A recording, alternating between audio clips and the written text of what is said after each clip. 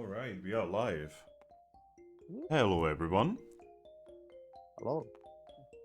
It is 6 in the morning. I'm awake since 3 a.m. And we are gonna be doing another Sunstruck, everyone. Yes. So I would like to apologize if I do any kind of mistakes, etc. today. My brain is on seeds of exploration because lots of intros and such have been being done, and 4 different people are working on it right now, and oh god. Especially because Aries actually changed an extremely important part of the story in his intro.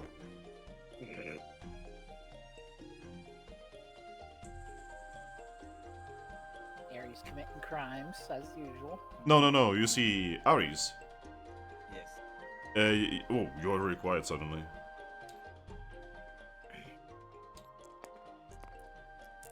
Increase your volume. This man is either too quiet or too loud, there's no in between. Anyway. Anyway, so long story short, in Seeds of Exploration, Aries was supposed to escape from a certain combat. Instead, he held ground against a combat that was designed to defeat him, and he won. God. For justice. And a pretty important part of the story got literally axed. Okay, actually, it got sworded, but whatever. There were a lot of swords, yes. Yes, literal swords of justice. Anyway, so that's for Seeds of Exploration. Mostly just so I have an excuse why I'm like a little bit more stupid than usual today. Also the fact that I didn't get a lot of sleep. Anyway, would you guys I'm like very to? good at breaking Finn's brain. Would you guys like to recap what happened last time, everyone? Oh. Well, last week we got actually a bit of progress done. I know, right? So it was me, Thrack, and Lucky. We're just kind of vibing around, grabbing stuff for the guild area, and then we're all just trying to figure out mainly what is our next plan? Like, what is our next course of action? And well, we all remembered. Oh yeah, Umbreon asked us to help him with something, and we thought, well, with what Umbreon asked us to do, let's go talk to them to get more information about it because Aries had the actual stuff and we didn't know anything, so we went to the person directly. Found out that there's slave crate, like slavers, like kind of set up shop in the spooky forest, and asked us to go take care of him. It was he said it was just a Persian quagsire and something else that they didn't really recognize. But found out it was not Squirtle, War Turtle, and talking about that. And once we went over to the forest, we kind of we ran in, found a couple of interesting things about it, like there being ghosts literally moving parts of the dungeon on us, which was fun. Caused us to hurt ourselves more than we should have. We ran into a couple teams while we were in there. A couple. Because we ran into what was this? Flame Punch over there?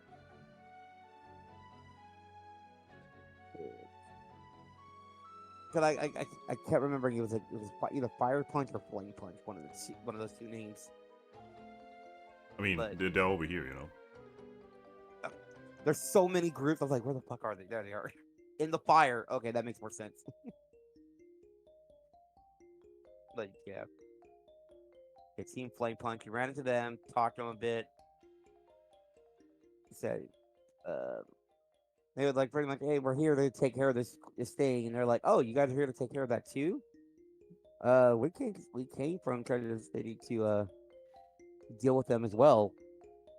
And I'm like, oh, okay, well, let's team up and try to deal with them. Then things Yeah. got really silly. Yeah, there was that. We ran into AWD, talked to them a bit. Apparently, they're on their way to hunt them too because they were threatening the Putiana area, which is where they're pretty much like held up in, and they're just trying to protect the place that they're staying. And well, there was one other person or two other people there looking for them as well. Shaman was somewhere in there that we never ran into. And the last one was the guardian of the forest, Marshadow, who, once we ran into, we were like, yeah, we're not dealing with you that, even though that me and Thrack got notifications from our old guild badges that was from 20 years ago, a request to take out Marshadow. Or defeat Marshadow, at least. And Thrack was seriously considering it. He was. He really was. Just refer to the GIF that I posted of how much Marshadow can go rules of nature on people. Yeah. And it was like, we were like, he was contemplating that, but we also found out like, oh yeah, we forgot. We could just check our guild seals about what missions we have in this area that we go when we go to a place. Though if he would have tried, there would have been PvP. Yeah. Well, it would have been PvP, and you have a cheat code in your back pocket if you needed to use it. But I doubt you would have used it against Thrack because, well, we kind of need that for other reasons. Yeah. Oh, what reasons have you decided what you're gonna be using your cheat code for? There Cost- are plenty of things that I could use it on that I feel like are out of my league. If there's a fight that we know we can't handle and it's like a mandatory fight, then yeah. I feel like that's when it'd be used. Whether it be Glaceon or some other powerful entity. Like Zekrom or something. Yeah, for some reason Zekrom's had to like pick a fight with us for no reason. Zekrom teams up with Kirim. Fucking Infuse. Careful that gets us. Yeah, I don't think there's any worry about that because. they're Hey, pretty you much don't know what opposing- the Glaceon got their hands on. Well, they're pretty much on opposing sides, so. Yeah. But yeah, so to that, after a bit, they're gonna talk with Marshadow about saying, "Hey, we're not here to cause any trouble to you. We're just here to take out the bad team that showed up here is trying to set up shop, and we're like, and if we wanted to cause harm to the forest." The random level 6 Litwick that we ran into in the dungeon by itself probably would have been dead right now. So, Can I just say something? When you guys rolled a single Litwick, I was like, I had to mute myself for a moment because I actually burst out laughing. My character thought that Litwick was adorable. I mean, scary. yes, we all pretended to be scared of it. But what was funny is that Litwick is the single lone Litwick which said, "We'll do, bud. We just like agreed to like we'll just go on our merry way." And he says, "Boo!" and just walked away. But yeah. So after our talking to Marshadow showed us the cave that the team was hiding out in. It was right next to him. Yeah, it was literally we just had to look right, and it was like, oh, but we're blind. No, you see, it's Um, because the forest was like shifting and it was dark. It was really hard to see. yeah, but once Marcel showed us the trees parted to show us the way because of Marcel's blessing, basically. And yeah, once we got in there, um, we found the the Quagsire, the Persian, the War Turtle, and they were all talking about stuff. There was and pretty much the entire groups that were there, we all just hid randomly in places and started to fuck with the team. The water rolled so badly. He got so I vandalized their sign. you vandalized their sign, and he only noticed the sign after literally walking between a gigantic monkey and a flaming duck. Not to mention Porita, who is literally on fire. A fire horse, yeah. Look, a flaming duck with a fire on his tail, a flaming horse, and a marshmallow. And then over here on this side, a giant monkey with a snake around his neck, a fucking a gigantic dragon with a head the size of a fucking football field. Well, he was hiding in the walls. Yeah, but still. And then a fish that can become water. And then leaves. A pile of leaves. No, no, I was a flabebe at the time. I was hiding in Ares' pack. Oh yeah. Well, okay, not a pile of leaves. You were a bunch of you were just just a single feather. Not feather. Flower. So, But- if this whole thing would be animated, I'm pretty sure it would be like Disney, like Looney Tunes level bullshit. Yeah. We're just all hiding behind like a single stick with a bit of bush over it, and they can't see us. The stick of looks like hiding. It looks like Shaq trying to hide behind a light pole, but you can't. You can just see him. But yeah. After that, Wartortle went back in. They all started saying, "Oh, maybe we should get out of here. This is really creepy. Like we're freaking them out." And then their boss came in, a gore guy, saying, "What are you guys doing? You guys are a bunch of idiots. That just get back to work and get ready." And then as soon as they started to try to leave, all hell let loose on them. And Yeah, they didn't really get to see who attacked them, so... yeah, we just kind of deleted 3 Pokemon there. Like, even And we- disregarding your group, just the sheer amount of flamethrower that went at them. Flamethrower, fucking Razor Leaf, Dark Pulse.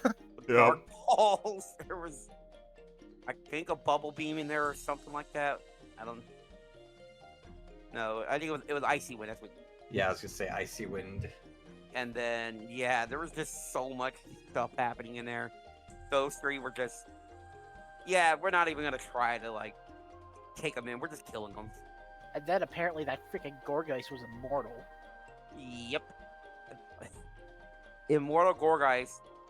We try to talk to it like, okay, who the hell do you work for? I'm not gonna tell you. All right, fuck you. And then itemize Ares it. was like, oh, hell no. Itemize our orb. Yep. And then the freaking silliness happened again. The weirdest thing. We got a Eric- Pokeball. I think Ares, you're the common denominator when it comes to Pokeball there. Yes. Seeing how you guys had the same kind of situation happen in the other campaign, and now you had this campaign, and Yeah. How did this happen twice? could I this don't happen? know. How did Hey, this it- happen twice? Especially the Pokemon that was in the Pokeball. In Yeah. all fairness, the last one happened to Tout technically, not. Yeah, but like, you are in both. You're still part of that team. I know, but It's like still. you're part of that team, you're part of this team, and both teams turn Pokemon into Pokeballs with Pokemon in them. Mhm. And the funny thing was, wasn't that Pokeball the reroll we did? No, we decided to forego the reroll. Because Finn was trying to be all, creepy and like, are you sure about that? And then yeah, then he rolled number 2, was it 244? Would you believe me if I told you that I was actually hoping that I was reverse psychologying you and you're actually going to reroll?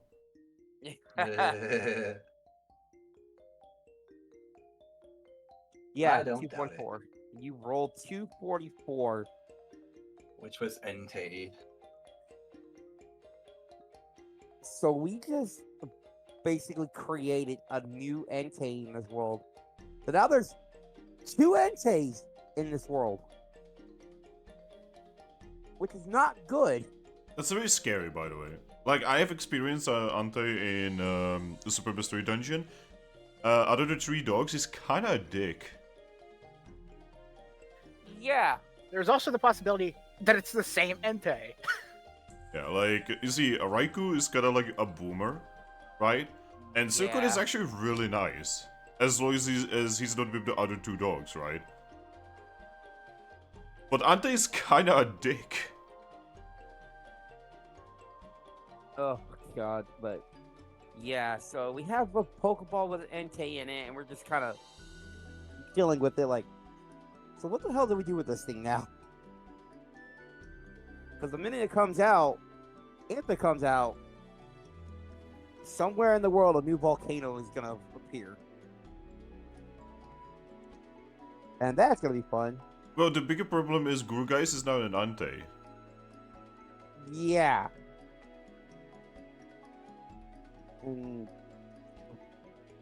However, we're gonna deal with that because Gorgai's gonna be fucking pissed. Yeah, you guys have a lot of things that you need to think about. Well, from what I know, it's not actually Gorgeist in there. Gorgeist is the Pokeball. Yeah. Well, Gorgeist just has a Pokemon Gorgeist inside of him. doesn't exist anymore. Like how the Survivor doesn't exist anymore either. Exactly. Yeah, after we completed that, we had the little bing saying, "Hey, your mission is done. Would you like to leave?" And like, well, we left her because we were like, "Yeah, we're not doing the other mission for fucking Giovanni, who gave us the mission to take out Marshadow." Why? Look at him, he's so small. Easy to kill, no? Fuck. Yeah, the only ghost fighting type in the entire game. And we're not, like, even if we didn't care that he was gonna give us like 20,000 Pokeash and like 2 Dialgas here, we're like, yeah, nah, we're not helping you, Giovanni, again. And yeah, so after that we left. We went back to the Eevee Village. Told Umbreon that the mission was a success and that the group won't be bothering you ever again. That they have been dealt with permanently. And after that, I think we kind of just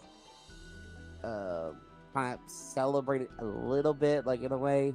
I say, hey, you're protected now.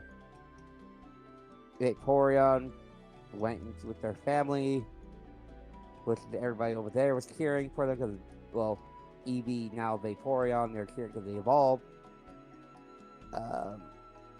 Pretty sure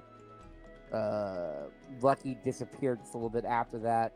Yeah, I basically gave Umbreon a hug and I just zipped. My people need me. Just dip. There's just one person who was not really celebrating, and that is actually the mom of Eevee. Oh, I guess Vaporeon right now. Because deep inside she knows that the fact her daughter is now a Vaporeon means that she's green. Yeah. Because that's just how Vaporeons are.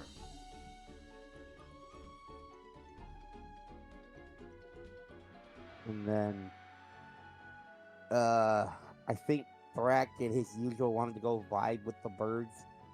Yes. And then I went to go sleep in the barn, that the storage area that where they kept Latias when she was injured there. That's the only place that could fit my well, how tall am I again? My 2.1 meter tall size ass. That's a big monkey. Big monkey. But yeah. And yeah, after that, we were like, next day came and we are just like, all right, uh, time to go to Mountain Horn. There's the Lichen Rock pack that we can talk to get in like there, but they're all in. It's mating season for them right now, so they're a bit ornery. And there's also going up there. There's also a bunch of Agrons and Goleks that kind of take claim to that mountain. Yeah, they terrorize. You were told that they terrorize anyone trying to get inside the mountain. Going on top of the mountain is okay, but going inside, you're on the shit list. Yep. So we gotta think either do we deal with them or do we deal with the Lichen Rocks? That is And something. honestly, That is something your team will be able to think about as you are going there. So it is entirely up to you. yeah. Yep. Once we started our little journey towards the mountain, that is when we ended the session. All right. So, anyone wants to add anything?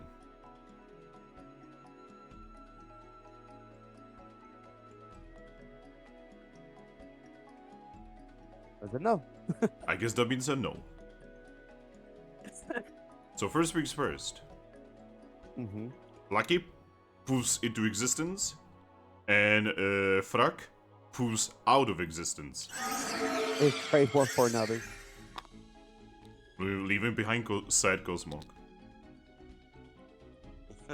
I will pick up and cuddle this sad Cosmog. But yeah, you guys are currently in a very hilly, soon-to-be mountainous area of what is the area I should call it? Give me a moment. Of the Destiny Mountains. So we're at the Destiny foothills. I guess. And yeah, you're definitely getting this feeling that you're entering a more dangerous area than you were until now. Mm-hmm. You can see many mountains, some of which go all the way to the clouds.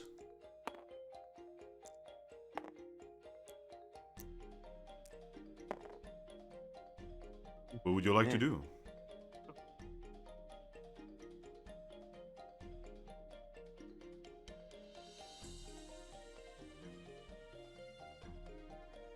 Players? Aries, Well, fearless leader. I guess we are just continuing on our path and using the Wonder Map to guide. Well, you know that not too far away from here is actually the rock pack. You know, the licking rocks and rock roughs. And you were told that you could get some assistance from them in this task. Or you could just go straight to Mount Horn and attempt to look for whatever entrance you are trying to seek. Yeah, we decided we were just gonna go directly there. Oh? Yes. Do you all agree with this? Yes, I agree. What about you, DJ Boyega? We're trying to get this shit done. We're beelining it. Alright. In that case, you guys get over the big bridge towards the mountains, and according to the Wonder Map, it will not take you too long to reach the biggest mountain here called Mount Horn. And it is called Mount Horn because it looks like a horn. Quite literally. It's like spiky at the very top. Not that you would be able to see it because the top is beyond the clouds. Alright. Right now, you guys are basically where the Wonder Map is telling you to go. And yet you do not know where the entrance is. Hmm. You can actually see that there is a pathway that leads up, right? But you were specifically told by Umbreon that you are not supposed to take that pathway because that leads to the peak of the Mount Horn. Which is not actually where you need to go, though you can totally go there if you want to. What would you like to do?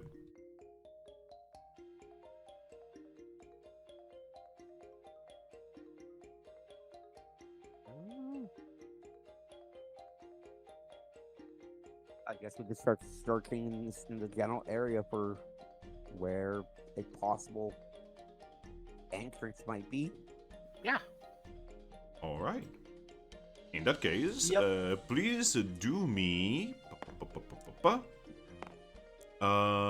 do me a check. Do me as Inside Survival Alert.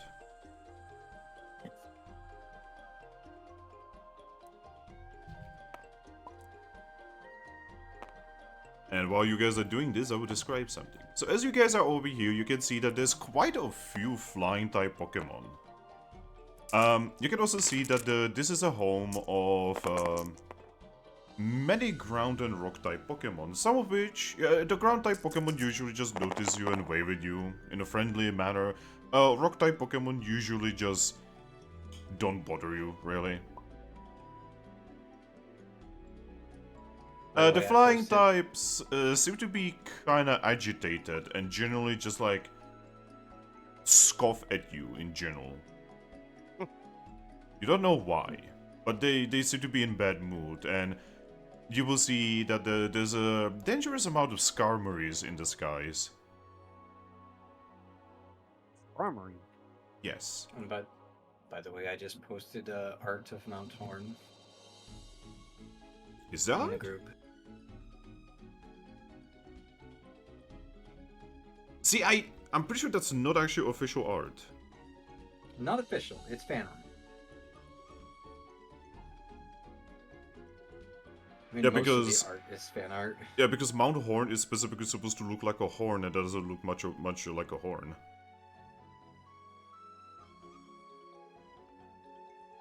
Oh, I know who drew this.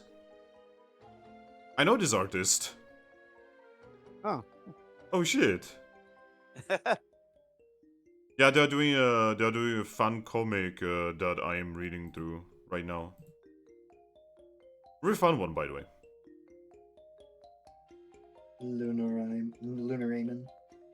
Yeah. I would recommend their art. Really good artist. Very funny. Yeah. Even though they are not Japanese, they do it in like a manga style, which is really cool. But yes. The difficulty for this was 5. That means DJ and Aries passed. Alright! So, Aries and DJ. Yes. You guys are kind of going around the mountain. It is kind of big, so it does take you a little bit, right? Mm-hmm. And as you are going around, it's almost like you blink and there is an entrance. It's kind of like... It's not really invisible or anything. It's more like there, but it's like protected from being seen. Mm. But the moment you guys notice it, it is there. You would also see that Lucky has not noticed it, even though it is right next to Lucky. I'm gonna poke Lucky. I look. There it is. Lucky. Yeah? You look in the direction that the fish is pointing, and there's nothing there, until suddenly it just appears. It's like it was always there. But if you are, if you don't perceive through some kind of veil, it's hidden. Oh.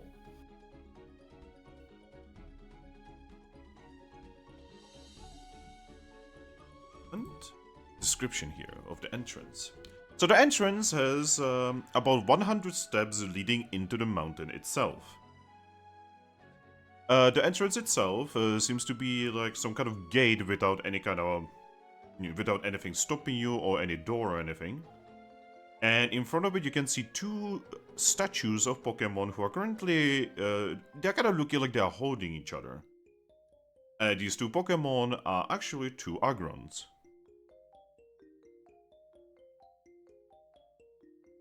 Are they statues, though? You are pretty sure Agrons are not made out of stone.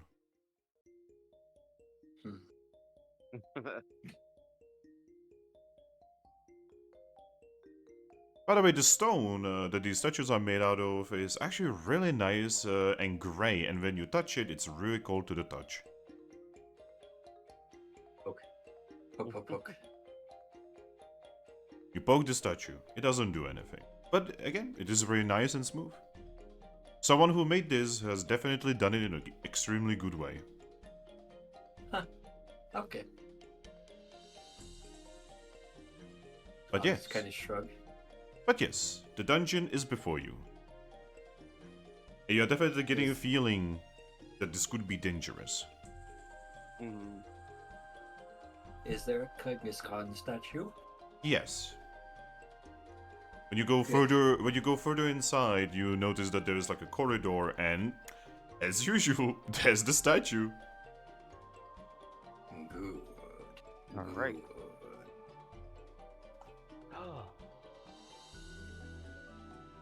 So, we're agreeing we're dropping off the ante in our Kingston statue box, right? So what do you say? We're dropping off the Pokeball with the ante in it, right? I'm not sure, honestly. It might not be a bad idea to keep it on hand. I agree. I agree. Oh boy. Emphasis on might. I'm not saying it will be a good idea, but we never know. You will see that Snivy, no, not Snivy, Jesus. You will see that Servine will actually exchange some items.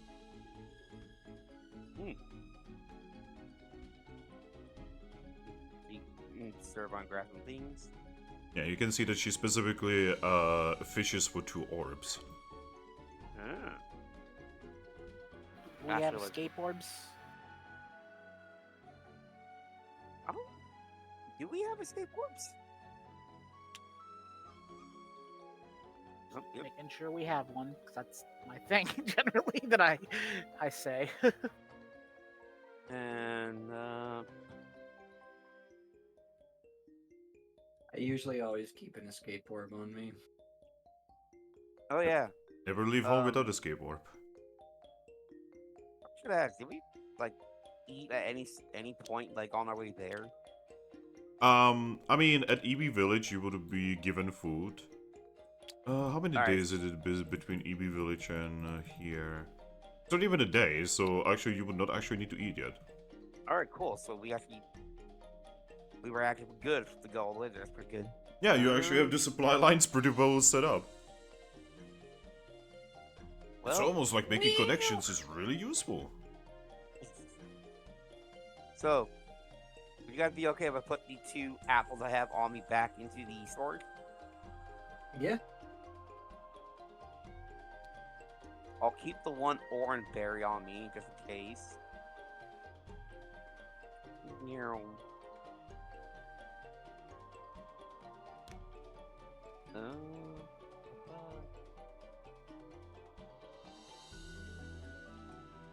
What do we have?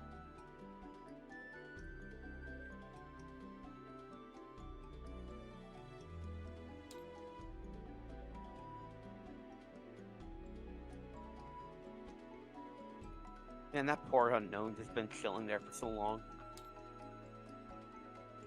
Who? Unknown in a jar. Oh yeah. Unknown in a jar. We never got a chance to figure out what its purpose is. What else do we have underneath these gummies?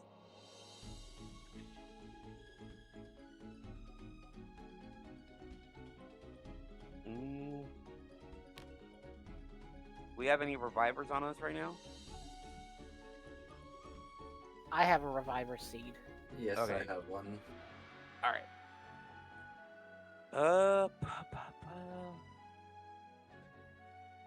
Well, then I will keep my inventory fairly open because it's the last 2 slots I have. Because I still have my wand. I have the trawl trap in my bag, and I have an orange berry. Oh, I guess technically I actually have two. I have one of the physical versions and one of the ones from our long list of loot. Yeah, mine has always been on my card up here, and I always count. I remember keeping that counted as an actual item. Yes. So, if we ever get into trouble with an aggron, I do have the stay away wand. So, good idea to have it with us.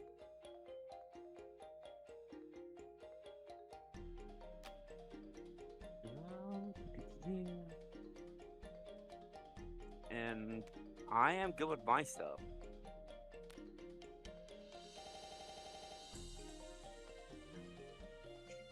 Is everyone ready to go? Yes. Yes. Alright, do you wish to enter the mystery dungeon? Yep, we're going in. Yes. Alright.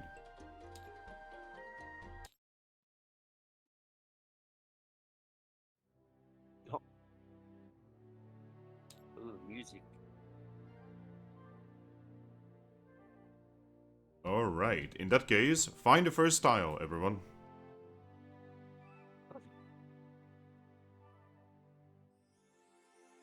All right. I'm grabbing it. Oh god. Well, we're finding out what the large danger is, big danger is right away. Oh yeah, I need to clean these. I've never Man. seen this as the first tile before. Yeah, never. I have, just not in this campaign.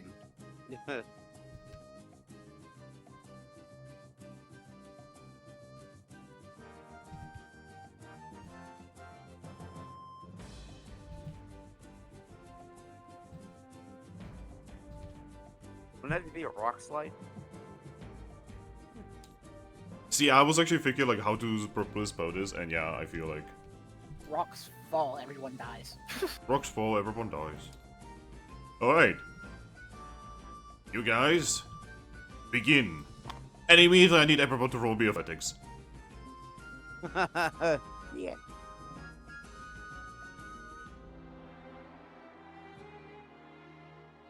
All right.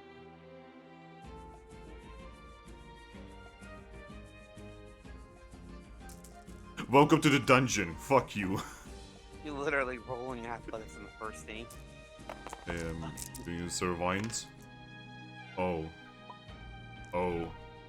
Actually, let me just do that first.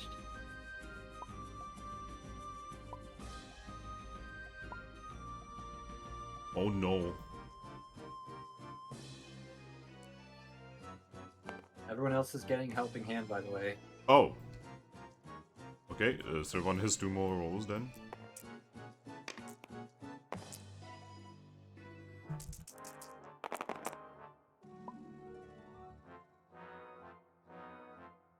Kozobak is also giving everyone helping hand, by the way.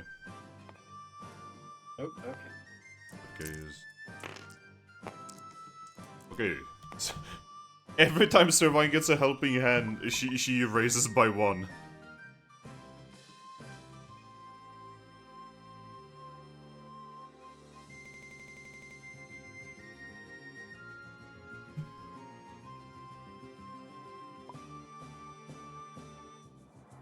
Alright, everyone, even Servine barely passed. Yeah, as you guys enter, the entrance behind you closes. And above you, you can see a strange brown Pokemon poking out of the ceiling as they drop literal rocks at you. A trio? All of you managed to dodge, though you can definitely see that Servite barely made it. I'm gonna guess, like, say I was kind of shielding her from anything as we're coming in. But yeah, you begin. You can see that this is actually much less of a cave, and there's actually a lot of work stone here. Like actual walls and such. Hmm. And on the walls you can see that there's weird indentations of like Pokemon and different events of the past. Written in a language that none of you know. No, it is not written in Unknown or paw print. No. It kind of looks like paw print language, but probably some kind of really ancient dialect. It's French. I'm joking, by the way. If anything, it'd probably be like Japanese or something like nearby. Actually, yeah, it should be like some kind of like really old Japanese. Or whatever Hawaii was using before, you know. Yeah. Actually, yeah, this would be more Hawaii, right? Because this you are in the Capim Town, which is the southern part of grass continent is basically Alola. Anyway. Alright. So yeah, after this warm welcome, what do you guys want to do? We go deeper. Alright, you know what to do then. You've been doing this for long enough. So, Lucky. Your turn. Yep, it's Ember's Bolt.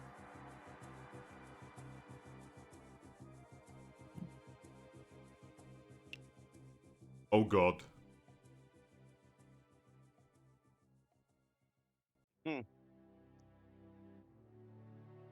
But I cannot believe it. You guys even have a very good ping and everything. It is such a good day.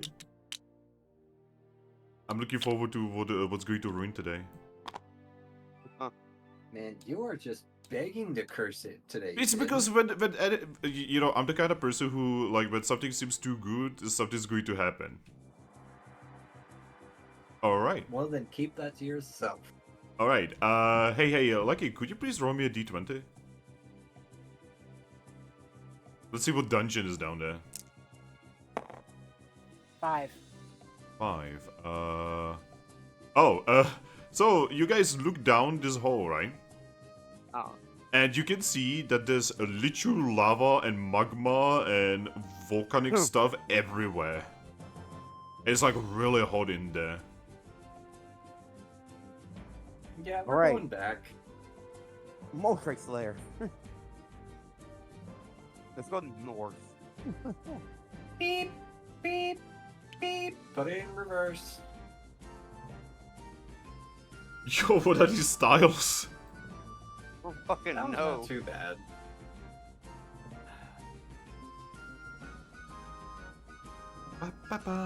Yeah, let's do that again. You just let go, fix it.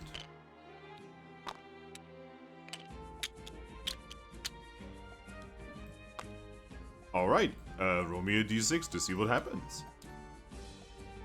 In D6 time. 3. That is a treasure. Roll me direction. Alright. 2. That is to the right. And how many tiles? 3. 1, 2, 3. Find me a tile. Rotate it anyway.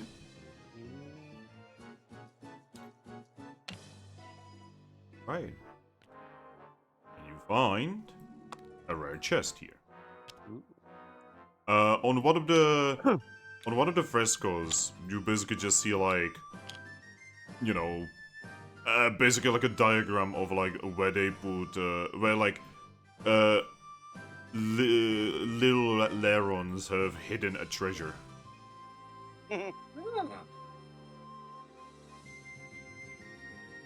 Well.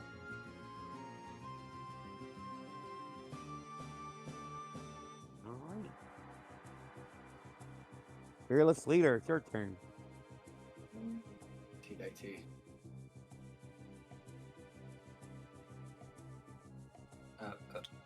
Yeah, you have to be not too fast, but also not too slow. Maybe to spot me back, fucker. Oh? Sorry, roommate. Give me 1 second. Did you have a roommate again? Tile found. There's a little bit of a drop. It doesn't look too dangerous. You know, I'm just saying, with how tall I am, am I able to just like sit down on the ledge and just fall down, like not even take damage? Honestly, the difficulty is 1, so... So yeah, I probably could, being 7 feet tall. Like, it is always possible for you guys to fail 1 difficulty athletics check. I just highly doubt it. That is true. So just roll just in case, I guess. So yeah, like, I would like you guys to roll, but like, the chance of you failing is so minimal. Also, I always float. God damn it. Why do you always float? We all float down here, Finn. You're not a clown, though. Oh, I'm definitely a clown. Oh, you are Just not the ha-ha kind of clown. Yeah, like, Don't again. forget we're getting 2 helping hands. I don't think we need it. Yeah, like, I'm gonna roll for Servine, but like, the chance of her not rolling 1 is so fucking funny. And even if she doesn't, Yeah. I'm just literally just helping her down. Yeah, like, this is such a joke right now. Yeah, not even a problem. Yeah. 4, 5, 6. Thanks for the helping hand, but this one was just for this one, it was unneeded. Well, you're getting it anyway. Buff. I know. Alright, what now? Well, Ember.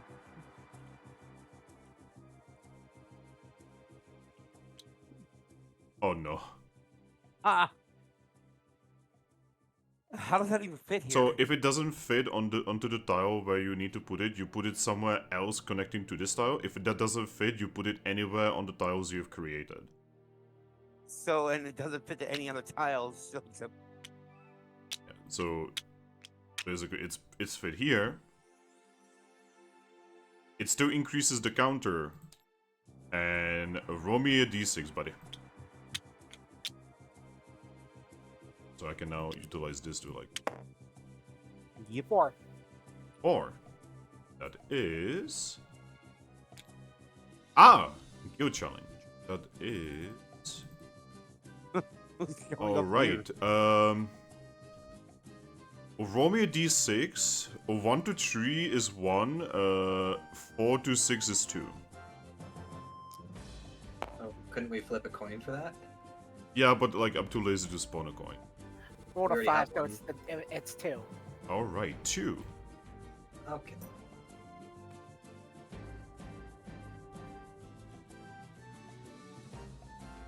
Alright. Is this someone you guys have met? You guys have not met these actually. What the hell is this map? What do you mean? I mean, look at this map. This kind of cancer, isn't it? So, you guys are gonna get team here. It is not gonna be for the Coteo Sand, don't worry. And let me spawn them, I just need to find their numbers.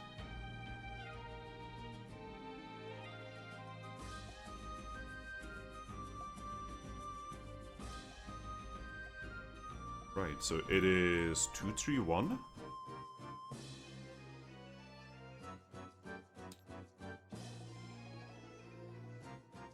Oh, we've already spawned this. Oh no, that means I need to find it in this mess. Ah, there we go.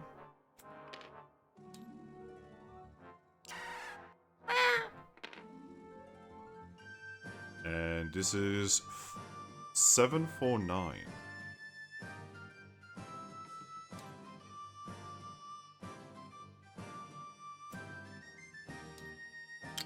Yeah, you guys see a group of Pokemon here. Well, a duo, more like. That look like they are currently in the process of looking around. They just walk into your tile, technically.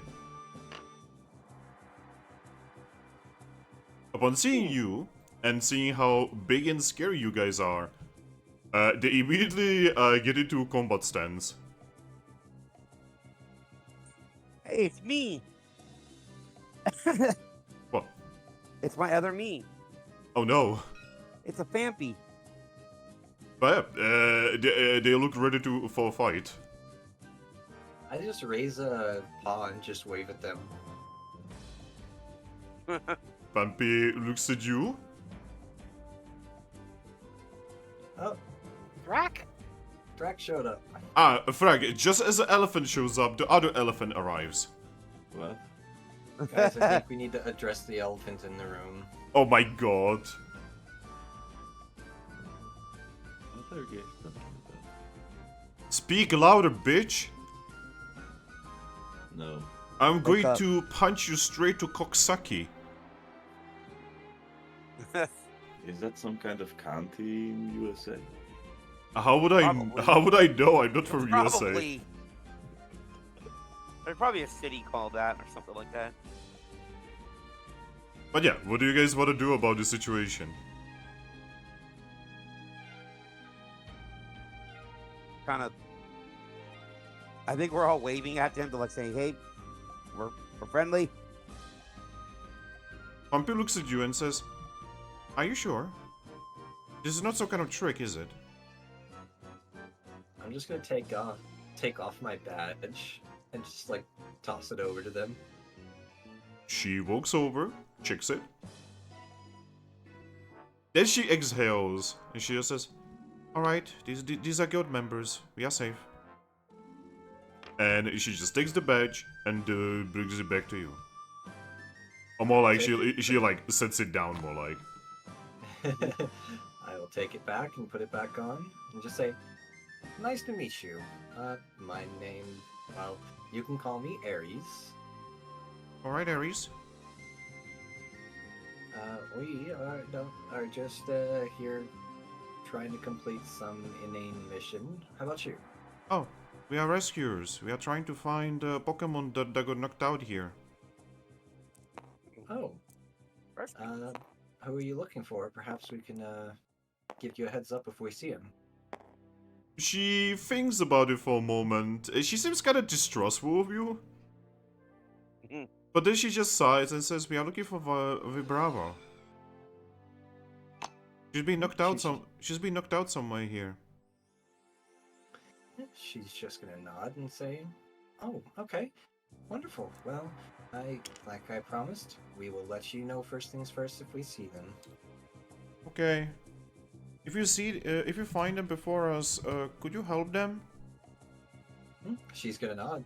I mean, I couldn't exactly call myself a guild mistress if I didn't. You're a guild mistress? She nods. Why are you here in a dungeon then? Couldn't you be at your guild doing important things? Well, normally yes, but I'm a human first and foremost, and you know how that goes with humans and destiny and all that happy nonsense. I wouldn't know. I rolled my eyes. Long story short, the gods always see some sort of plan for us and expect us to do some insane tasks, and right now we're just trying to figure out what that is. Okay. I mean, we are here just to save someone. That's it. Then we will be out of your neck. Don't worry. Oh, you say that as if you're a problem for us. She tilts her head and says, "Wouldn't we be trouble to you?" Why would She you? raises an eyebrow. Oh, we will get in your way and such. You have important Oh. guild stuff happening here. I don't see you as getting in the way. Anyway, we really need to be on our way. We need to find the Vibrava. Yeah, no worries. Feel free to send us a Wonder Mail if you need assistance. We'd be happy to help. She tilts her head and says, "You think we have a Wonder Mail?" She's just gonna giggle, and she's gonna pull one out of her bag and offer it to her. Wait, just give us Wonder Mail? She nods. My brain's just going to look at fan page and say, "Rich folk." Yeah, them guilds, they always get the best stuff. Alright, I don't think we will take it. I don't think anyone should be without, with a lack of long-range communication. It's essential, so I'm happy to help. I mean, I assume that it's probably pretty essential for you, but most people out there don't actually have those. I mean, as true as that is, we are in a slightly higher danger line of work, yourself included. So, I'm happy to see to making your job a little bit easier. Alright. Well, thank you. Like I said, if you see Vibrava, please help them. That's the whole point we are here. She's just gonna nod. Absolutely. And you stay safe and don't let anything beat you up. There's definitely a lot of dangerous things in here. Don't worry, we are very good at running away. We are not here to fight. Yeah, Good, same. good. Same. And they say as they were getting into a fighting stance with us. Because they knew that. Look at yourselves. I'm not very threatening looking. Leafeon is very threatening looking to 2 ground type Pokemon. Yeah, and there's also a Rilaboom too. Yeah, So that's kind of and Aries, you know, a Vaporeon. and a Servine here. Yeah, like 4 members of your team literally counter them. And then suddenly a ghost appears behind And us. suddenly, Dragon Ghost appears out of nowhere. Yeah. Ones that are infamous for being ridiculously powerful. Hey, you want to see what I can do with my children? Fucking Christ. So, yeah. Goodbye. Goodbye. Stay safe. Bye-bye. They go a little bit fastly than before. They were nice. I think you scared of Marys. Yeah, I think they were absolutely terrified of us, so... I didn't scare them. We're just scary in general now. I mean, I'm not think it's- scary. it might be a bit odd to have people who are overly friendly in the middle of a dungeon like this. I don't think that had too much to do with it. It probably made them a little uncomfortable at best, but At I best mean- or at worst. at best. Oh, hey, Dragon back. Or I guess at worst. Yeah, you're right. Point is, it's fine. Thrack, look how Anyway. cursed this dungeon layout is. Yeah, look at this dungeon layout. What the fuck? Good luck finding a tile for this. That has to be so specific. Oh yeah. I mean, Uh, don't you have that trap that takes items too? yeah, but do we want to use it on just one treasure chest? I mean, Nope. you can set it up again. More work. What the fuck? It's just one more roll, guys. Anyways, Also- whose turn is it? Also, before we continue, Thrack, is everything okay? Yeah. Well, I wanted to ask because yesterday you were kind of out of it and it was kind of weird, so I just wanted to ask. I was kind of worried about you. Yeah, everything's fine. Alright. Just, you know, How's your the back? usual. A little sleep deprived. How's your back, my dude?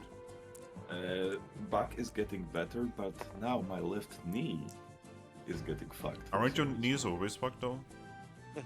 For like past 5 years, they weren't. Oh. Oh. You're too young to be falling apart. Well, Uh, about that. See, See, with knees, I've had problems since I was like 12. I was growing too fast, so they were getting fucked. Yeah, it's kind of like my right foot because when I was oh god, how old was I? When I was 16, I was working at this like one construction site, and what's one of those like hand drills that are usually orange that you're supposed to use on like concrete? You know what I'm talking about, right? Jackhammer? Yeah, I think that's what it's called in English. And it fell on my foot from like a third floor. Oof. Ow! Yeah, and I was in a hospital with that for like a week, and apparently it's never going to be okay, like ever. They like fixed it, but it's never gonna be okay. Like that was a lot of damage. Yeah, nerve damage is a bitch. Yeah, and like I got real lucky because apparently if that would fall on my head, I would have died. No shit. Yeah, jackhammer. And I only survived because one of my colleagues basically called out to me right as it was falling. So he stopped me, and if I made one step forward, it would have fallen on my head. Nice. Construction work! Right? Yep. Oh, and obviously I didn't have my helmet on. That's an OSHA Well, violation. well, you see, it's because the helmets... You have to understand, I was, like... My head is not very big. And everyone's heads were really big, and the helmets would actually go over my ears. And if I had a helmet on, I would not be able to hear. So, anyway, sorry. Let's continue, sorry. Alright. Basically, stupid, retarded Finn.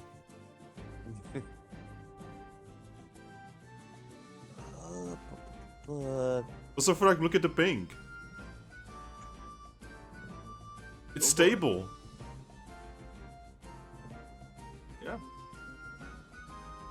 Now, why is it stable now? Literally nothing I have done is different than any other time.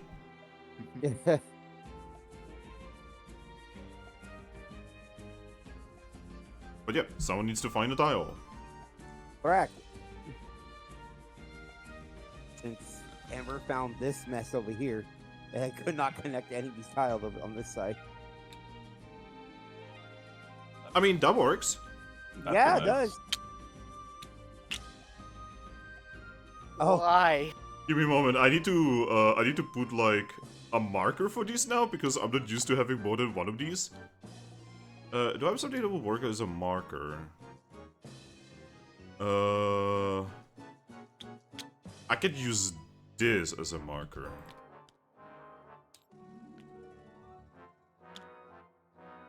Give me a second.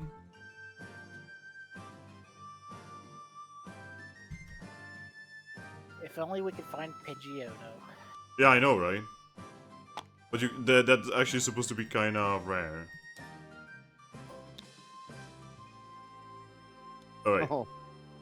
so you guys walk over here. You see another hole. Hey Ember, would you, yo, since you are so good with this, could you roll me a d20 on that? 1. One is... You die. No. Alright. Oh. Hey, when you guys look down this hole, you can see that there is a mystery dungeon down there, right? And what you can see is, you can see all kinds of different dragons down there currently in the process of fighting each other. Literally just throwing each other and roaring. Hey, Thrack, What your kind of family. dragons? Oh, give me a second, I actually need to check what is the thing. Is it Garchomp Fight Club? Give me a moment. Probably. Alright, the dragon Pokemon that you see there are... there are Garchomps, Haxoruses, and Gudras in a state of fight.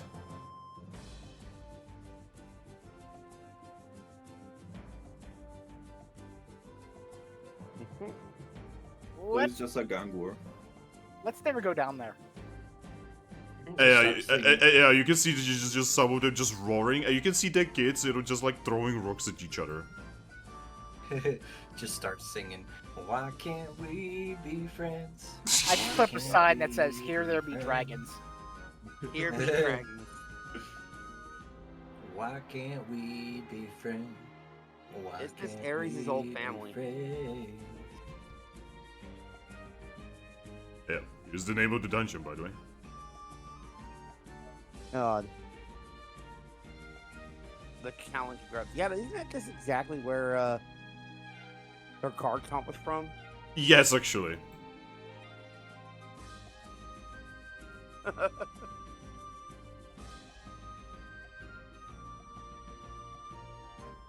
There's a lot of nice dungeons that you guys can find. Fun fact, But right now you guys are like, Extreme Volcano, challenging grounds. Where's the Serene Forest?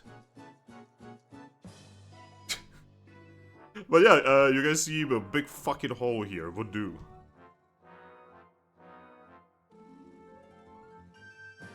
Well, Fly over. You moved the wrong party. No, I didn't. No, I was asked. Oh, thought that was DJ. I didn't do anything. That's just the rescue team going somewhere Yeah, else. sorry, never mind. Yeah, the rescue team is looking for Bravo. But yeah, don't worry, guys. I can fly everyone over. Would you like to fly everyone over? And Yes. you could also just roll athletics and jump over. No. It does look kind of difficult though. Not risking it. Not risky for the biscuit. Not with what's below. Alright, so that is 1 fly, 2 fly, 3 flies, and 4. So that is 4 moves. Yes. Okay.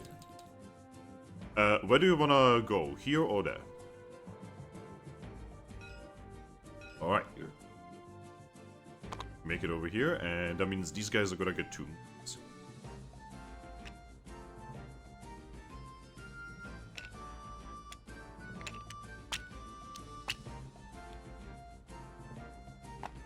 And I need to do the athletics. They pass. They're very good athletics. Alright. Now you guys, what do? Thrack manages to get you all across. We're gonna move over To the right. Yep. Yep. You see a very difficult climb. By the way, that wall has spikes on it. So for every failed roll, you take 1 damage. Well, we don't need to, because we're just gonna send Thrack up there to grab it, and then we're just gonna continue on our way. Yep. Well, heck. Thrack, you Goes up. managed to grab the rare treasure. What do?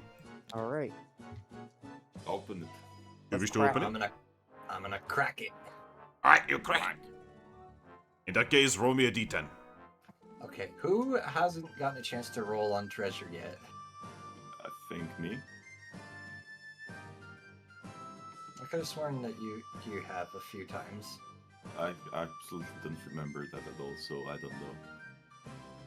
I You think even I've have only a done it D10, D20? once. Well, you need to do d10, and then according to what's the type of item, you roll for another thing. Oh yeah, he has D10 right there. Yeah. Alright, I guess Thrack it is then. 2. 2. I'm gonna need you to do Tatsu for this. Oh, here God. we go. Could you do me on Tatsu a D45? 45. Yes, 45.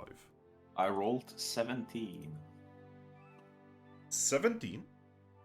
17. Alright, and then I need you to do me a D100 on Tatsu, please. Oh, you got 7. Oh, 17 is good. That's a 90. really good one. How much? I got 90. 90? Yes. 90. Oh, Did it go from like good to really good?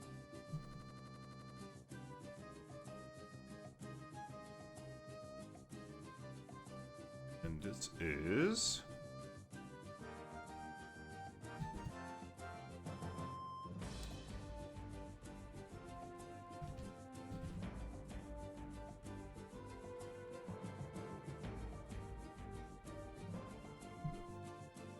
I like this one. This one is like one of my favorite because it is actually low-key. This is probably the best debuff in Super Mystery Dungeon. Receives Fortnite gift card. No, this is what you get. Love wand. Yes, What 90 charge? 90 charges. Literally almost the maximum. Boy. Oh no. 90 charges, love one. Oh, that God. thing can be used for shenanigans. Yes. Oh God. Use it on a Garchomp and a Haxorus.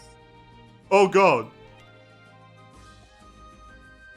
So yeah, who wants to take this ridiculously overcharged wand? Oh, it says with the user. So that's Yes, not- the one who's holding the wand, you basically wave it at someone and they fall in love with you if they fail a check.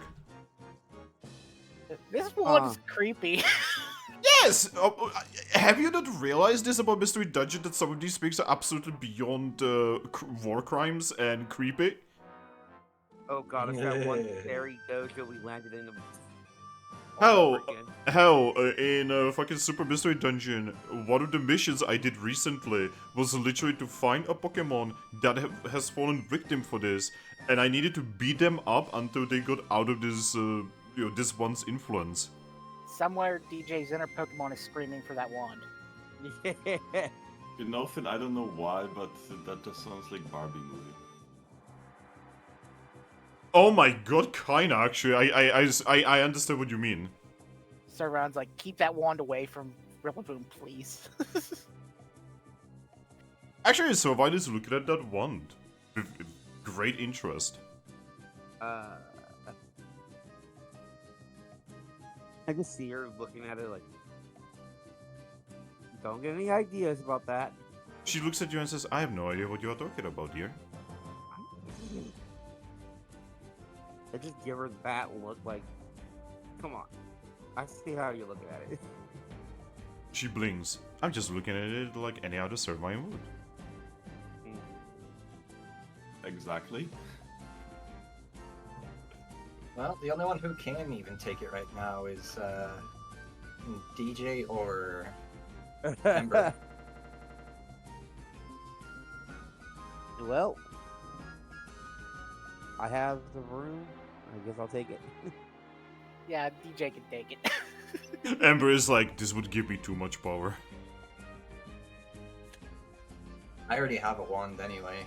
I already have a character, Pokemon my character likes, so I have 2 wands now. With both hands. my character is incredibly awkward with random Pokemon falling in love with her because as so as Zoroark. Oh my god, imagine that. You see this gigantic behemoth hulk of a monkey gorilla approach you, fully expecting him to just beat you up with his massive oversized cannon arms, and instead he just waves a little wand at you. DJ the Love Monkey.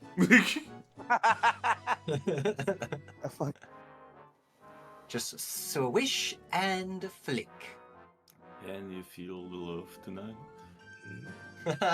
By the way, you do realize that entire thing with the music was actually supposed to represent sex, right? That's actually usually with Lion King, you know, like they usually replace what was supposed to be like a horrifying lion on lion sex action with music. Yeah. Alright. Is my turn to draw now. Yes, you guys have finally managed to get out of this horrible, horrible start. Ooh. I think this works only one way. The other one goes this way. Yeah. Yep. Well, actually, it does work this way as well. It just means that this south path will be blocked. I guess so, yeah. Yeah. So do you wanna do it like this? Yeah, it's better that way because we have 2 directions to leave out of. Alright, roll me a d6. Alright. Let's see what horrifying thing is going to happen. 1. Oh, trap. That is a trap. Roll me Insight Survival Alert. Alright. You're getting 2 helping hands on that.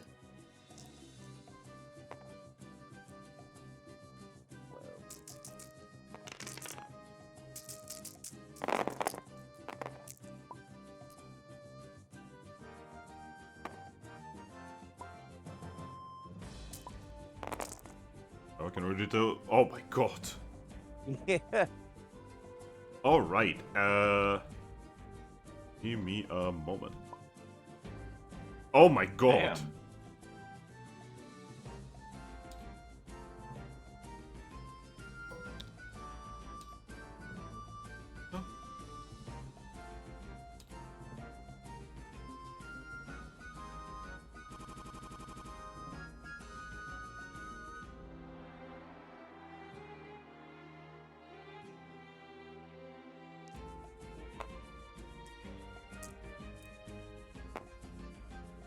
Alright. You can see that there is a trap right here. I am going to disarm it. Alright, attempt to disarm it. Can I have helping hands? Zoroark will give you helping Yes. hand. You're gonna get one from me as well, and if the other 2 want to try, they can give you a +1 if they roll theirs and pass at least half. And we are doing logic, right? Yes. Yes, so if you only have 1 in logic, that would be perfect because you just need to pass that 1. Well, Yep, nothing for me.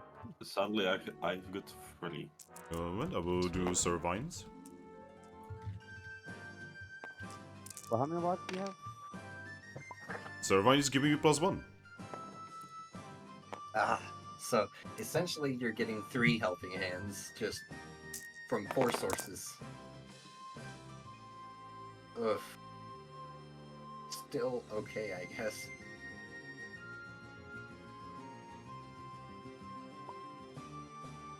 Oh, that's actually perfect.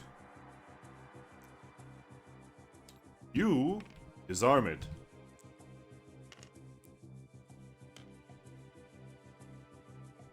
So this is going to be ridiculous, because if you take it with you, you are taking with you a massive ball of stone that is supposed to roll you over. Don't ask me how this works. Indiana Jones boulder. Oh yeah, it is actually kind of like Indiana Jones boulder, isn't it? Yes. Beats me how that works, that you just picked it up and put it in your inventory. That'll come in handy. Yes. It's the same magic that turns a Gorgus into a Pokeball. Yep.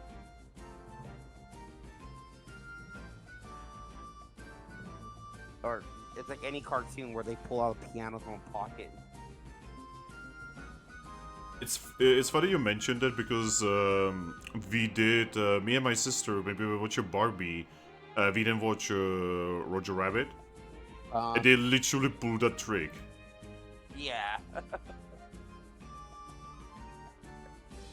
But yeah, So is it my turn to draw a tile? Or is it Aries? Fearless leader. Ah. It's your turn. Yeah, that fits.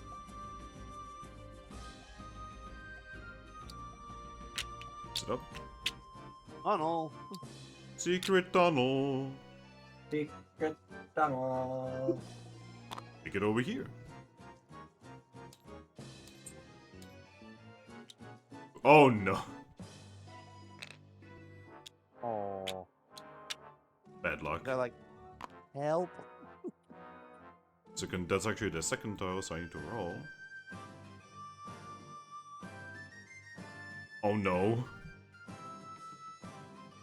That's not good. But at least they figure it out, if nothing else. Mm. Give me a moment, I need to move them. And this is...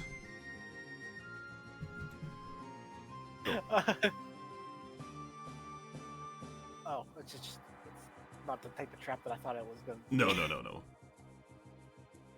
I just like the name of that love cage. The love cage. Alright, what do you guys want to do? You need to climb up. It seems somewhat difficult. Also, spikes on the climb. Well, if anyone will need my help, I can fly them over. Yeah, so the way it works is for every failed die, you take 1 damage. Oh boy. And what's the difficulty? I'm not gonna tell you. If it's sort of like ridiculously easy, I'm not gonna tell you. Ah, okay. Be careful, for every failed die, you take 1 damage. This could easily kill you.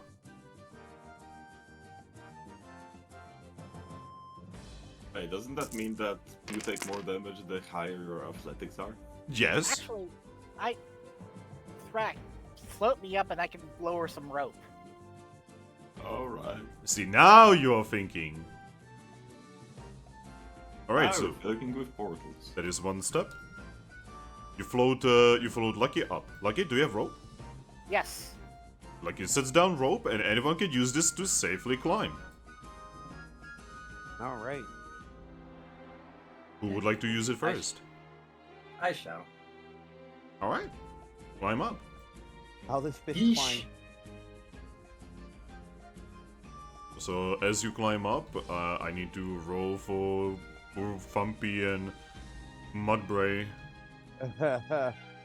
They absolutely cannot disarm, Oh. so they're just gonna try to avoid. And they fail. Oh no. Alright, give me a moment. 5, 6. Okay. Shajaz's eyes. Oh! So this activates. And they get teleported. Right here!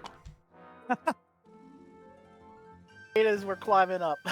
Yeah, just as you guys are climbing up. And yeah, you just see them just appear. And Fumpy just looks at you and says, hi again. Hi. Oh. Hello. Have you seen Hello there. Have you seen Vibrava? No. I Not would yet. have sent you a wonder mail if I had. Oh. Why is the ghost with you now? He's been with us the whole time. Oh. Anyway, we don't actually know how we got here, so we're just gonna continue, okay? Yeah. You Sure. probably stepped on a trap.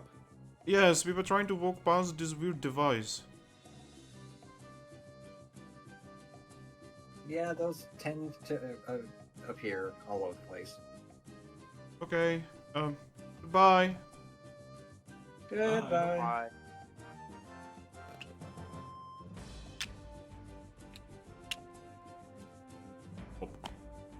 Alright. And one more step, I assume, with Rilaboom. Yep. And yep, all of you make it up. Monk. This two. I'm missing this fist over fist going up. Monkey, monkey, monkey. By the way, do you guys want to know what the difficulty for that was? Yeah. 3. Yeah, but you take damage for every failed roll, so. Yep. So, what now, boys? Well, One to the left. What to do? Wow, you guys really like this style. Apparently. second verse him as the first.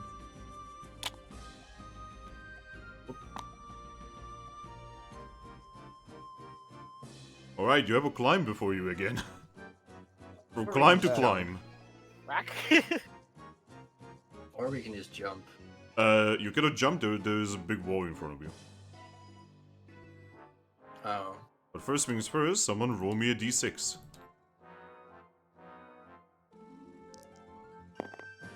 4. 4. Well, there's only one other one that can be here, so give me a moment.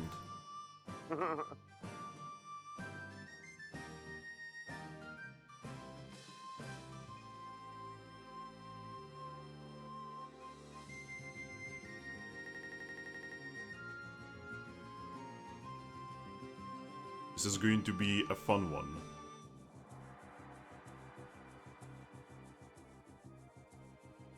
Meow.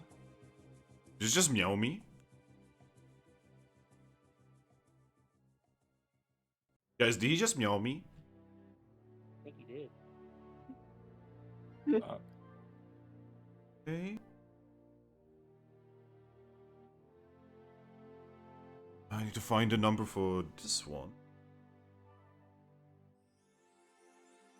Oh. This is Gen 6 698. Nice. And this one is Gen 5 582.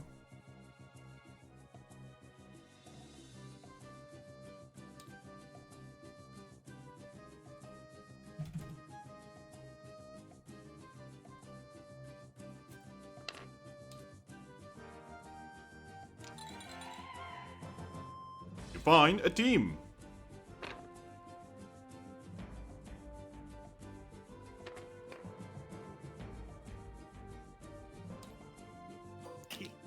What? I'm remembering chilling one of these from Chilling Adventure. Yeah. Oh yeah, Vanillite. Vanillite. I swear this is a different Vanillite. Well, you see them on top here. Huh. They look down at you. You can see that these actually have guild gear. Ah. Oh. Amora looks down and says, hi there. Hi. Hiya. What you doing here, guys? A bit of a personal mission. Personal mission? What guild are you from? Oh, we're from the Capim Town Guild. Oh. Yeah, we heard about that guild like actually being set up and such. She nods. Yeah, that was by us. You see Amara reach for her badge and show, we're from Treasure Shooter. Oh, give my regards to Lucario. We're actually good friends with him. And Eevee, for that matter. She puts it back on her scarf, looks at you and says, okay, we will. Awesome. Nice meeting you guys. Yeah. Do you need help? Well, I mean, I wouldn't necessarily say we need help, but it would be appreciated. I mean, I can easily help. Oh, She reaches with her head down and then says, hold on to my head. oh, okay. Here's DJ you first. I will just grab onto her head. Yeah, and she just like gets her head back up and helps you all out. Yep. Whee! Yeah. And up here, she's actually going to reach for all of you with her paw. I give her head pats. Aww. Mama used to do that. Well, you did a good job, so you deserve it. Vanillite is going to float towards you guys and just say, hey, hey, hey. Yes. Do you want head pats too? No. But I could use a hug. I I give them a tight hug. I hug. Many hugs. Double hug. You guys are really nice. We usually get bullied back at the guild. Well, it Why? sounds like... Because we are new. Yeah. Huh. And then there's our guild, where we actually very openly welcome new teams. Yeah. Mostly because we are like the only real ice types at the guild. Oh. Are you guys all from Continent of Grass? I nod. Yes. Oh. She actually touches her chest. Me and Vanilla here, we are actually from the Continent of Snow. Oh. Well, nice to meet you. Yeah. Ever since Goffito took over, we kinda don't really... Oh. We didn't want to stay there.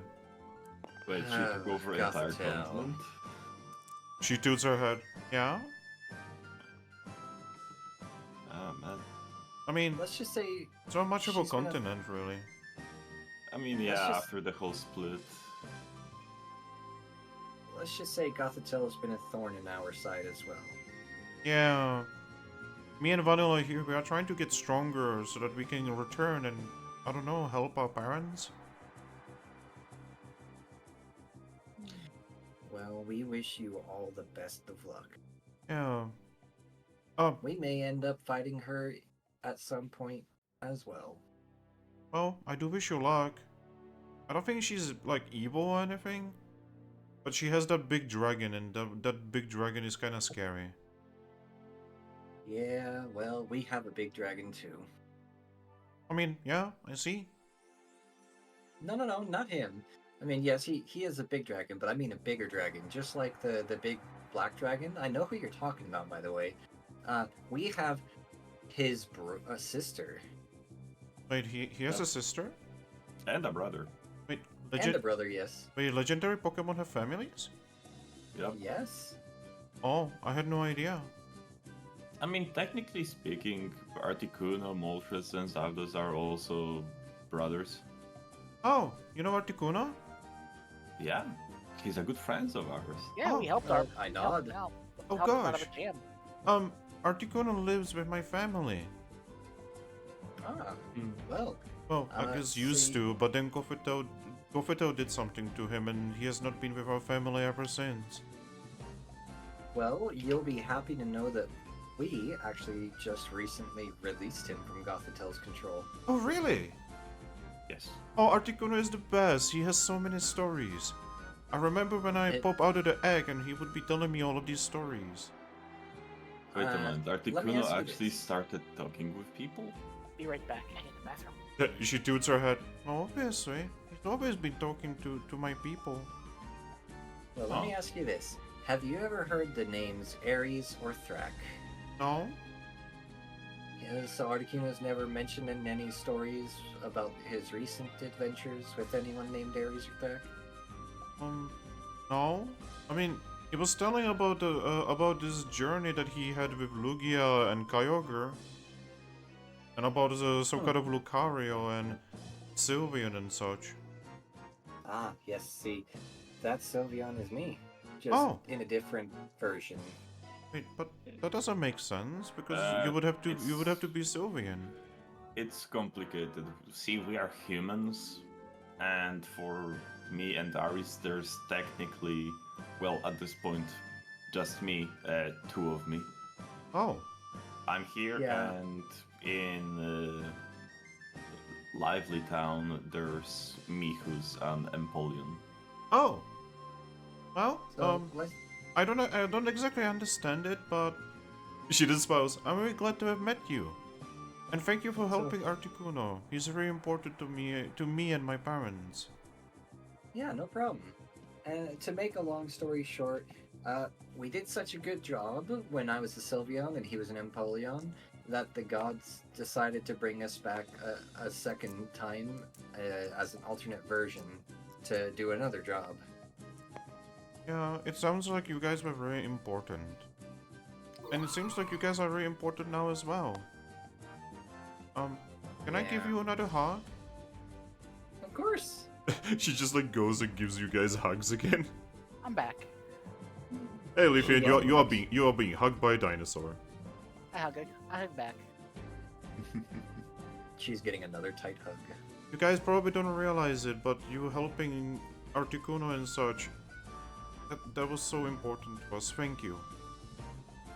Yeah, hopefully he should be able to come out of hiding soon and you'll be able to see him again. Yeah, that would be very nice. Thank you. Of course.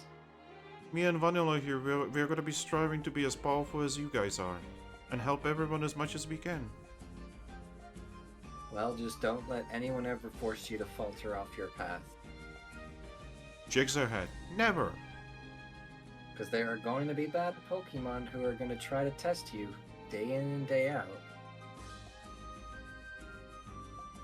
Well, they can test us as much as they want. I'm just gonna give them a smile and a pat on the head again. She's going to touch her chest again and just say, "Be a big heart." That's what Mama always used to say. Well, you are a good Amara. She just smiles.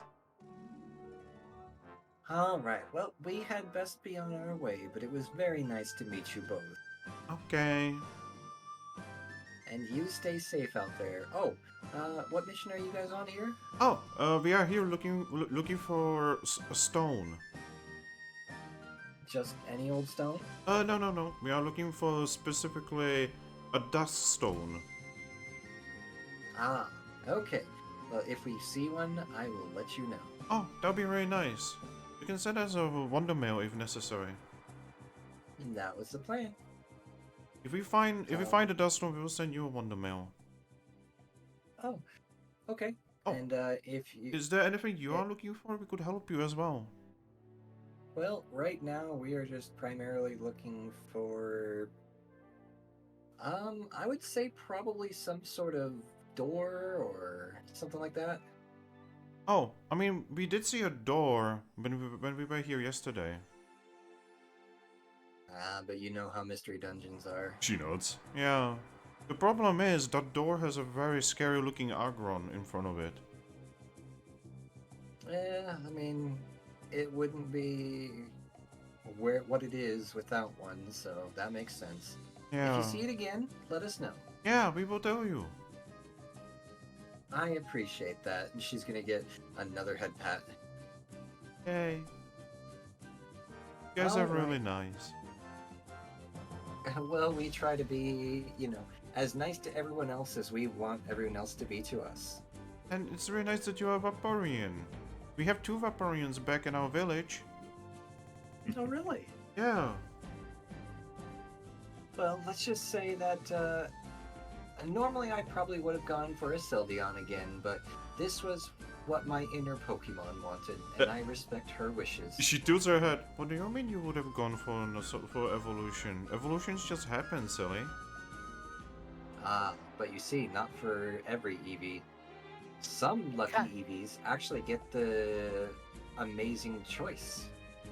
Yeah, it's kind of different for EVs because you get involved with so many different things. Oh. Well, see, so most Eevees don't have a choice actually, but some do. Like I was actually specifically told that, for instance, humans that are Eevees specifically get to choose, and I'm sure some powerful Eevees also get to choose, but there are definitely a lot of Eevees out there that didn't really get a choice in their evolution either. Aw, human sounds really cool. I wish I was a human. I'm going to shake my head and say, no, trust me. You are much better as the Pokemon you are. I don't actually know, but I will believe you. You are. I mean, you are human. You probably know better than me. I'm just going to nod and say, you just keep being you and keep being amazing, and you stay safe now, okay? Yeah, me and Vanilla, we are gonna do our absolute best. And again, Good. thank you very much.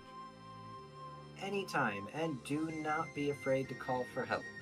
I know that some Pokemon might tease you about that or call you weak or whatever. That doesn't matter. What matters is you survive. So if you need help, call it. Yeah. She's going to look down and say, I'm really weak. I don't even have an ice attack yet. Well, I'm sure soon enough you will have the most powerful ice attacks around. Okay, Vanilla has an ice attack, and a really powerful one as well. I'm just gonna nod and say, I do too. Oh, but you're a Vaporeon. I'm just gonna, Vaporeons have water type attacks. Not all of us. I'm just gonna smile, look at one of the nearby walls, and just hit the wall with Icy Wind. Oh, Vanilla knows how to do that as well. Oh. Yep. Vanilla is just going to nod and she's going to look at the same wall and do the same thing. Nice. Vanilla's going to look at you and just say, I knew that ever since I popped out. I'm powerful and strong. Yes, you are. Now you keep Amara safe, okay? Yes, Okay. I promise her, Mom. Well. Oh, Well, it sounds like you guys have an amazing little family. Yeah. Everyone is family on our island. Oh, well, just like everyone is family in our guild. Your guild sounds really nice. I wish we could have been there. I mean, in all fairness, not to, poach from Lucario's guild, but you do have the option to move if you ever choose. Wait, that's an option? I just nod. Yeah, there's nothing saying you're forced to stay with your current guild. She actually Isn't that thinks... right? She Is actually that right, Benny? Yeah, take a look at me and Rilaboom. We were like what in about half of the guilds on the world. I mean, You said you're in Capim? How far away is it from Treasure City? Depends on your travel. You could get there in less than a day on a Boat? brain. No, not boat. Boat would probably be about a day. Lapras, yes. On a Lapras, it'd be less than a day. Probably just a few hours, really. Oh, On a boat, oh. maybe about half a day to a day.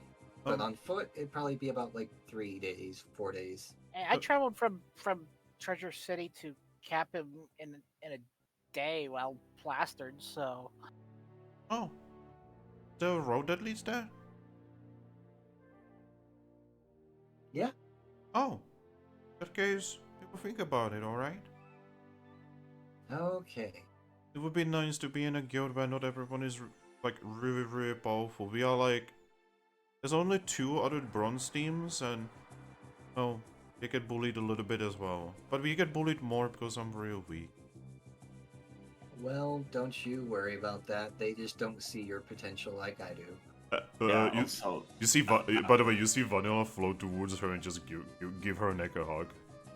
also, I'm gonna tell you a secret. We are also a bronze team. No way! You have a guild mistress with you. Guild mistress cannot be bronze. Well, you see, outside of Servine, this is our team that made the new Capim Guild. So, Survive's going to wave and say, I'm technically the highest level here. yeah, we Yeah. technically And- didn't go on that many missions because we were busy setting up the guild. Oh, Yeah, and technically I'm the officer as well. no? Don't worry. Between setting up the guild and dealing with some bad Pokemon that are trying to interfere with us and a whole bunch of Destiny nonsense, we haven't really had all that much time to do official missions, which kind of has led to our team growth being stunted. Oh. Well, in that case, if you would have us, we would very gladly join with you. Well, we would love to have you. And that way we would make room for another team, because we are kinda fill the final slot at the guild, and they cannot take more members because of us.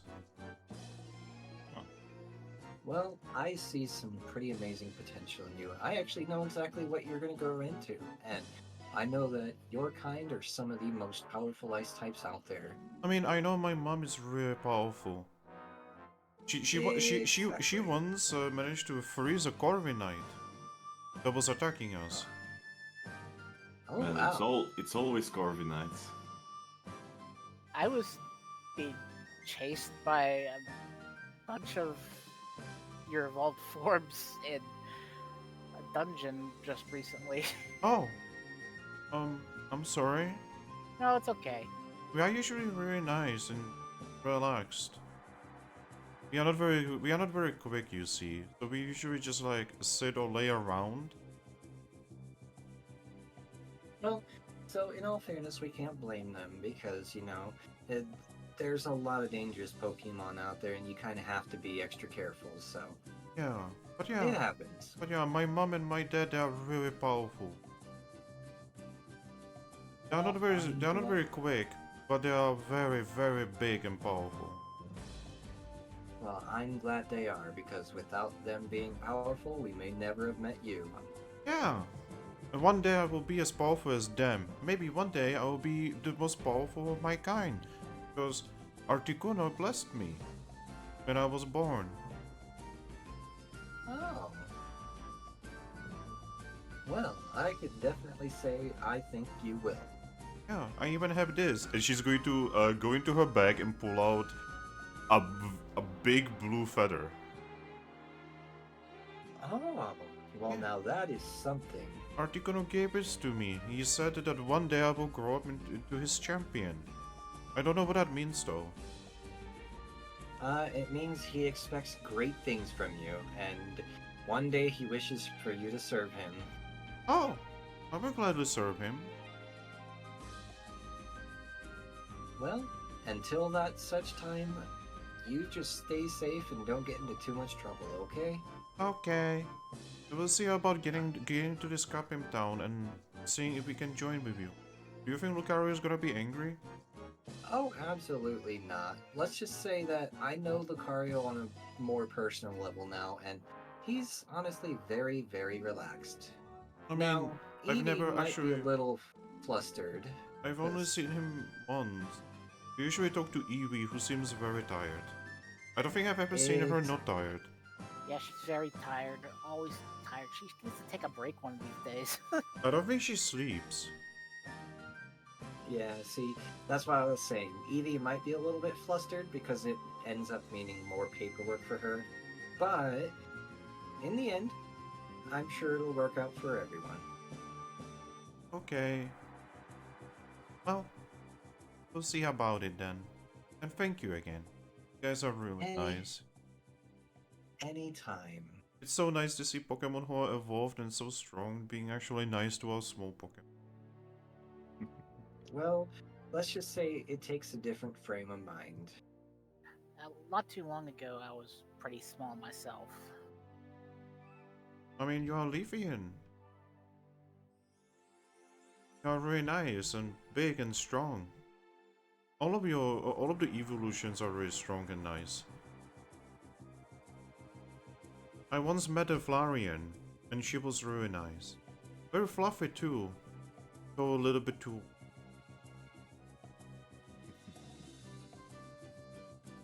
But yeah, and I'm gonna go to have a mission. Yeah? Alright, well, like I said, you stay safe. Hold on. And I'm gonna wave at them as they go. Well, you guys are probably gonna follow right after them. Yup. I mean, you could also just take the tunnel here. Yeah, you know what? Sure, let's take the tunnel. Secret tunnel. Oh my god, he just arrived. Okay, Thrack, we have been doing that all day. Yes. But yeah, you guys have bet another team. I believe it's Thrack's turn to draw a tile. Oh, so it's just pop a cold one.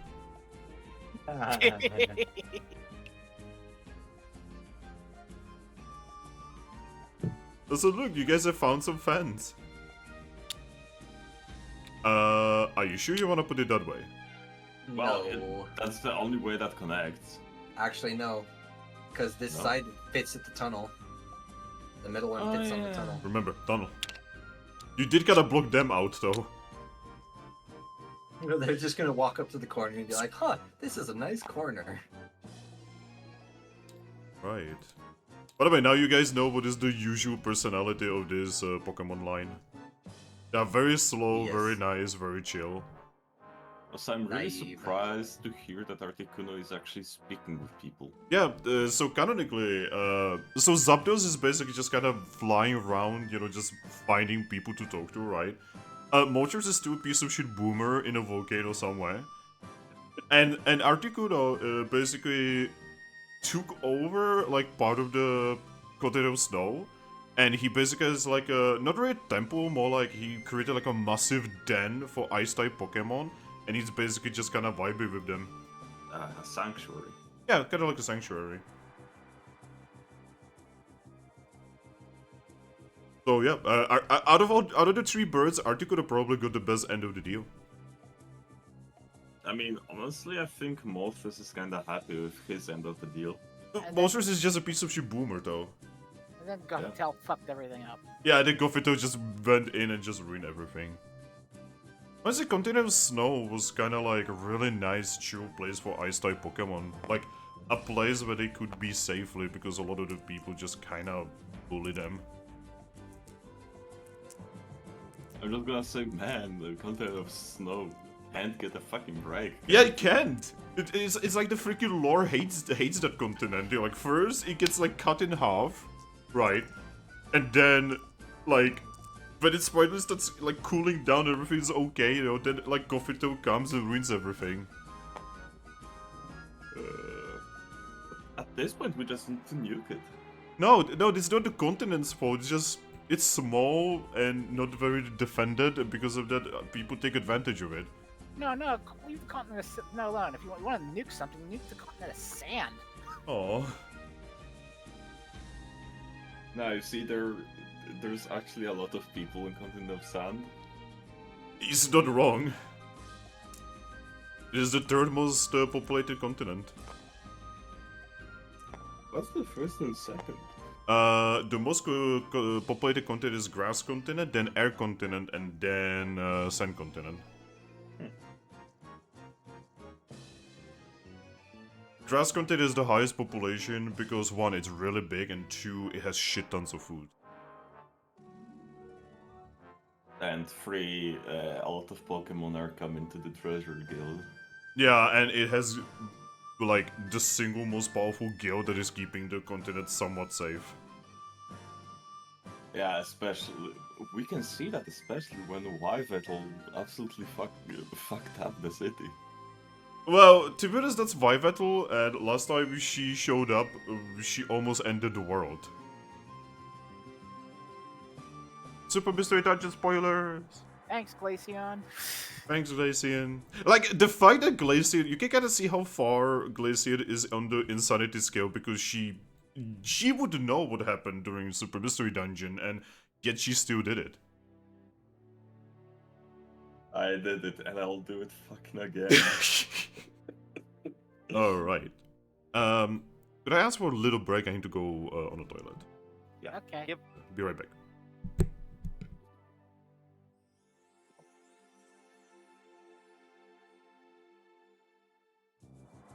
Ugh.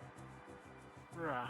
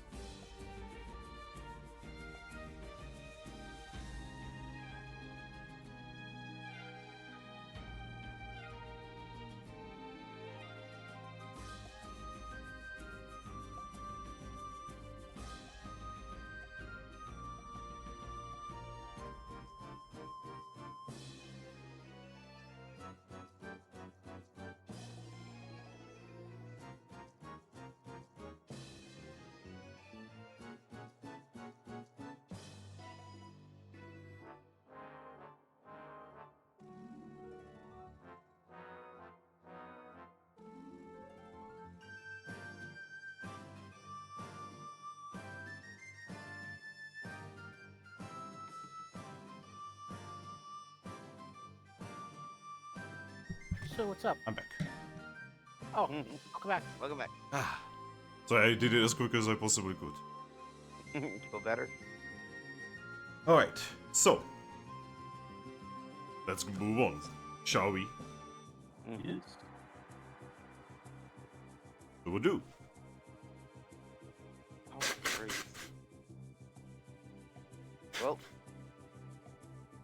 moving on. Yep. Also, have you My guys fault. noticed you have not asked any of these teams their name?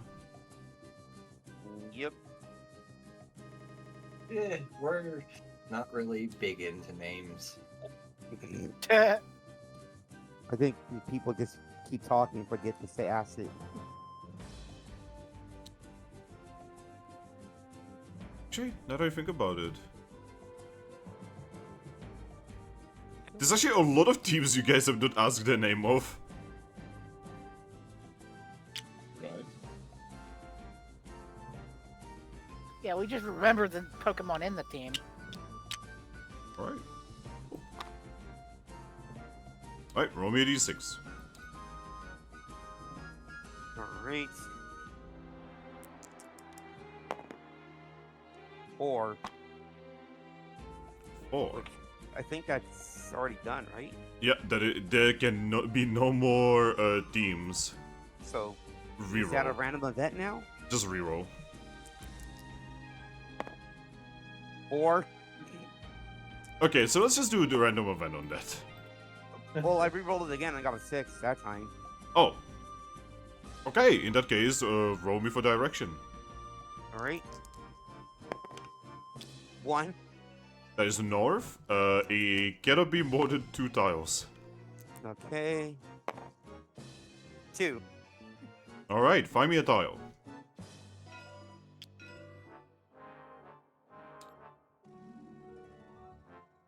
What do you guys think? Like that? Or like that? Like that.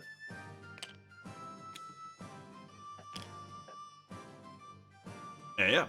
You guys on the wall. You find where to go in order to find the entrance to the Sun Temple. We just see a sign saying, "This way you can find the secret This door. way to Sun Don't Temple." go there."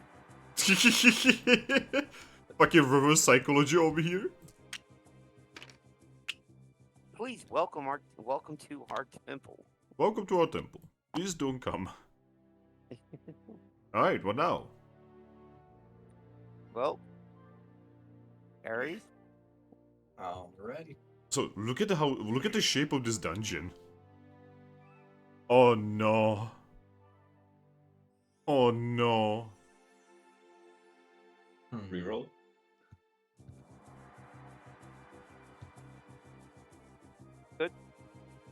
Put it like down here, right? Yeah, I'm gonna re-roll it.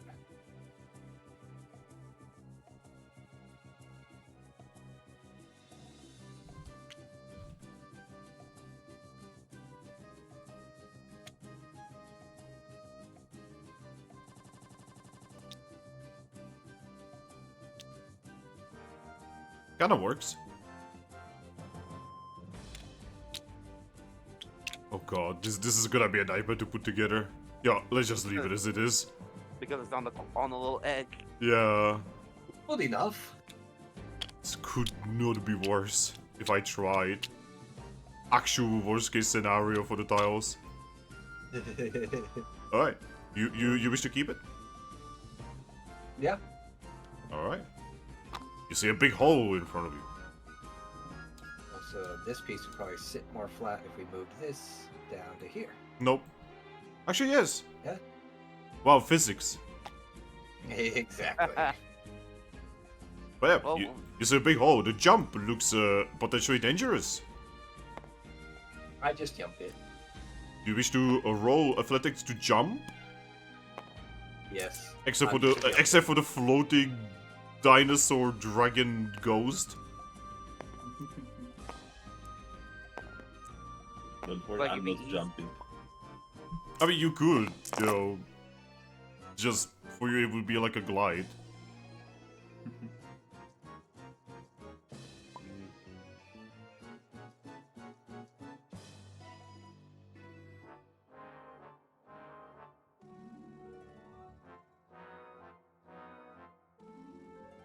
Okay, what about DJ? Monkey. Monkey.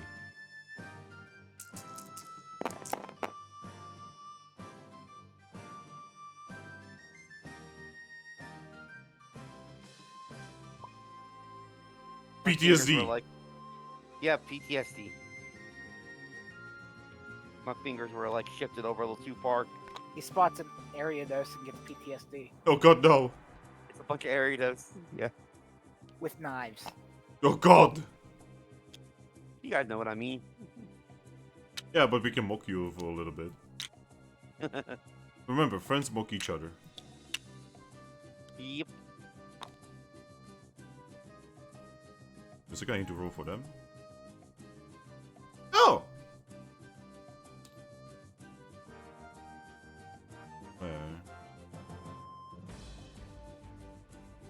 Okay, they actually found their own objective. No, stupid.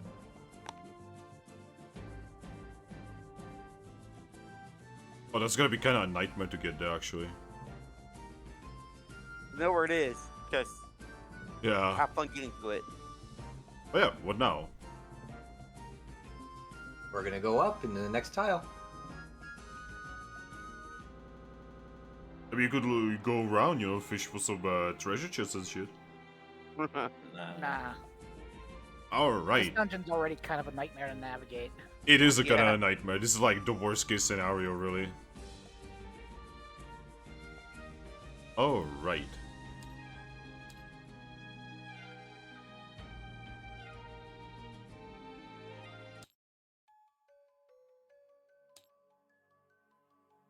So, you guys make it to do what you assume is the entrance to the Sun Temple. And the humans in your group immediately will see that there's something wrong. So, Something wrong. the entrance is actually, well, you can definitely see that there's sculpt statues of, well, something that you're pretty sure is supposed to look like Sol Galileo. Right? Mm-hmm. But the door in here is definitely not made by Pokemon. You can see that there's definitely a human-made concrete wall. And the door is one of those like glassy, like you enter a skyscraper kind of doors. And it seems to have some kind of device right above it with a camera that seems to be on. And in front of this, you can see the aforementioned Pokemon. So for some reason, there is not Aggron here. There's no Aggron. There's a different Pokemon.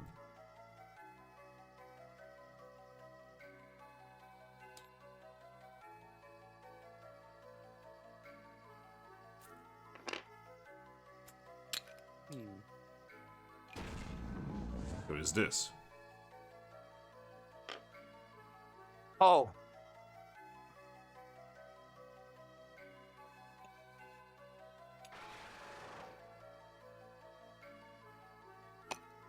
Another one of my favorite ghost types ever. Yeah. The Pokemon looks at you.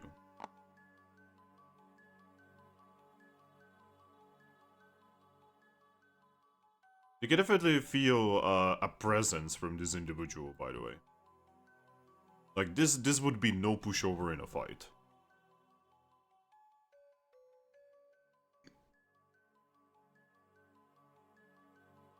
What do you want to do? It is just looking at you, barring your access into the Sun Temple.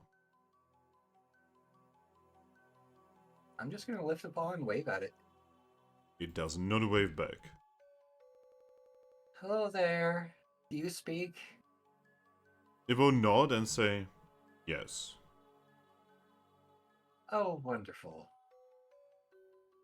I am gonna guess that you are the guardian of this temple. Yes. You are not allowed to enter the Sun Temple. The Sun Temple is barred for all. Why from all?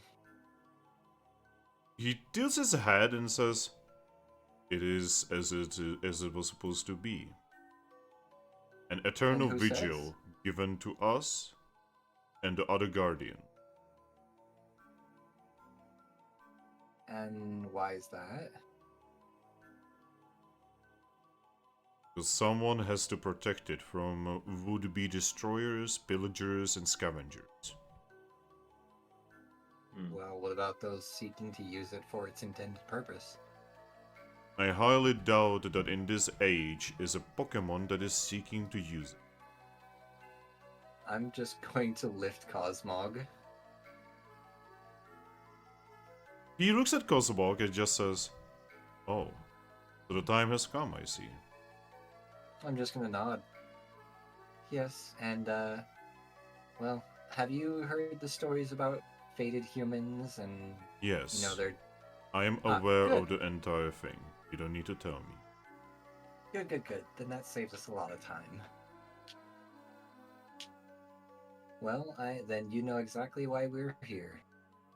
Yes, you are here to fulfill the destiny of the sun. Exactly. And obviously we need access to the temple to be able to do so. As you wish. But I can only allow those who are fated with Cosmog to enter. Anyone else needs to stay outside. Well, see, the issue is there's only one Pokemon here who it wasn't fated with us, and we'd really rather not leave her here all by herself. He looks at you and says, "Those are the rules created by him." And who says you have to follow those rules? He. I mean, Aris, you know how law works. Usually it is made so you don't break it. Well, yeah, but why? Because that's the rules. Aris, you are a guild mistress. You should understand how rules work. And Thrack, you are the second hand of my guild, and you should know that we regularly don't follow their rules because some of them are stupid.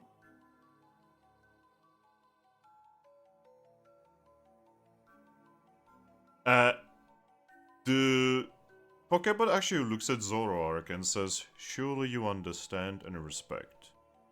Yes, I do. Just going to nod. And he's just going to step aside and let you pass.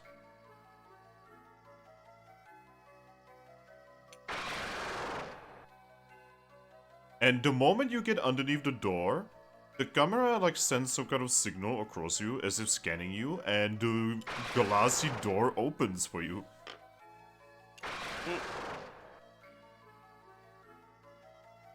Yeah. Golok just, steps in front of the door again and says, "She is a Pokemon. You are humans. It makes sense that you would not understand our rules and our laws. But all I ask is that you respect them." Oh, don't worry, I perfectly understand. I have no problem with that. In that case, please, proceed. Then So the door, right, it tries to scan you and it cannot scan you. no, I'm too big. No, you're a ghost. You don't. The big Pokemon just looks at it and says, "Huh, I think it might be because I'm a ghost type. I am a ghost type too." But you have a more physical form than he does. It is true that I cannot become incorporated. Yeah. You might want to wait for one of your other friends in order to be able to pass them. Can't he just pass through the wall? I mean, yes, but that would be against the rules. But yeah. Then going to look at Vaporeon.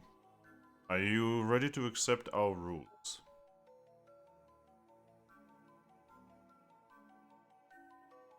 She's just gonna kind of just like sit there for a moment and just say, I mean, again, the issue is she'd be here all by herself. I can protect her. Yeah, Aris, he's the guard and he's gonna stay in front of the door. It is one of my duties to make sure that she would be safe, while you are doing what you need to be doing inside.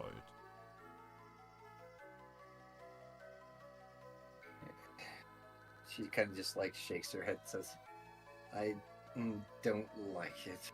Yeah, so Ryan's going to look at you and say, I also kind of really don't like it.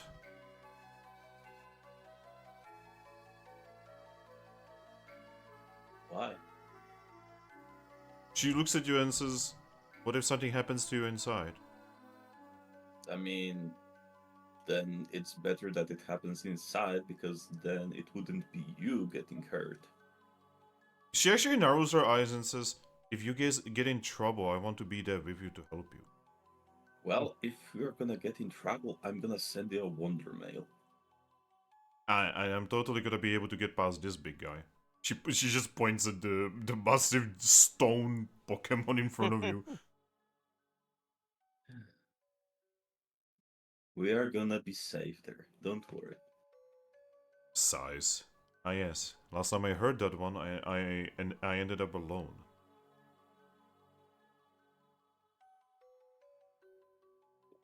Exactly. I really don't like this whole we follow, these rules just because someone told me to. He looks at you and says, not just someone, he. Who says that he is always right? He is always right. To doubt would be foolish, for he has even created the very doubt within you. I'm just gonna shake my head and say, that's not even remotely true. You know what's funny? If Servine were an official part of our team, I could just roll call Orb. Yeah, I know.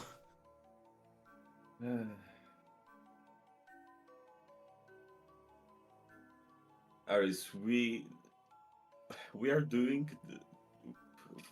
into the Sun Temple without a second thought because of destiny, but you doubtful, sweet summer child. You think that I'm doing this without a second thought? I mean, are you? No, yes, I am. You fail to realize I tend to overthink everything. I mean, I can see that now, definitely. And something about this whole thing just seems very fishy. And don't even take that out of context. Golurk looks at you and just says, I can definitely promise you that there are no fish within the Sun Temple. Yet. She just face paws. Not what I meant. I would like to apologize.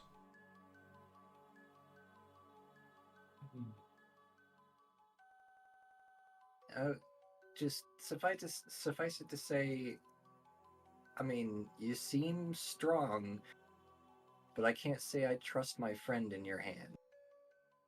I cannot do anything to increase your trust. We have just met.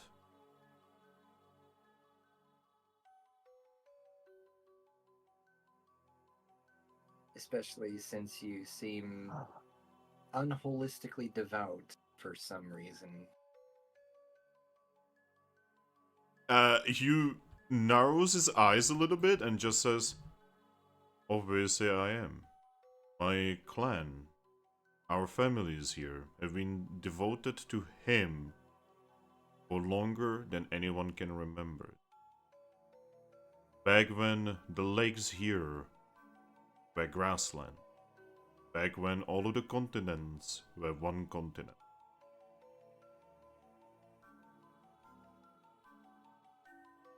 Fair enough. But have you ever thought about why you were specifically chosen to do this? Because we have long life. Okay, but does that mean that you have to spend your entire long life staring at a door, not enjoying it to the fullest? You do realize I am not here at all times. I have a wife, and I have children. I also have friends who also have wives and husbands and children. Yeah, Aris, he did tell you that it's 2 entire clans doing this. Yes, I understand that, but that's just the whole idea of having to be dedicated to protecting this doesn't really seem. He looks at you and says, "I am proud of my dedication." I mean, that's definitely something to be proud of, you know, because obviously you're doing a good enough job. But I'm just saying, I don't know if it's for the right reason. I do not need to prove myself to Vaporeon. I never said you did. It's Exactly. not about you. If anything, I feel bad for you. Do not pity me. If anything, I pity you.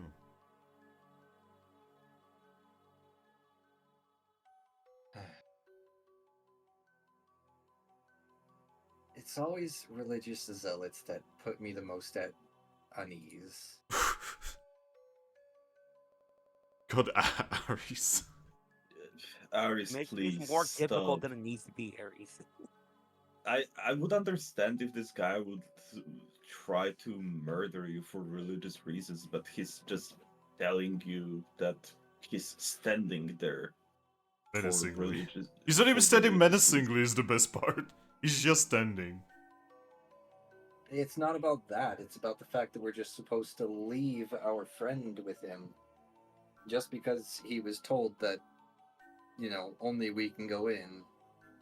Yep. Yeah, because that's our destiny. That's what he was told by whoever this him is.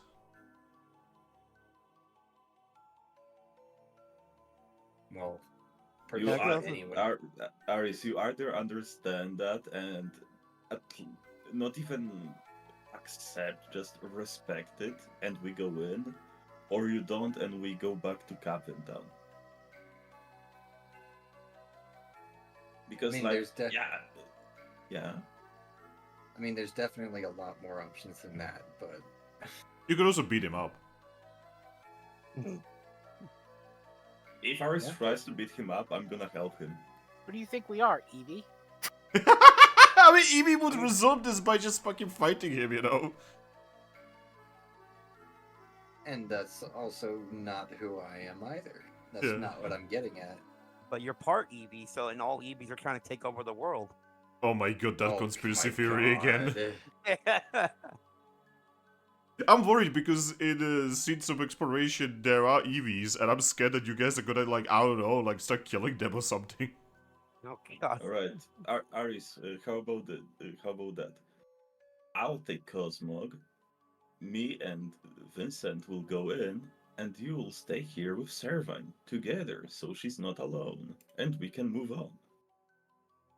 Yeah, Sounds good. because I'm totally gonna just let you guys go in there by yourselves. And not Aris, have it. I just did. Well, Yeah. yeah. Look, Lucky's already in there, yeah, Lucky's regardless of already what in you there. think. So either we're all And- going in without Servine, or Ember or this Lucky just gonna be in there by himself. You guys are just making this way too simple. No, you are just making it way too complicated. And Like, what- maybe for damn good reason. We're Right, literally- for what reason? We're literally playing right into the hands of who, you know, Well- him, she says, using her paws. Golok is just going to look at you and say, please, try to keep this civil. There is no reason to get aggressive. There is no reason to... Okay. Goler, can I ask you a question? I am here to provide information. Well, I'm kind of dumb when it comes to this stuff. So, who is him? Like, who is he? He is he, the creator. Arceus. Hmm. We do not know his Question's name. already obvious. We You just know him as the one who has created us. Alright. He has left a series of rules, and we have been following those for eons. There have been many like you, arriving with Cosmog, coming and going.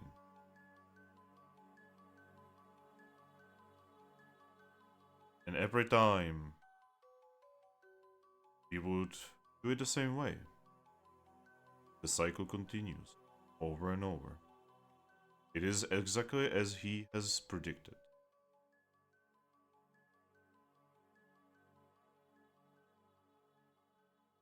And honestly, I'm even a little bit disappointed in you, Thrack. Oh my god, I love No. this.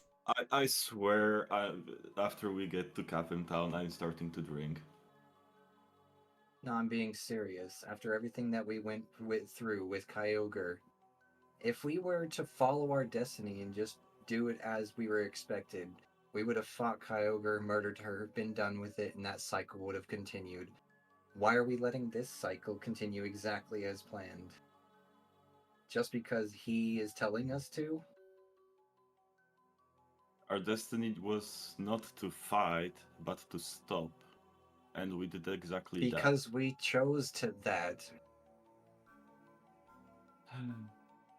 The destiny was to fight, actually, but we chose different. We chose to befriend Kyogre. There's... I don't know if you see a difference between walking through a door and fighting a demigod. I do not know who this Kyogre is. See, I think you're thinking too small, Thrack. It's more than just walking through the door. It's like we're literally doing everything that was expected of us, and it doesn't feel right. We're just supposed to abandon our friend here and just expect that everything's gonna be fine. That doesn't sit right with me. So, Ember. Yeah? So you entered and your friends are nowhere to be found. They just don't go through the door. Man? Yeah, like, it takes them, like, at this point, 10 minutes. I'm just waiting for them there. By the way, Ember, Yeah? you find yourself in a lobby. And, you're in a lobby of some kind of area. There's a lot of, like, glassy areas with weird rocks and strange, what you could only think are human vehicles. And on the wall in front of you is like a weird symbol.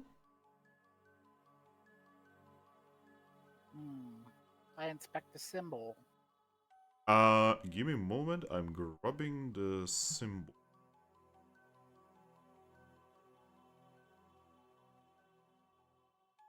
What? I'm trying to find a symbol, but I had this. Oh wait. I'm pretty sure I showed this in Moonstruck. I'll probably grab it from Moonstruck. Because I remember having struggling to find this. Is... Oh god. This has been such a long time ago, I just realized. Oh god. Aries. Aries, how long ago has this been? I don't even know. Okay, give me a moment. I'm just imagining like seating in like a stack of magazines. I mean, there's that, yeah.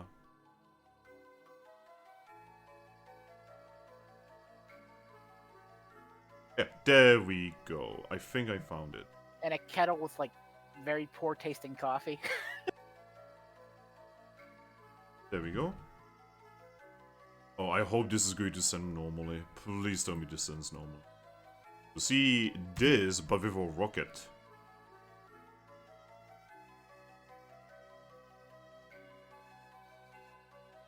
It's like a rocket over the symbol. Huh.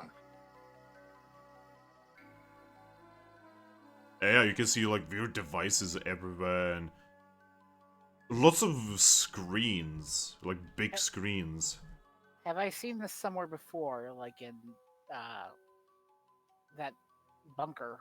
Yes, you did see this, and you remember DJ's character being able to recognize it. Except you definitely didn't see it with a rocket.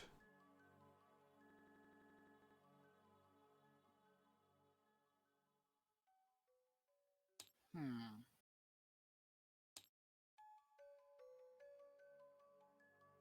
Yeah, you can see that there's staircases, there's a very obvious elevator. No, normal looking one, not like a weird cylinder. Weirdly high amount of trash bins everywhere. In that one, by the way, in that one episode where this was, people calculated that this building literally has over 200. This place has more trash bins than fucking chairs. Probably shouldn't proceed without my friends. Well, I don't know. If it's gonna keep going, you will either need to come back through the door, or you will need to proceed by yourself. Well, I'm going back. Oh god. You walk through the door, you return to your friends who seem to be in an argument. Are you guys coming or not? Well, ask Aris. She just, again, sighs and just says, I'm definitely not just leaving her here. I mean,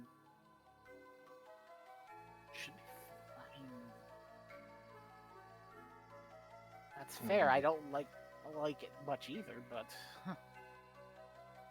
So why don't you just go to sigh and say, I see that this is creating a conflict. Guess I'm okay with staying here.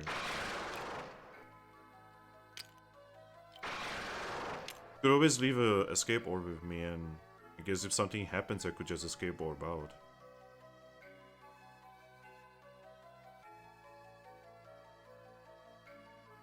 Does anyone have escape orb on them? Both It's Aries and Lucky have one. Yeah. I don't have an escape board. I thought you grabbed it. No. Oh. Well, I did. Aries?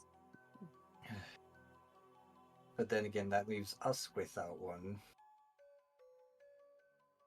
We Oh. have Cosmog. And what if Cosmog gets knocked out?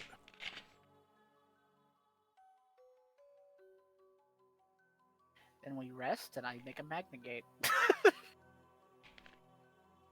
You know, generally the point of the escape orb is things are overwhelming us and there's nothing that we can do, meaning we need to get out immediately. Generally, there's not time to rest. Man, you really don't want to go in there. It's not that I don't want to go in there, it's that I'm not okay with just leaving our friend here and we've only got one escape orb. Yeah, so everyone's just like... She looks down and says, I'm sorry that I'm complicating this, I should not have come. It's not about you. She just sighs and says, "But just believe me, there's a lot of things I don't like about this." And she just pulls out the escape orb and gives it to her and just says, it's just something about my intuition is telling me that it's just making me question why we're just doing all this just because we were told to. Then why did we come here in the first place? I'm beginning to wonder that. That's what I'm getting at. Everyone's just going to take an escape orb and slide over a Rilaboom. If you see anyone at all, don't even hesitate. Don't even talk to them. Just get out before things have a chance to escalate. She's going to smile and say, Aries, I am part of a survey corps. We are really good at not getting killed. That's besides the point. Some things can happen. She's going to look at the Rilaboom and say, Then, Yeah, please be careful in there, okay? I'll do my best. I'll wait here. Don't get in trouble. I'll try not to. And sorry that I made everything more difficult. You didn't. Trust me. Just gonna pat her on the head and go up to the door. Yep. It's just going to step aside. Just an office building. Oh,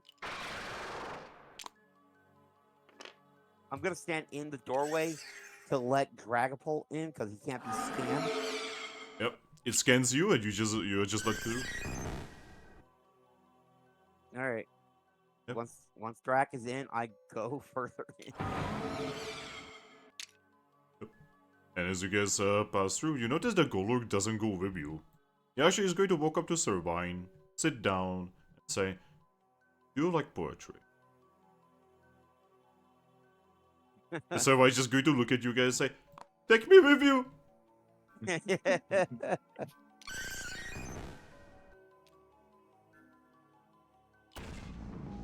But yeah. You guys enter the lobby. And yeah, you guys see that symbol, lots of screens, lots of weird machinery everywhere. Stairs up and down, an elevator in the middle. Lots of counters, lots of paperwork. You would also see that parts of this building have probably collapsed and been replaced with stonework. Just huge place, by the way. And I can kind of show you. And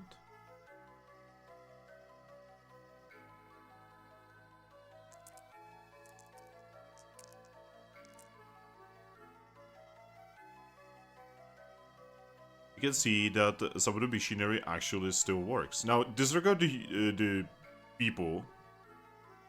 And imagine this like dusty and ancient, okay? But you will see things like this. Oh, hey, there's the fucking symbol, one of the symbols that's supposed to be here. At the bottom. Wow, I could have just snapped that.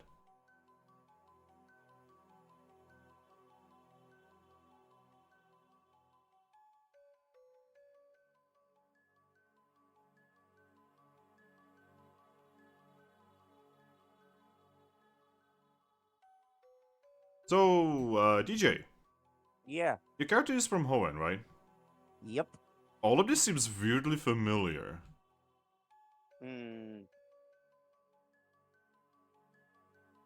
Okay, so I'm gonna look at the flag with the rocket.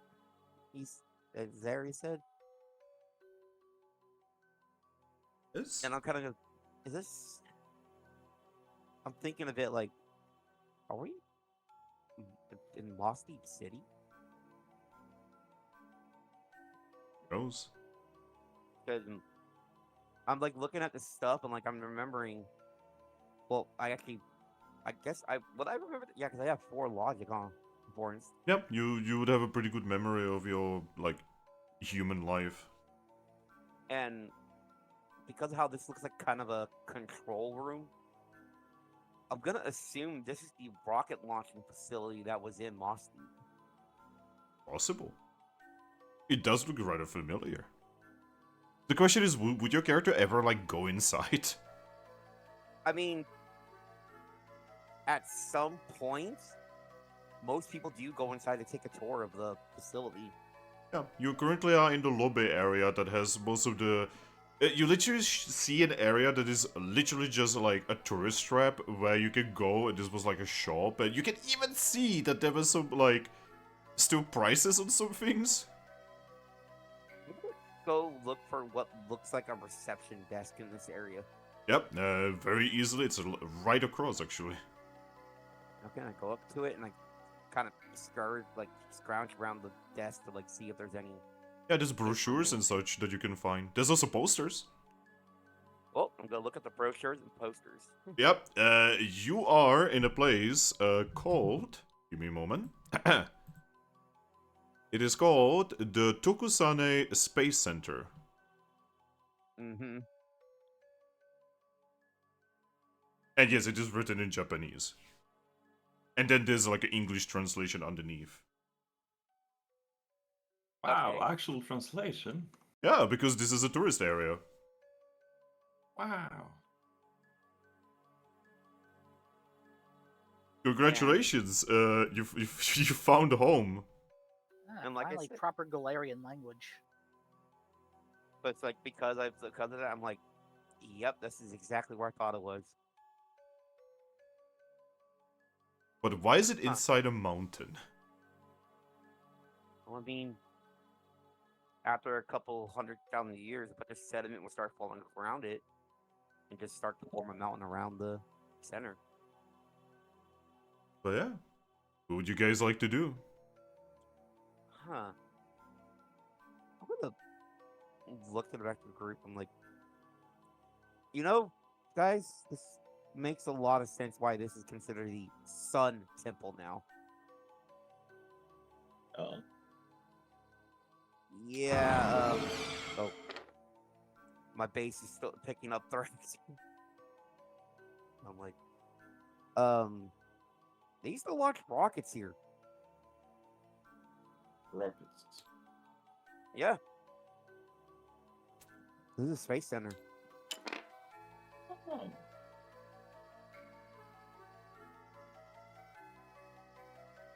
And so, yeah, there's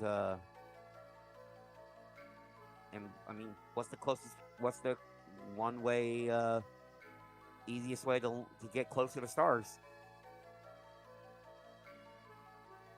Rockets. Hmm. Well, what would you guys like to do? You have the information. I don't want to go to space. Come on, Man. space is pretty cool. Literally. No. I wish we had that Deoxys friend of yours here. Yeah, Isn't he from space, you guys said? yeah.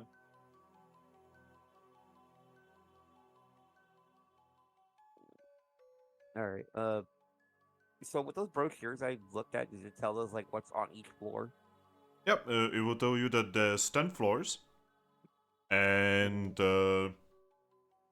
basically, it's mostly just administration and such. It apparently has 3 basement floors.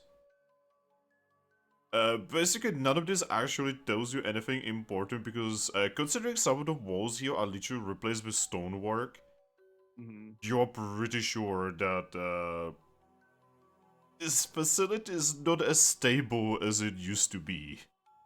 Yeah, but The miracle of Hoenn engineering survived eons, but it's definitely showing rust and tear. it's showing its age finally. But well, I guess the next thing we gotta do is just go up, because I'm guessing the closer we get to the sun from here is where things happen. Right. By the way, is everything okay, Aries? Yeah, It's kinda quiet. I've always been kind of quiet. Oh, no, you usually talk. Not that often. Do you want me to start the cataloging how much anyone is talking in session? That's a lot of work, and I don't want you to have to do that. Okay. I'm just wondering, what if that white rock is still here? Who knows? But yeah. You guys go to the elevator. It's not working. Yeah, kind of figured. Yeah. Should have brought a Is rotom. it, is Yeah. it closed? It is actually open. I'm gonna look in the shaft. You can actually so weirdly enough, it looks really clean, and it definitely shows like it's been used recently. Oh. I'm gonna look Hmm. up and down it, see how many floors are up and how many floors are down. It will show you that there's 10 buttons that lead up, and 3 buttons that lead down. There's also a panel that's locked by key. What does it look like is beyond that panel? You don't know. Yeah, use that. Can you guys use I'll that? press the call button. Call button? The call button. You press the call button and nothing happens. Because the elevator doesn't have energy right now. Hey, you have a kiss cracker, right? I just nod. I was thinking the same thing. Yeah. Just try to crack open that panel. Yeah, that's what I was gonna say. Yep. Alright, do me a logics check, please. Alright. Just try to assist with the logic. And I guess I could just hand over the chest cracker to Lucky. That way I could just helping hand Lucky. Zoroark is going to helping hand you as well. Sadly, you don't get +1 from me. I have my own chest tracker, by the way. Oh, then I'll just keep it in hand. But you don't have hands. I'll keep it in flipper. There's the line.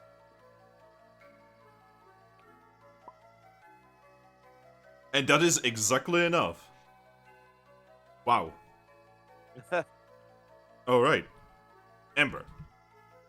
It is weird to be unlocking something that has a normal lock on it. But eventually it clicks, and the panel opens, revealing 2 more buttons that lead to B4 and B5. Ooh.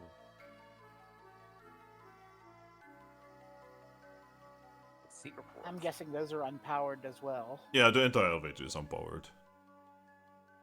Well,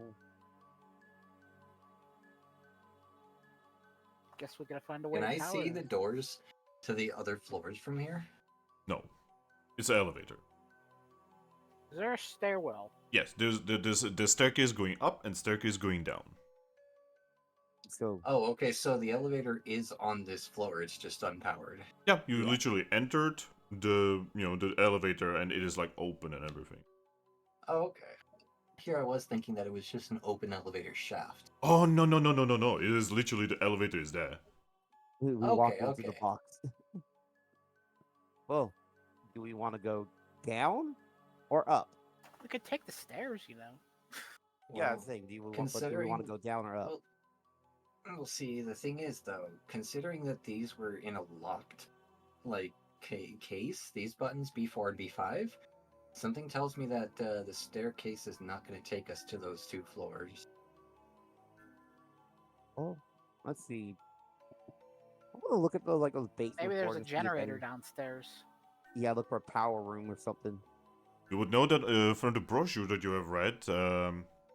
You would know that the 2 floors down are warehouses essentially, and the final floor down is actually the tool room, which would have generators in them.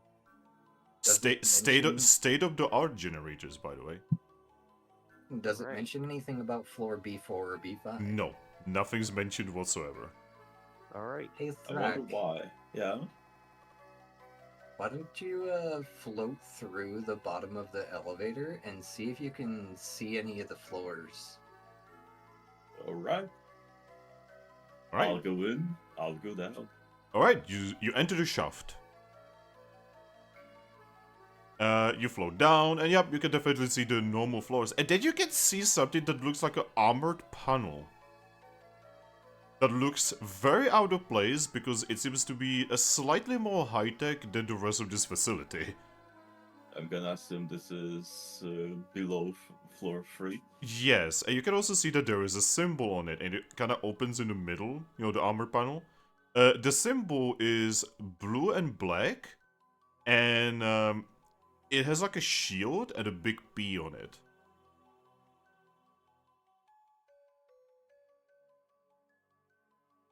Another fucking team? One of those? Like, what is it this time? Team Plasma or something?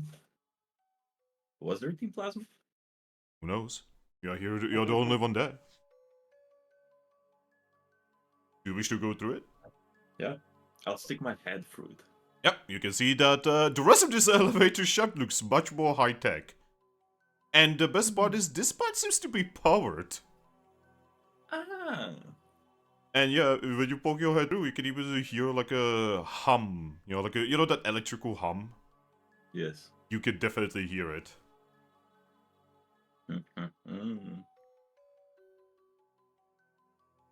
Alright. I'll go back up and I'll stick my head through the door on B3. You can see that there is a big, massive room here full of weird, massive machinery and weird elongated tubes that you are pretty sure are generators. Alright. There's also like lots of like areas for tools and such, lots of boxes, you name it. There is also you can also hear running water here. You can see that there's like a burst pipe that seems to be like leading up and also further down, and there's like a hole in it. You can see that there's water going. Do I have duct tape? I don't know, do you have duct tape? Uh, Remember, only ducks can make duct tape. I wonder if we're gonna get to hear Cave Johnson's voice. I That's a sadly Portal cannot- reference! Yep. I just got that, you little shit. I sadly do not have duct tape, so I'll just go back to the shaft and I'll float back to friends. Alright, you guys suddenly see Dragapult. See anything cool down there? Well, on B3 there seems to be not working generators and also a burst pipe, but there is power on levels B4 and B5. And there was B4 and B5 do look much more advanced, and there's been a symbol of like I think it was blue shield with a P on it, like with the letter P. Huh. Was there some kind of team with that symbol, like plasma or something? She just shakes her head and says, I don't know, I don't really know that much about the teams of old. I'm like, it was a P on a shield with like a Z through it. Then was there Z through it? Wait a second, I just found it. Should have had this on hand. It literally looked like this. Yep. Yeah. Blue P, black and white shield, blue Z going through the P as well. Yep. That was Team Plasma's symbol. I kind of, yeah, get my hair to them. They're bad people. I mean, please tell me, was there ever some organization calling themselves a team that wasn't just bad people? Team Team Yell. Yell. Team Yell. Yeah, Team Yell was just Sims. Oh, I'm not supposed to be able to say that on Twitch. I'm from the same town as Team Yell. I moved from Galar, so Team on you have Team. Team Skull was... Yeah, Team Not Skull as dangerous. well. Yeah, I'm from the same town as Team Yell. And so- technically you could say that Team Magma and Team Aqua were not actually evil, they were just misguided. I mean, yeah, they did kind of see the error of their ways once they saw the destruction. Both. Yeah, once they awakened Kyle Kyle ground, dude, they were like, oh no, we done fucked up, oh We no! fucked up. We should have left it a stone. And then, like, Bitch. 10-year-old saves them and, like, we're sorry. We'll never do that again. We're out here. Well, they were still dangerously stupid. Yes, they were dangerous and stupid. Yeah, they were stupid, but at least they learned from it. But, yeah, remembering stuff in the Pokemon world, I would have known what Plasma did, right? Yeah, Yes. My trainer would talked about them quite a bit. They're really bad people. Now, I would even dare to say that, you know, there would be some kind of inner part of you, Ember, right now, as a Zoroark, that you would know what they did to your entire species. Yeah. What did Yeah. Team Plasma do? Oh god. Okay, Thrack. So you know how there's Reshiram, Kiram, all them, right? Yeah. Plasma well, Plasma wanted to fuse the three of them back Oh, into the original dragon. Okay, so it's that team, alright. Yep, Yes. and then also the whole Pokemon owning a Pokemon is slavery kind of thing. Shit. So yeah, The eco-terrorist team. Not eco-terrorists, more like, stop slavery by, literally terror bombing. Actually, yeah, they're eco-terrorists that I think about it. Not eco, but like social terrorists? I don't even know what to call them. Usually, I would consider Aqua and Magma the eco terrorists. Yeah, Aqua and Magma are eco-terrorists. These guys are like social terrorists. I think that's just a regular terrorist. I guess so. They're PETA with bombs. Yeah, they're PETA, but they definitely went a little aggressive. Yeah. Okay, Thrack, in the show, they literally fucking bombed the Pokemon League. Ooh. Legit. Actually bomb it and keep people fucking killed. They literally, like, shoot the power Kyurem in a form of a bomb at one of the cities, freezing the entire city over, potentially killing thousands of people. Nice.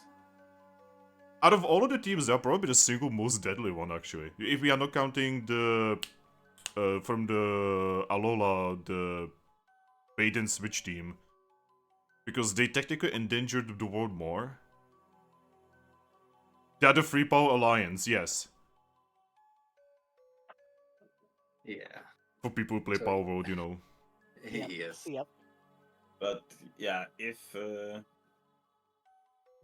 I guess we could go by the stairs to be free. There, try to repair the generators, Do we? and then we could go to B4 and B5. Unrelated question. Do we still have Reshiram on us? If I'm based on my notes, you guys have left Reshiram in the guild cache.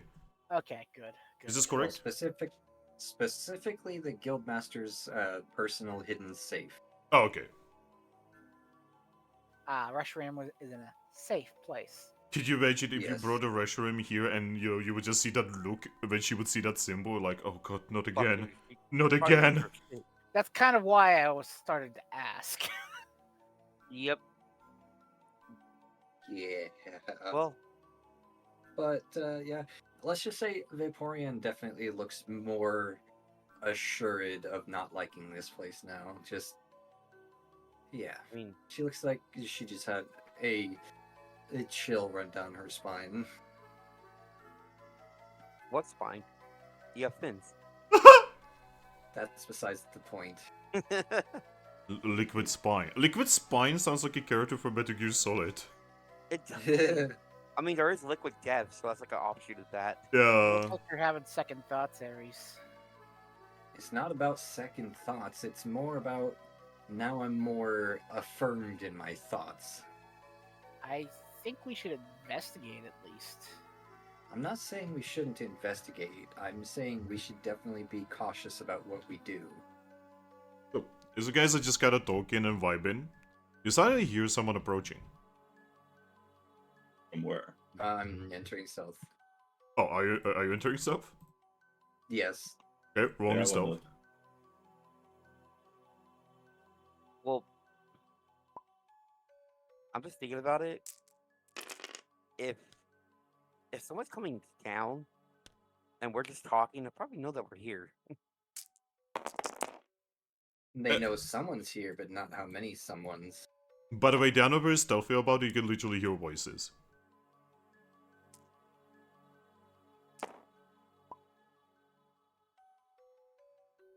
Alright, I will then attempt this.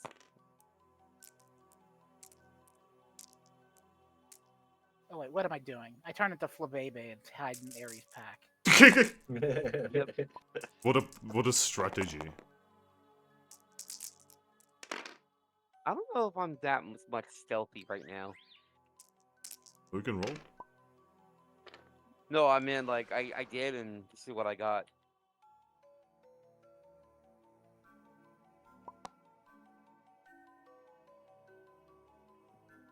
kind of. So the funny hard. thing is, one of them didn't see you. Yeah. The other one did.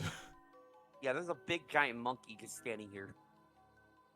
As you guys gotta hide and such, right? You can see that downstairs, literally down the stairs, 2 Pokemon arrive.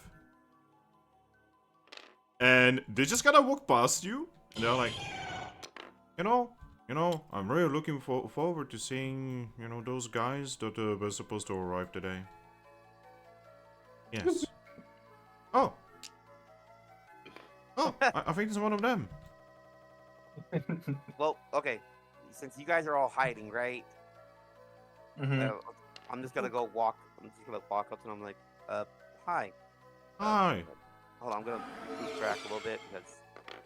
Are you the fated humans? Uh, I need to fix your thing, give me. yeah. I noticed it was messed up because when I was moving myself, Thrack was coming with me. Are you the fated humans? Pretty sure there's supposed to be more than just one. Well, I think I am. I think I'm one of them. Oh, if you're not a fated human, you should probably leave, because for the fated humans. Well, I mean, I got scanned at the entrance and it let me in, so I think I am one. Oh, the light of choosing chose you. Okay. Yes.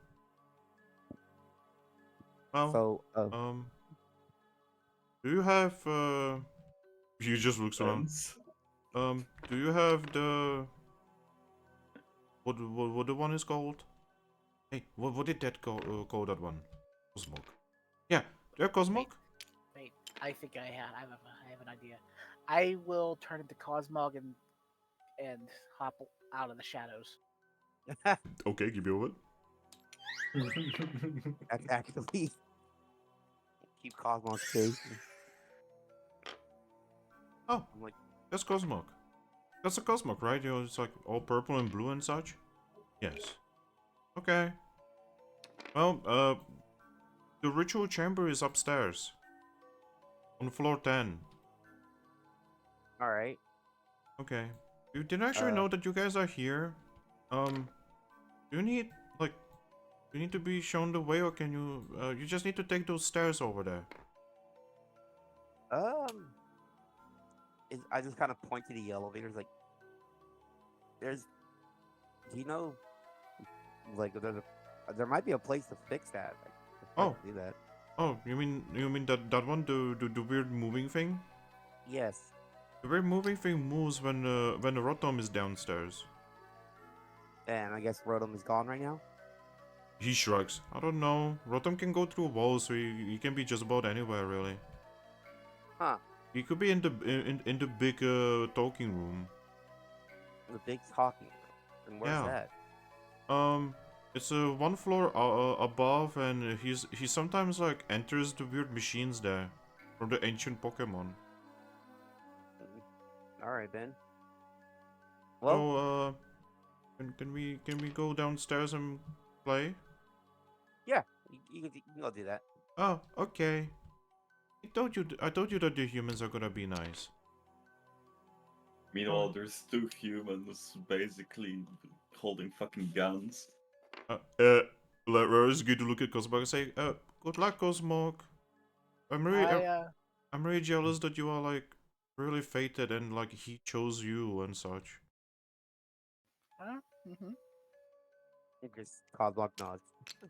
Okay, well, bye. I don't actually know what Bye. you are. What are you called? Rilaboom is what Oh. I am. Rilaboom, you're really big. You're almost as big as Mama. Yeah, we do get very big. Yeah. I would really like to see you and Mama fight. I mean, she would obviously win. She's the best. I'm not much of a fighter myself. I like to just make music, so. I like to hit things with my head. Well, go have fun downstairs, and I'll take Cosmog upstairs. Okay. Bye-bye. Goodbye. Yeah, you see them just go downstairs. I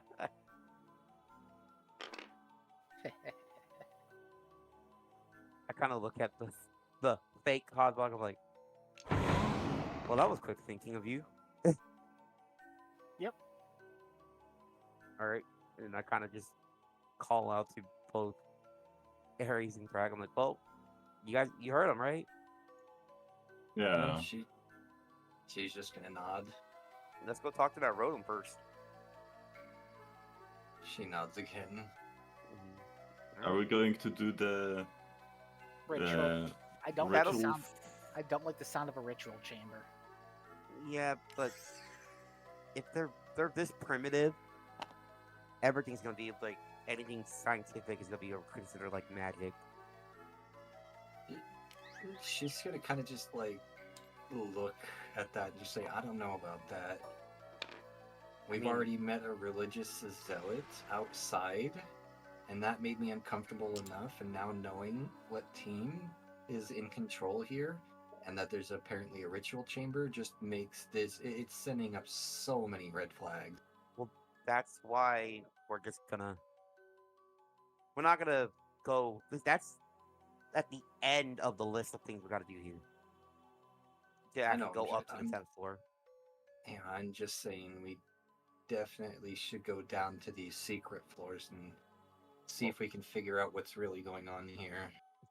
Well, you heard him, right? We gotta go find Rotom to see if they can power the elevator for us. She just nods again and says, and that I'm actually in agreement with. Let's see if we can find this Rotom. Yeah, It's up. agreed. I just tell him. Okay, they said he's just one floor up usually in the computers. I think what they're talking about. Mm-hmm. No. You see, it's the talking machines. Talking. But yeah, the monkey who came from Hoenn is gonna lead the group up the stairs to the room. Yeah. I'm still maintaining stealth. All right. Aries, keep Cosmog hidden. He I just will. nods. I will pretend to be Cosmog then. And that was the All right. So, you guys go upstairs, correct? Mm-hmm. And when you go upstairs, even more of the chambers had to be like replaced with stonework, by the way. But you're pretty sure you are in some kind of basically like massive server room. There's like layers upon layers of computers here. If you are talking like old time, basically the way they look in the actual Most Deep in Hoenn, right? Yeah. And you can actually see that every now and then one of them just turns on. And as they turn off, you can see like a split second like lightning come between them.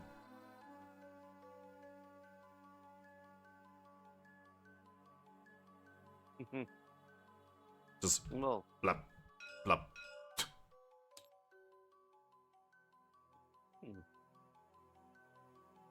I'm gonna see the thing turning on. I'm gonna call out like, Rotom, are you around here?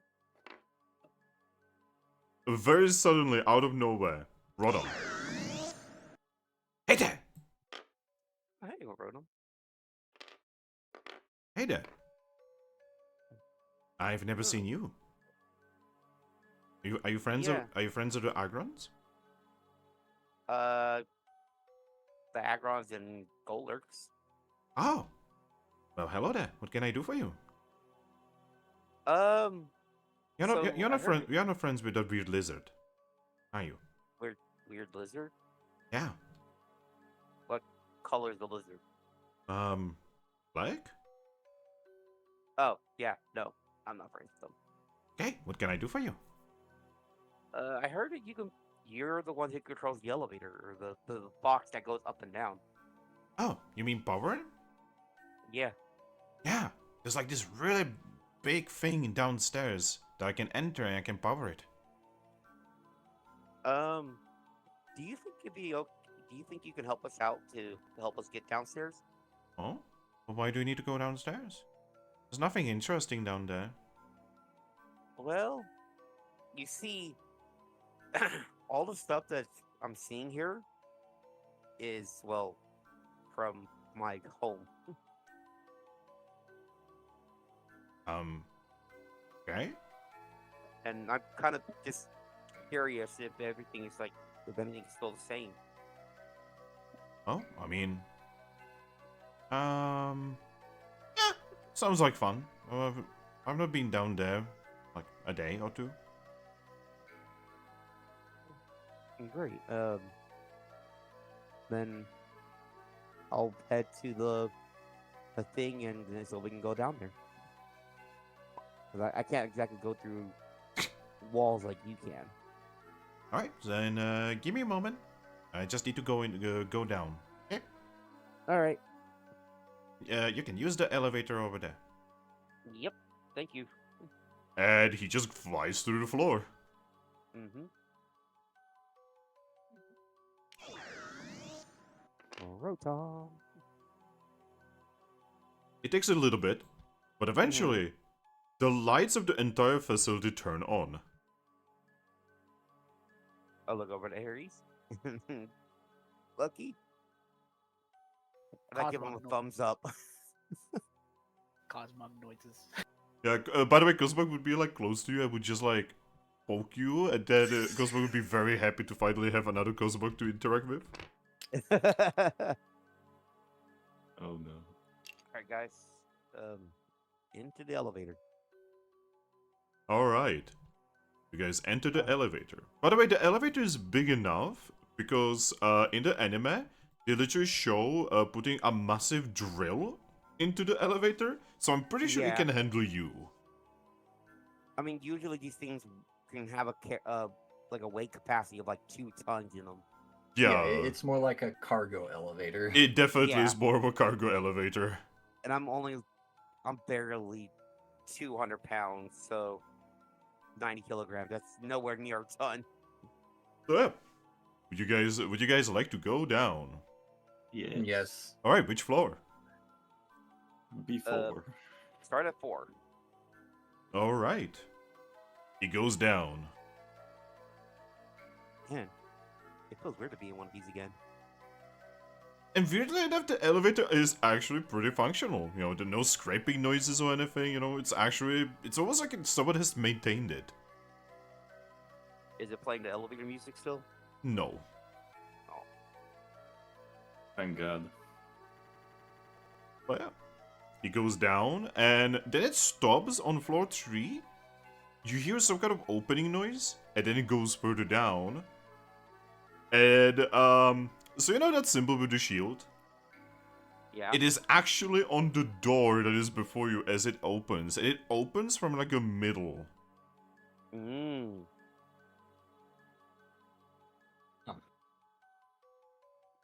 And the facility that you see looks very different to the facility that you just were in. Everything looks like it's made out of metal, and there's like... Everything looks reinforced, like like someone was scared of anything breaking down here. Like the bunker that we have been regularly Yes. Yeah, you can see that there is a counter here.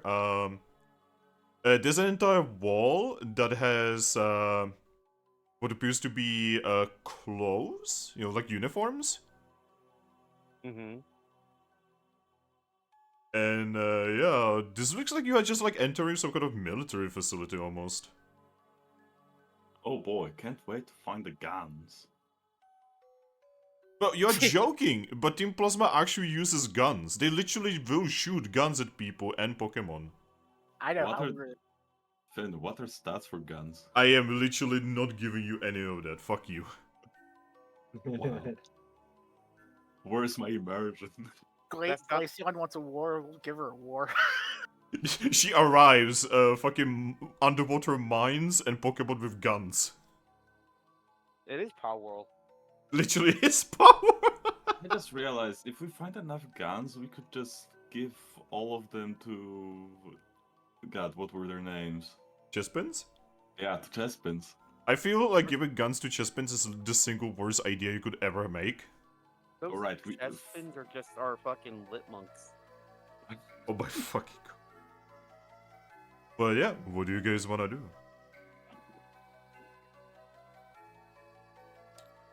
Well,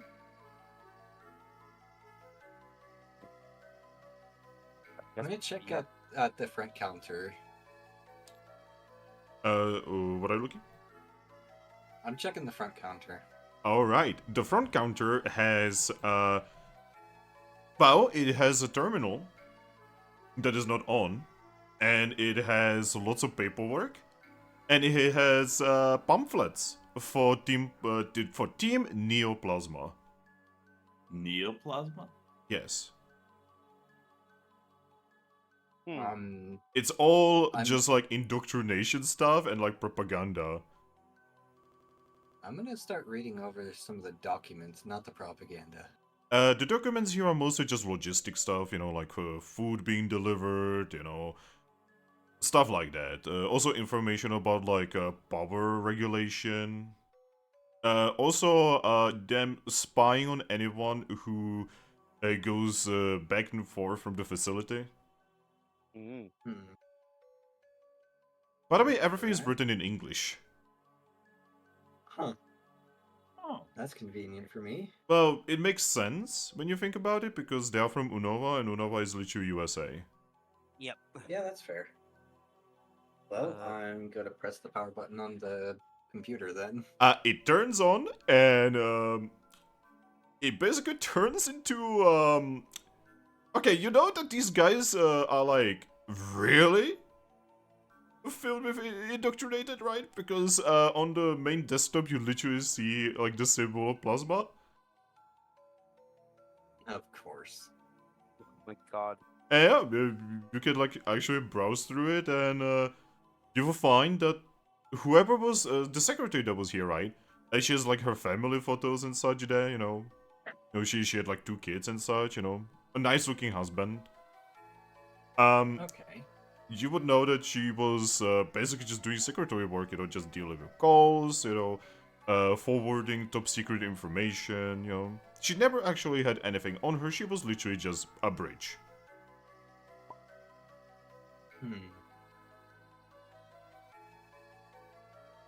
Okay. So on some of, is it like emails that she was forwarding? Yeah. There were emails from someone called Getzes, from several from several individuals called Sages? The fuck does that even mean? Something about Project Project Combine. Well, with some of those emails that she forwarded, could I click the attachments on them to open up some of those files? No, because she would just forward them. Also, someone just made a noise that literally touching one of these would make.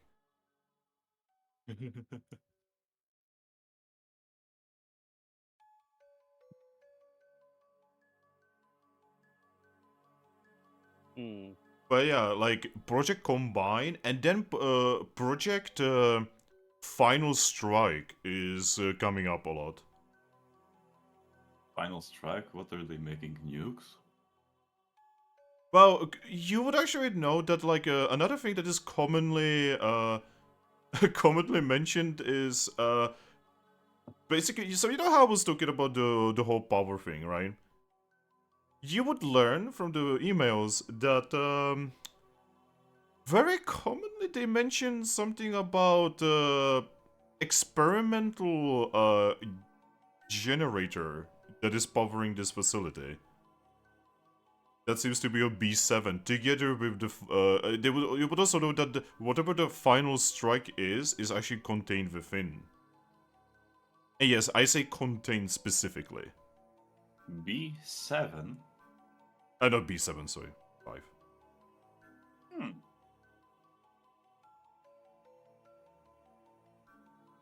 I'm gonna pull out my Wonder Map. Alright. Where in general are we on the Wonder Map? Yeah, still on Mount Horn. Okay, so it still shows us in the same general area. Yes, all of this is in one area.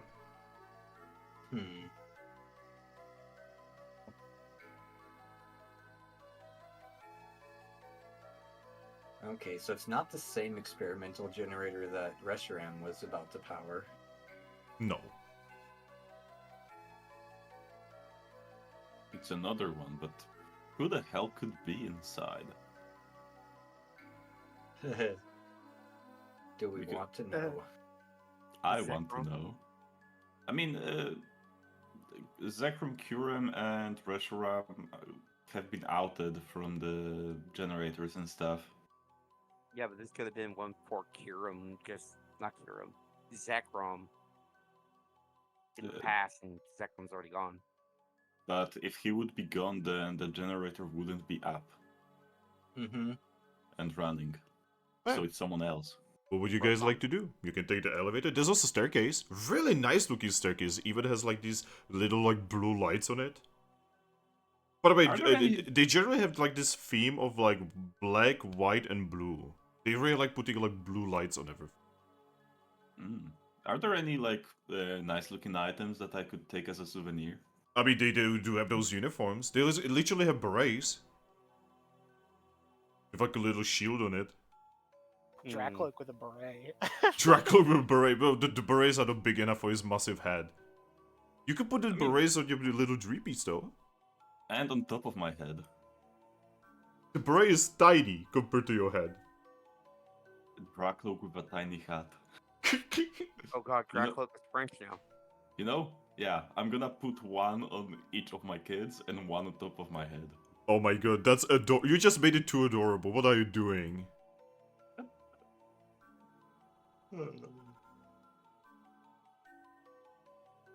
Alright. Oh, by the way, if you wanna know the look I'm talking about, this is the uniforms. Yo. This is what they look like, and those are the berets. French Special Forces. Actually, no, American terrorists. Then again, there's a little bit of France inside America anyway. Yeah.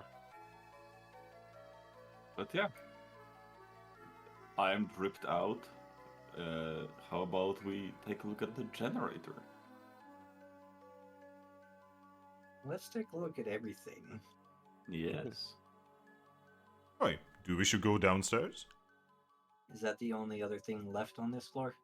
Yeah, this floor is mostly like really empty, lots of empty space, a secretary area, lots of areas for uniforms, and then a really nice looking path down. You're pretty sure this is supposed to be the face of this facility.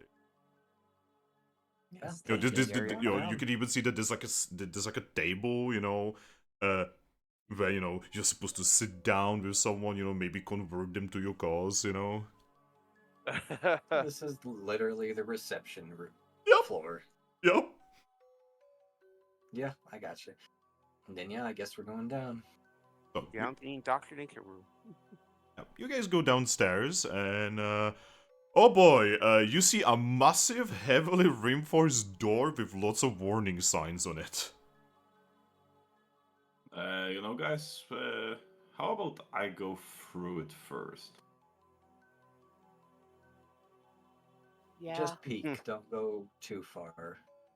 Then I'm going to peek through the door. Alright, you peek through it and there's another same door about 1 meter further. Alright, I'm gonna peek through that. Another. Guys, you can just see Dracloak's going deeper, stopping for a moment, going deeper, stopping for a moment. There must be And I'm- multiple doors. Yeah, so you actually go through 5 doors, each thicker than the last, by the way.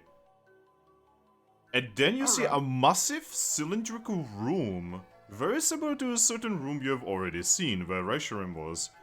Except this is obviously a lab. With a weird thing in the middle that is open.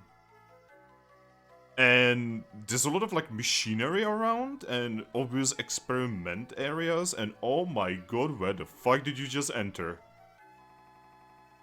You feel like you just entered somewhere where you definitely don't belong.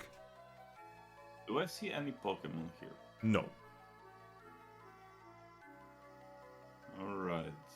The generator is in the middle, I'll assume. Yes, and so Thrack, I have a question for you. Yeah. How knowledgeable are you of nuclear power? Well, I generally know how that looks. At least This in is current a models. nuclear generator. All right. And it's open.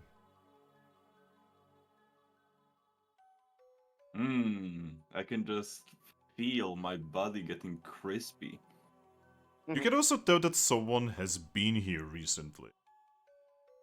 Because there's also like a weird casket in the middle that has been opened, and someone has definitely like fondled the terminals here and such. Someone has been here. You don't need to even roll anything. Are the terminals still on? Yes. You can also tell that the material that the terminals and such are made out of is lead. Alright. That's good. There's also lab code you can find.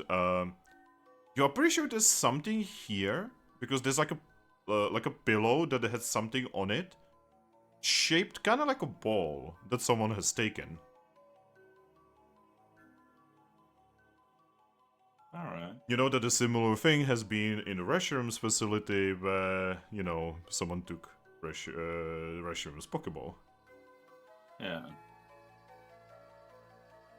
So this was Zekron's. Who knows? You could fondle the computer there. Oh, sorry, terminal is their code in this. Yeah, I'm gonna fondle myself in the terminal. Alright, there's more laboratory information and so the individual that has been collecting information here is actually that Gets guy, whoever he is, right? Yeah. And this is the facility of the Final Strike, Alright. which is apparently a manufactured Pokemon. Alright. Yeah, a manufactured Pokemon that needed to be kept inside a nuclear reactor in order to control its powers. And that this Pokemon could be used in order to blackmail the entire world into giving up their Pokemon. That's not good. Gets specifically mentions that this Pokemon is so powerful that even the power of the three dragons would pale in comparison. That's worrying. And you're pretty sure that the Pokemon is supposed to be in that empty casket. Yeah. You would find a photo on the Pokemon. Okay. It kind of looks so you know what Ember's character looks like, you know, normally the Zoroark. Yeah. It kind of looks like Zoroark, but miscolored. The mane looks different. Just generally looks different.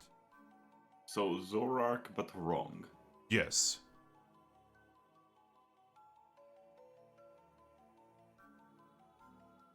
Huh. Oh yeah, do they have a Geiger counter? Yes. What's the level? It is going beyond the red. Good thing that ghosts don't fucking give a fuck about radiation. Yep. Oh boy. Yeah, I'm pretty sure the only reason you guys are not getting sick is because there's those 5 massive fucking reinforced doors.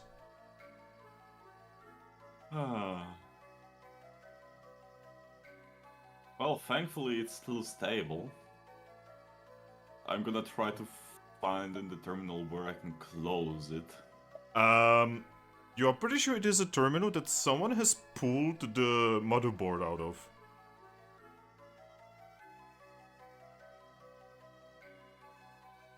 How damaged is the motherboard? As in, it's missing. They yoinked it from the computer. Damn scalpers. God damn it, Salazzle. I mean, does it still have the discs? Yes. Alright. By the way, in Pokemon Universe, they don't have solid-state drives, fun fact. They only have hard drives, and their hard drives are fucking massive. We are talking like 90s era hard drives. Nice. You know, those like really big ones that you have to like literally pull out like it's a fucking server. Yeah. It's actually beautiful. I love how weirdly behind times, but also ahead of time technology in Pokemon Universe is. I'll take those discs and I'll fondle them into the other terminal. Alright.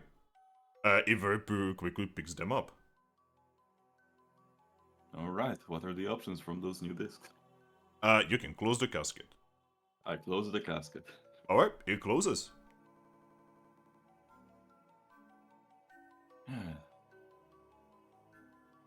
Alright, anything else on this? Well, you find more information about, you know, basically lots of back and forth and mostly just ranting from this Vergetsis guy. Honestly, he's kind of a ranting baby. Constantly complaining, wanting to do. He doesn't even want to take over the world anymore. He just wants to destroy everything at this point.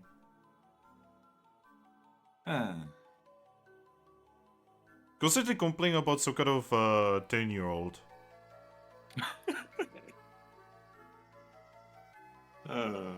Also about some kind of terrible spawn that he had a hand in spawning.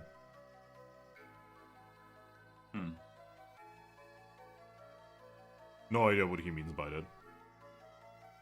Is he by any chance mentioning some other parts of this facility? He would be mentioning that this is literally just like a small facility, and the main facility is actually in Unova. Which here would be what? Snow? Who knows?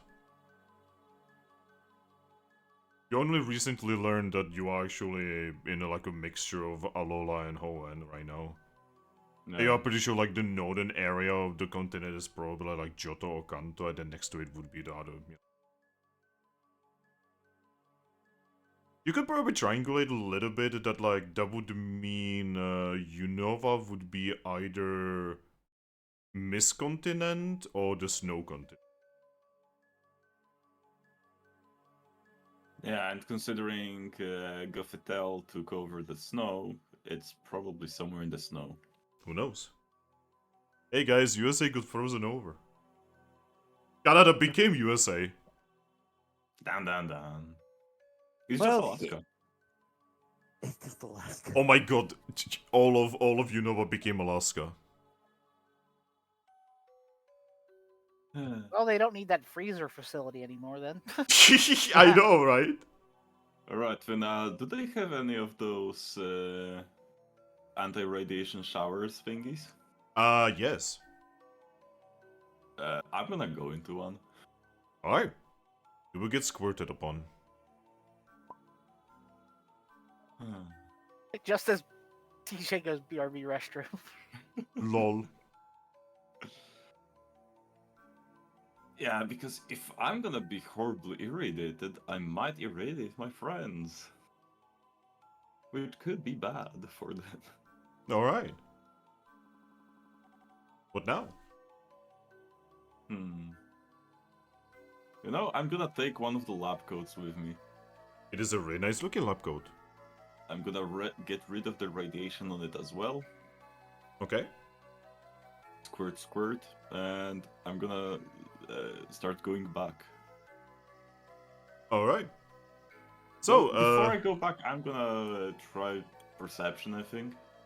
Okay. Yeah. Insight, survival alert. Literally just playing Pokemon Uranium right now. No. No, that was Chilling Adventure. See, Radium, you, Radium, you, Radium, you, Radium. Recruit. Alright. You're pretty sure that everything of worth that was here has already been taken by someone else. Alright.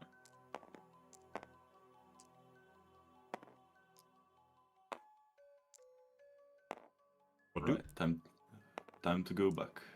Alright. After about 20 minutes, maybe 30 minutes, Ember, Aries, Yeah. Yes. you see Thrack appear through the door. In a lab coat. He's wearing a lab coat.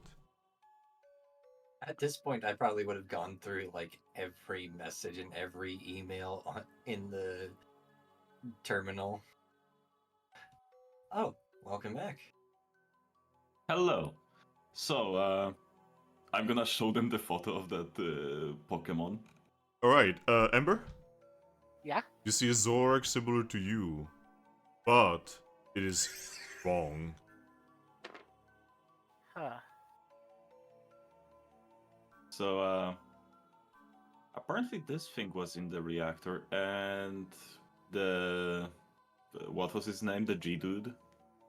It's Yeah, the Getsus dude was saying that it is probably even stronger than Reshiram, Zekrom, and Kyurem combined. so if you wanna know what it looks on the photo, it looks like this. Oh, why is it a link? This is why I hate internet. No, it's just a Susan Zoroark.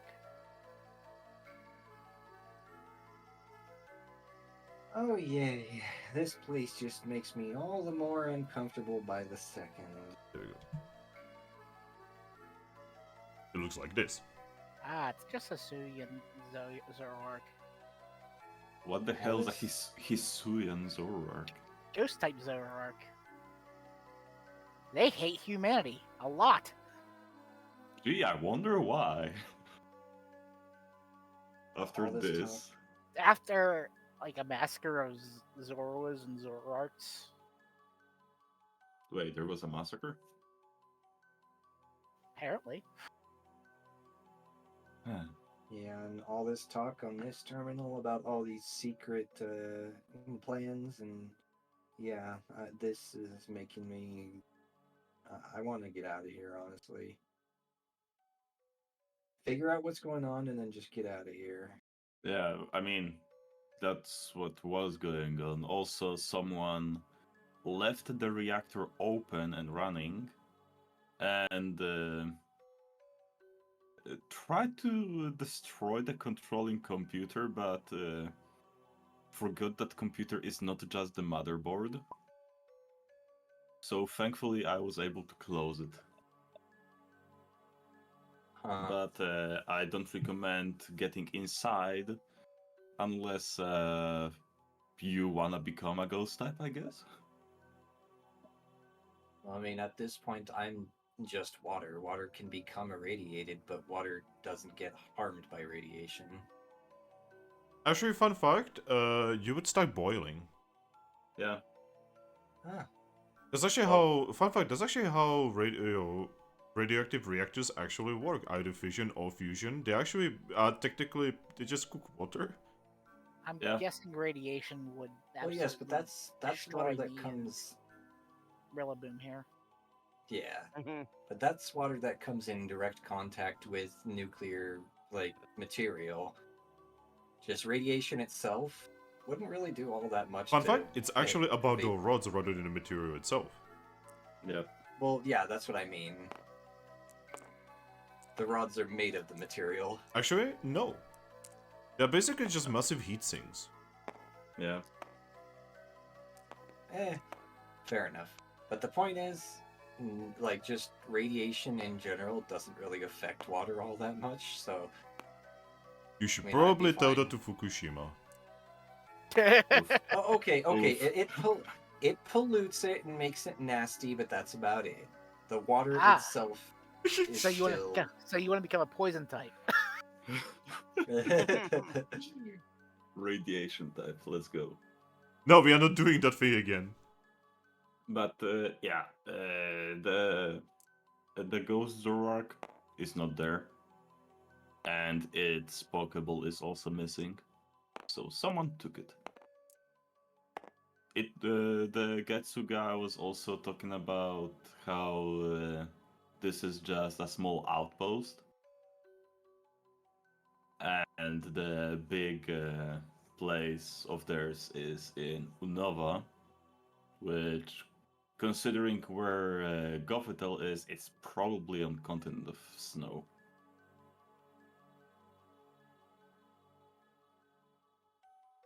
Huh. Which kinda makes sense considering she's allied with Zekrom.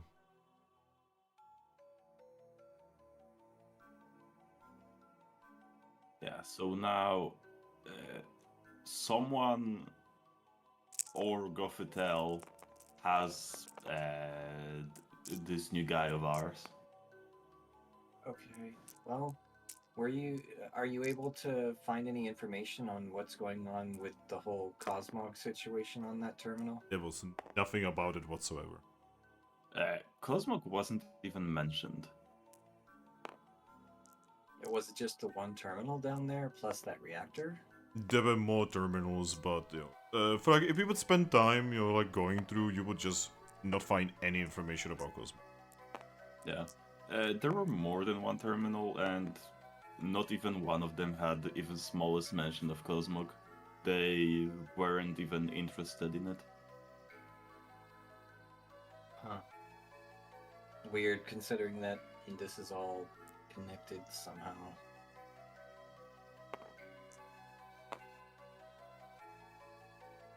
I don't Oh, think it's hey. coincidence, but I think we're missing something.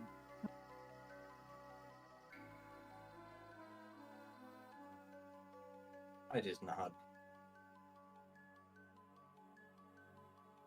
What would you guys like to do? Oh, by the way, there is no staircase that goes from B4 to B3. You have to take the elevator in order to go up. You want to check B3? I mean, there's the generator and all the bombs and stuff. Something makes me wonder if there's something beyond B4. Oh, yes, B5. Or B5, sorry. Give me a moment. I'm gonna sink in below the floor. Alright, you go to B5. No, that's what he meant, is below B5. Oh, Yeah. You go deeper. And you would sink into a home of... you would sink into the home of a couple Diglets and Ductrios, who just look at you very confused. Oh, Sorry. I'm gonna go lower. Ductrio would just look at you and just be like, no, it's okay. Do you want some cookies? No, it's all right. I was just wondering if there are any like open spaces below. I mean, yes. There's gonna be a lot of open spaces. Like your home. anything which looks like the thing that's above you. What's above us? There's like a big wall. We could never get through it.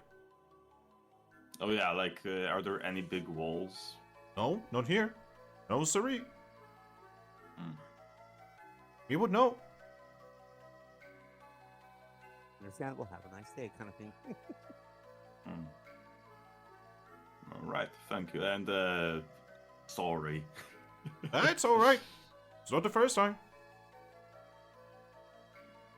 Oh really? When was the last time? I mean, there was that Pikachu that was near here trying to look for a way how to go through that wall. Ah. It always comes back to the line. He was a really nice guy. It was weird they had us smoking some kind of weird thing. Yeah, I think I know the guy. Didn't tell us his name. That was nice. Sit down, talk to us. My wife gave him a little bit of berry juice. Oh.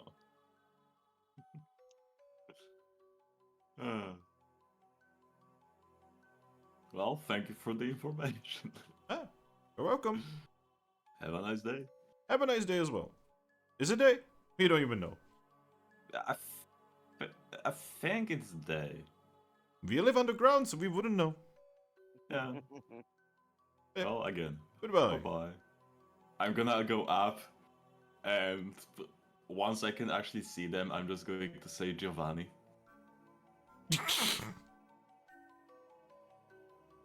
God damn it. What? Giovanni was talking with the Diglets who are living below this room because he wanted to get in. Okay, how the hell did he get in there in the first place? Well, below? Good question. Maybe there's a back entrance or something. I don't know. Then I'm gonna like look around beyond the walls. Well, you look around and it would not take you too long when you would float outside of the mountain and you would find out that you know how there's that burst pipe? Yeah. It actually leads outside of the mountain and it like actually goes down into some kind of like basically like not really a lake, like more like a pond that goes like a little bit beneath the mountain. There literally is a big defensive like error here that anyone could use in order to enter the Sun Temple. He was using the Oh. cooling system. Yep. I'm gonna go back. And I'm just going to tell... Guys, Giovanni went through the fucking cooling system. Of course he did. That seems like a big oversight. Yes. Well then. Damn you, Team Plasma. I'm just gonna write a message to Giovanni. Alright. What the hell do you need Hisui and Zoroark for? His answer would be somewhat... Actually, no! He cannot answer! Because at this point, he can't! Oh yeah, So- he's inside the Pokeball. He's inside a Pokeball, so he cannot answer! Ew. Oh my god! So yeah, he's not going to answer. Not for lack of Oh. trying. Well guys, he's not answering. Yeah, sounds about right. He's probably gallivanting around right now, murdering some legendary. I What mean, did we instruct you? maybe something happened to him. Usually, like even with our history with him, he was still responding. Why did you don't kill know. him? It might be our history that is preventing him from responding to you. Maybe he doesn't want to talk to us anymore. I mean, he was notifying us about those legendary hands of his. Yeah, but we've kind of ignored them, so maybe now he's upset at us for that. I think even if he would be upset, he would do some kind of quip about that. Kolavitsa fucking sees a message in front of him, quickly takes it before anyone notices in the Moonstruck. Man. Who is this I'm not Thrack guy? sure.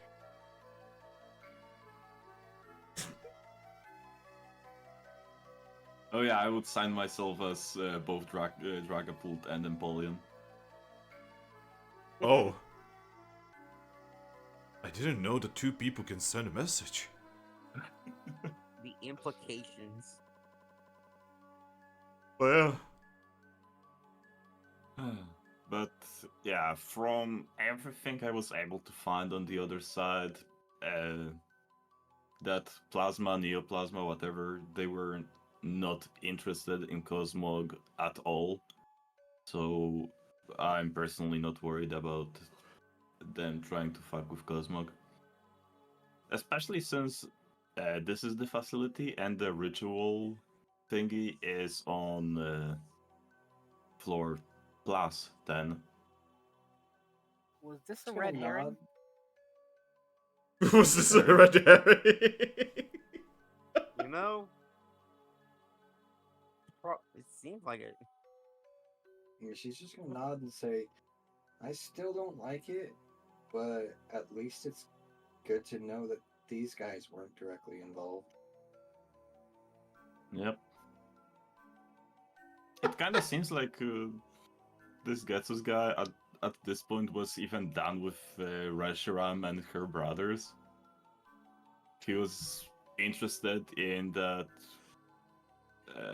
new Zoroark, and then he was like, oh yeah, it's a monster. You know the drill. Yeah, sounds about right. Yeah, and eventually he didn't even want to, like, control the world. He just wanted to fucking destroy everything. You know, from what I've heard about him, that sounds about right. But yeah, let's go. Maybe we should go to like the Red Library or something. That's something for sure. Eesh. You know what fish that is? Herring. That's a red herring. we officially found it. The legendary red herring. If only... okay, do you guys, out of character, want to know what's going on here? Yeah. This was content for you, but Moonstruck stole it from you. Yeah. Yup. And people wonder why I get so pissy about the Moonstruck. Because imagine how interesting it would be if you guys actually got a Hishu and Zoroark, considering you literally have a Zoroark in your team. Well, have... I just hope next time when we have campaigns like this, No, we won't this is be never able gonna to happen. steal the content from each other. Mate, it's never going to happen. I'm never doing this ever again. Good. Because it was a good idea, but then Moonstruck started doing Moonstruck things. They I would had just like one to point issue. out It was that mono. Garchomp. Yeah, I was gonna say. Actually, in this case, this one was actually Tout. Oh yeah, by the way, do you wanna know who's tried to sabotage the computer? Mm. That was Striker. Fucking an Aggron fucking sabotage the computer. Yeah, I was gonna say, the what was only his one- idea behind that? His idea was, if I take away the motherboard, surely no Pokemon is gonna be smart enough to put that together. Takes discs away. I didn't even need the processors. Now, you know, this actually feels really bad. So, What do you mean? Yeah. Missing this entire subplot to Moonstruck is what I'm pretty sure he's getting at. Yeah. I'm sorry. Again, we are never doing this ever again, don't worry. It was a good experiment, but I feel like I probably have done it wrong. You know, I'm just gonna take the blame. Yeah, I'm gonna say that's my fault. No. Nobody could have foreseen the actions. If anything, blame the players. No, I am not gonna blame the players. I am a responsible it's- GM, and I will it take is the neither. responsibility. Shut up, Aries! It is neither. and then you had That's Taunt the and Mono, like, taunting us that we were too slow and stuff. No, Tout doesn't do that. Mono would, but Tout wouldn't. But Mono can just sometimes be a butthead just for the sake of being a butthead. But anyway. He's our butthead. that's- Yes, he is. That's just how RNG works, though. Tout didn't exactly want to end up here, but let's just say things happened in our campaign that, you know, kind of just guided his character here. You mean like a Mew? Well, Yes. Yes and no at the same time. I mean, hey, you guys had more guidance with Mew than we did. I'm Yeah. kind of surprised you didn't take our Cosmog as well. They tried. Mono actually was literally talking about that, wanting to say that Yeah. he wanted to do exactly that. He was like, "Yeah, we should go find the other group and take their Cosmog and do it too." Yeah, that sounds like Yeah. Mono just kind of fucked up everything. Yeah, And then again, leave like 20 minutes later. Mono was the only one intentionally like going out of his way to mess with his Sunstruck group. Like I was saying, Tout just happened across this. Hmm. From their point of view, they were just saving a Hishu and Zoroark that was stuck inside a device for way too long. They Yeah, were not. let's They, just say they were this- not actually trying to fuck with you or anything. Let's just say this was a combination of it being both between a like a submission caused by Salazzle as well as other things. Oh, I knew this was done by Salazzle. I connected all the dots. But yeah, what would you guys like to do? Lord, then. You're gonna go straight to the floor then? Say we What? still Is there, gotta like- investigate What? floors 2 through 10, 2 through 9. Yeah, I was gonna say we should be a bit more like investigative first What? before just going straight to this. I mean, what's the point of Chamber. being here, honestly? Well, that's what we're aiming to find out. So I say we start with floor 2. Alright. I Good. just hope that there will be stuff in this facility that the Sunstruck group didn't take. The Moonstruck. Well, Yeah, Sunstruck. Right. So you guys go to the elevator and go to floor 2. Correct? Yeah. yes. Yep. Ember? I'm going to floor. I don't know. Okay. And you go up. And then you just hear the ding as the door opens.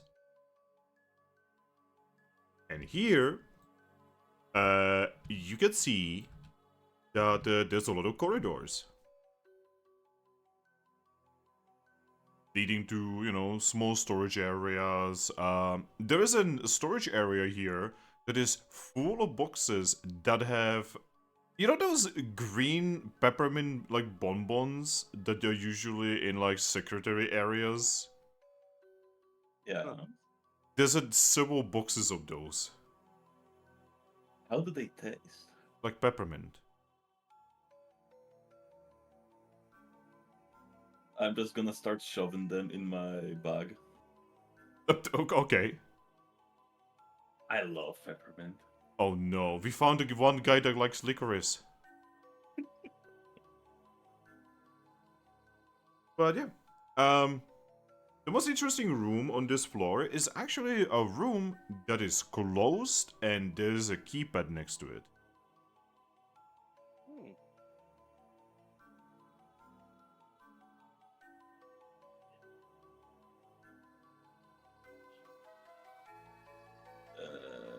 Wait, didn't we get a key card? Sometime, like, long time ago? I think you had it on you. Ah, the strange metal tablet. Then I'm gonna try the strange metal tablet on the thing. Do you wish to slide it across? Yes. You slide it across, and it opens! Ta-da! I guess it wasn't junk after all hiding in your inventory. Alright. After all, Do you wish to enter? yes. Yeah. You see a Check it big out. room that has several terminals in a corner and a strange massive device with two like cylindrical like entry spaces here. Going straight for the terminal. Alright, it is on. Terminal. You said, sorry, the Thrack was talking at the same time. You said it's on? It is on. Okay. I'm just gonna start looking through like files and what this thing controls. Well, this device is essentially an advancement of a certain technology by a certain professor. This is basically a teleport. Teleport. Yep, you put something in the casket 1, and it will teleport to casket 2.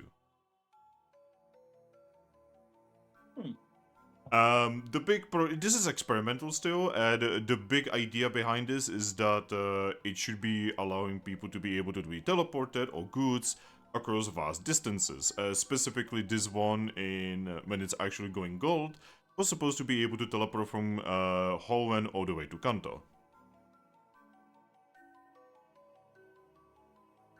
Hmm. Considering It's it currently considering it is here, you are pretty sure that the experiment was never finished. But it looks like it's active. It looks like it's active.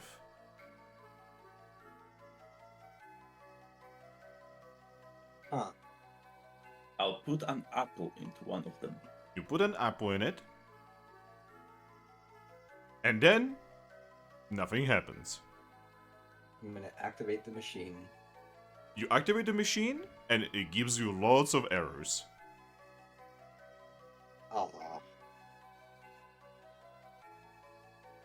I'm just gonna spam okay. You spam okay, and it will just give you another error. Okay. Nothing happens. Hmm. Man, it usually works. You could just press OK on error and expect it to work. I'm Alright. gonna read the errors in more detail. It will inform you that a vital part is missing. It will also inform you where you could find a replacement, if it's actually there. What is the name of the vital part? The vital part is... oh god. It will basically give you like a string of letters and numbers, really. I'm actually gonna write those down. Alright. And Yep. then I'm gonna see where this replacement part is supposed to be. The replacement parts are in box 4 on floor B1. Box 4. Give me the number, I'm gonna quickly go there. Yeah, I'll give him the number I wrote down. Alright. Are you gonna go look for it? Yes. Alright. You go there and you can actually find the box. You can also see Rotom going around the generator, going absolutely apeshit, by the way. The dude is enjoying this. Like, he grew a pair of beefed out legs and started running like a beefed out hamster wheel. But yeah, you find a box, you open it, and there's these weird motherboard looking things. It's basically like a mother of all motherboards. Oh boy. It's like a weird crystal thing in the middle in a ball. Alright, I'll take it. Alright. How many boxes are there? There's dozens of them here. I'm All gonna with start- tools and replacement parts, all very specific stuff. Some of these you could easily tell what they are, there's like light bulbs and such, but there's also a lot of things that you have absolutely no clue what the fuck they are.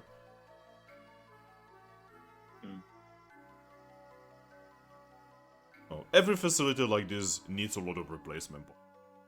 Yep, You never know when something is very small is going to break. that is. I'll take the mother of the motherboards up. Alright. Dragapult appears. Oh, okay, perfect.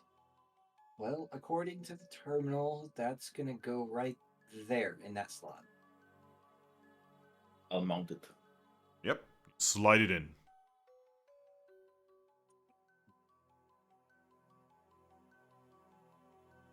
What now? I will attempt to run the machine again. Alright. Vaporeon, could you please roll me a D100? Sure. With our favorite girl. Yep, that's what I was doing. 70. Alright. So you guys put the apple in casket 1, right? Yes. Yes. You see weird lightning? You know, like electricity being like powered. And then you hear a strange noise as the other casket opens. And you notice that the apple in casket 1 is still there, but now there's an apple in casket 2. I don't think that's teleportation, Aries. He nods. Yeah, you will see that there was a lot of like errors. And yeah, Just- there's 2 apples now. I'm gonna read some of the errors. Frequency too high, malfunction in several areas, critical malfunction, error. Are those problems in programs or in parts? Both. I wonder what would happen if I put the Victini here in there. No. But yeah, you have 2 apples now, and they both look completely okay. You know, I'll take them out. Wait, you have a Pokeball with an Entei. Yeah, I don't want to do that with anything live. No. Because, I mean, Alright. even though it used to be a completely different Pokemon, now this is a different, being entirely inside of this Pokeball. So, I mean, however, I would, offer Thrack my Reviver Seed. How about before we do that, we replace at least the physical parts, and you lower the frequency? Well, I was already doing that, but the physical parts, I don't think any of them are broken. I just think it's not constructed the way that they would want for the intended outcome. We would have to essentially build it again from the ground up if we really wanted to make a proper teleporter. I'm getting from these errors. Mm.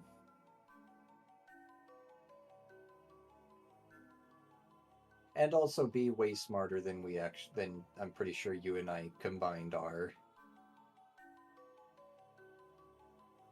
I know that, sometimes it's easier to repair something than to build it. She nods but says, yes, but I don't think it's technically broken. I think it's just not correct.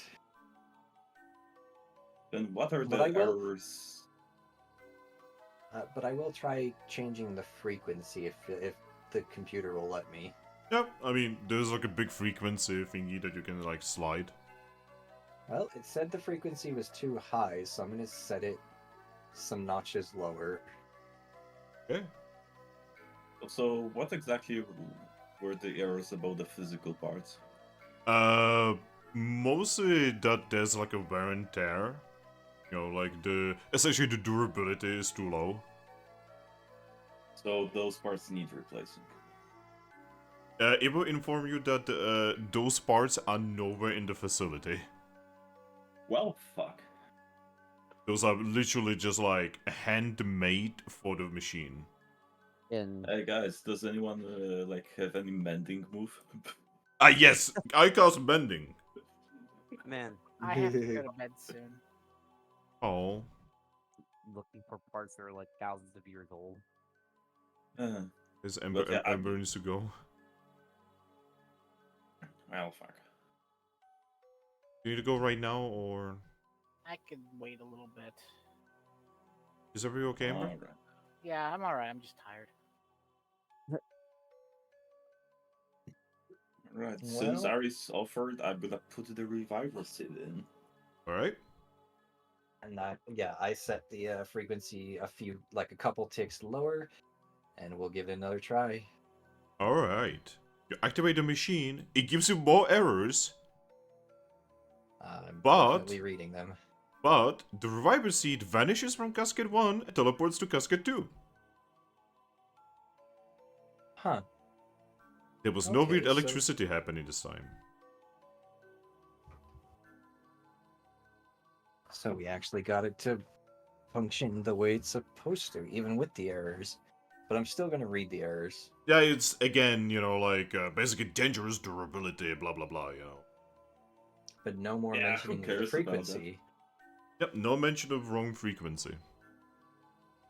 Okay. Maybe we should take a look at the machine. We might be able to at least, tighten some bolts and reshape some metal plating. Hmm. If we can't replace the parts, we might be able to, you know, reinforce them a little, the existing parts a little.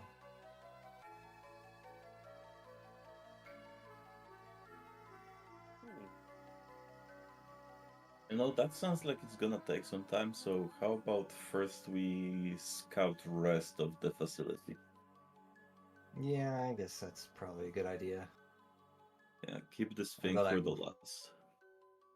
But I will take the reviver seed and put it back in my bag. Okay. I'll take the both both of those apples. You do now have 2 apples instead of 1. I wonder how the cloned apple tastes. You want to try it? Is it gonna taste different? But I guess I'll try it and see what happens. Alright, you tried and it actually tastes about as well as any apple. Huh. Actually, like, spot on to like a normal apple. Hmm.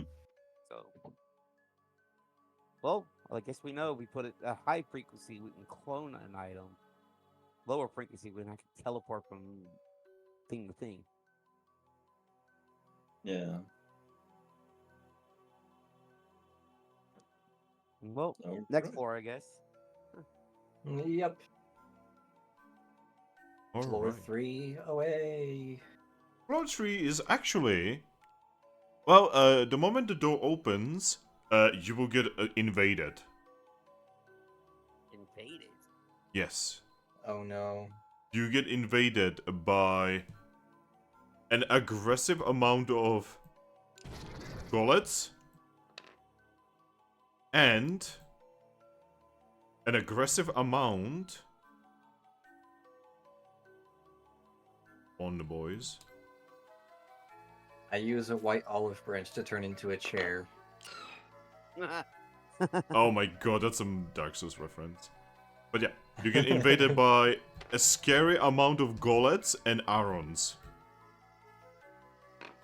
You know, Aris, I think now I understand why they wanted us to go straight to floor 10.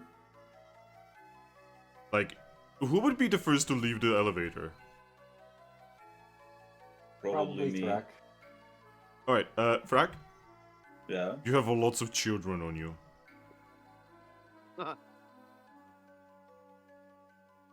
It's the humans! The humans are here! Hey! Hey. Are you the ones that mommy and daddy were talking about? Uh, I mean, depends on who they were talking about, but Yeah. I am a human. You are here to go to the Sun Temple, no? Yes. Oh my gosh, we found them before mommy and daddy did. What are you doing here? This is where we live. Yeah, we didn't know that you were living here. It's okay.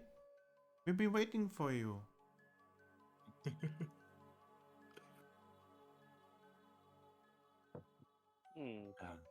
I take a look at Ares. I'm gonna assume that other floors outside of the final one you also are living in.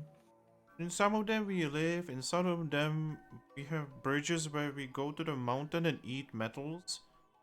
In some of them we have rocks that we play with. Alright. Well, Aris, it looks like we need to go straight to 10. I mean, you can take as much time as you want, we can play. How many other floors do you guys occupy?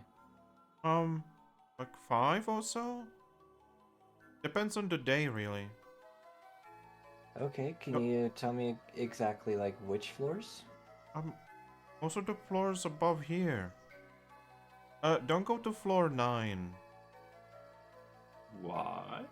Floor 9 is not working very well. Ever since, the incident. The incident. Yeah, the floor fell. Oh. That means technically there is no floor 9. Well, I mean, Thrack, the entire it's a floor fly. fell? Oh, not the entire thing. It's like a big hall. Lyron was trying his headbutt and he didn't. Ah, Yeah. You know, I'll be extra careful about it, and I'll float in that floor. As you go through the floors, by the way, you will see that yes, there's a lot of like. You are noticing that there's an entire society of these Pokemon.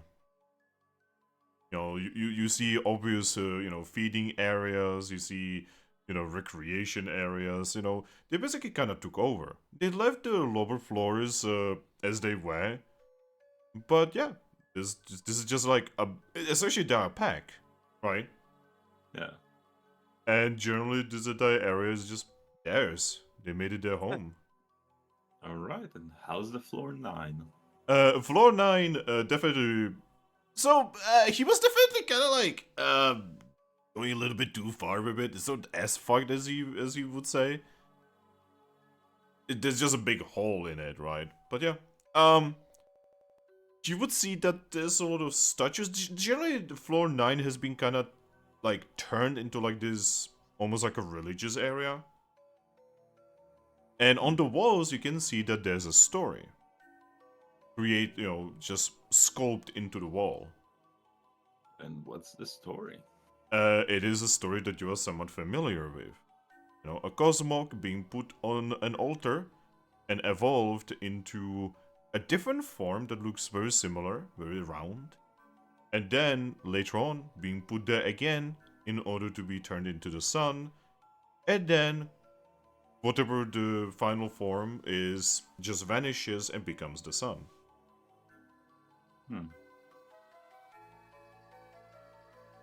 You're familiar with this story at this point. Yeah. You would see that there's a lot of, like, Arons and Lerons and Agrons and Golets and Golurks who are very happy once Solgaleo turns into the sun.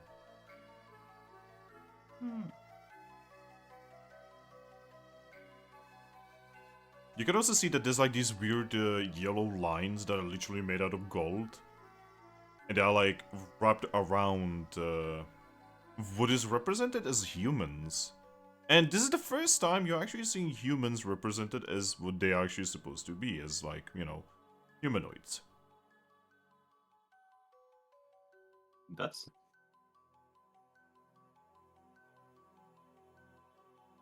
alright. That's it? Yeah. You can see that there's statues. Most impressively, there is a statue of Arceus here. In the form that we know it as?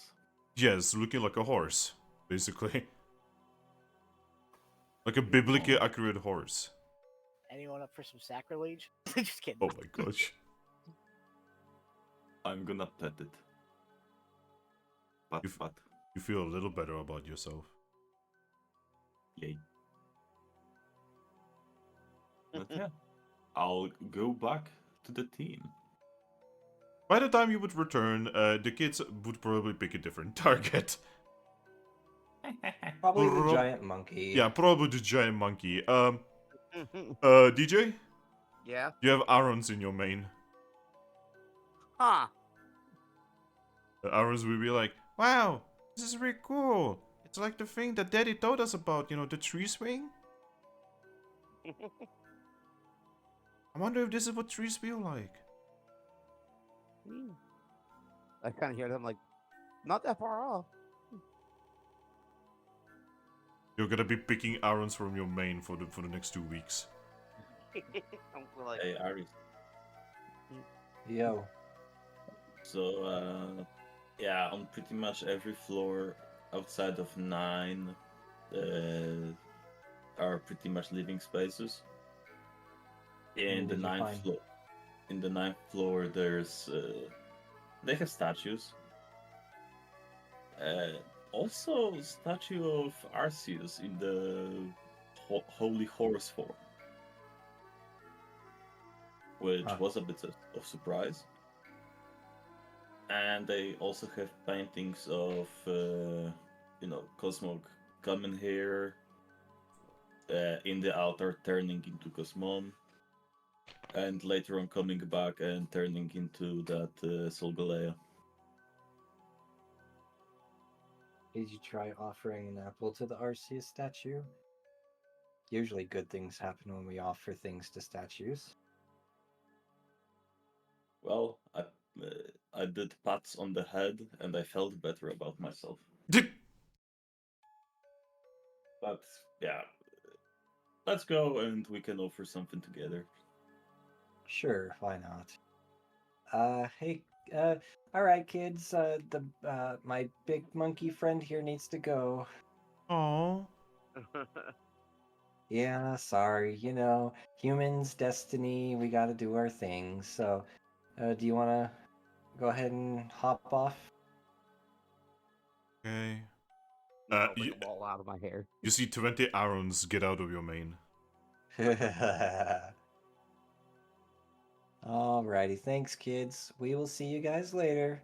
Okay, bye-bye. Don't get into Bye-bye. trouble. Good luck with the ritual. Thank you. And then I'm just gonna push the 9.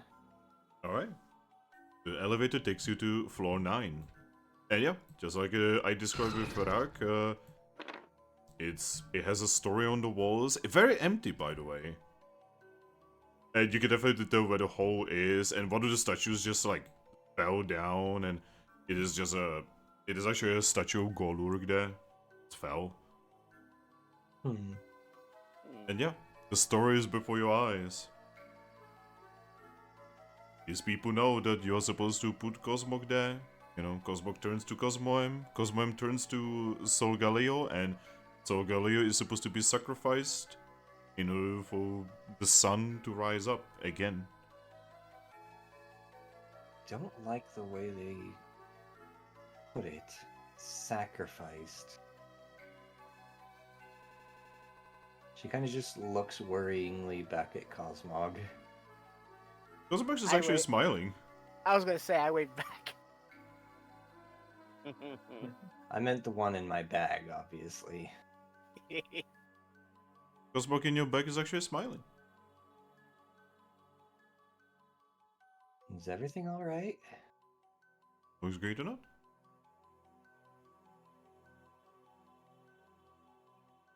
Cosmog is actually going to float out of your bag. I'm just gonna watch him. He's going to float towards the statue of Arceus and touch Arceus with one of its blue thingies. And then look at you with a smile.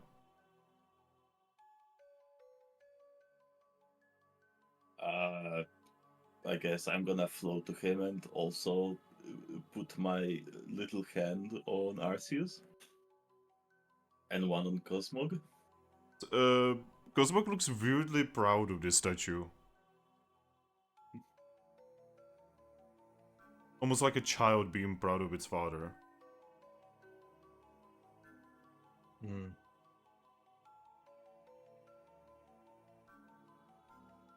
I'm gonna give Arceus an apple. You give Arceus an apple. His eyes light up. Thrack? Yeah? What is your character's dream?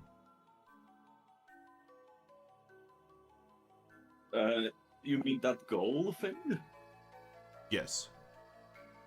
That goal thing was for me to have a conversation with Rayquaza. Suddenly everything shakes. Oh shit. Oh no. You feel like weird noises from outside, and definitely sounds like a very angry space noodle screeching bloody murder right now. Oh no. Oh no.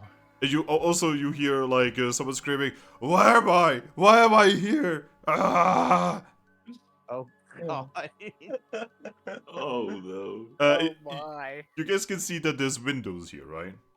Yeah. And when you look out of the window, one, you are in some kind of big building, and two, outside of the building, you can see that there is Rayquaza currently.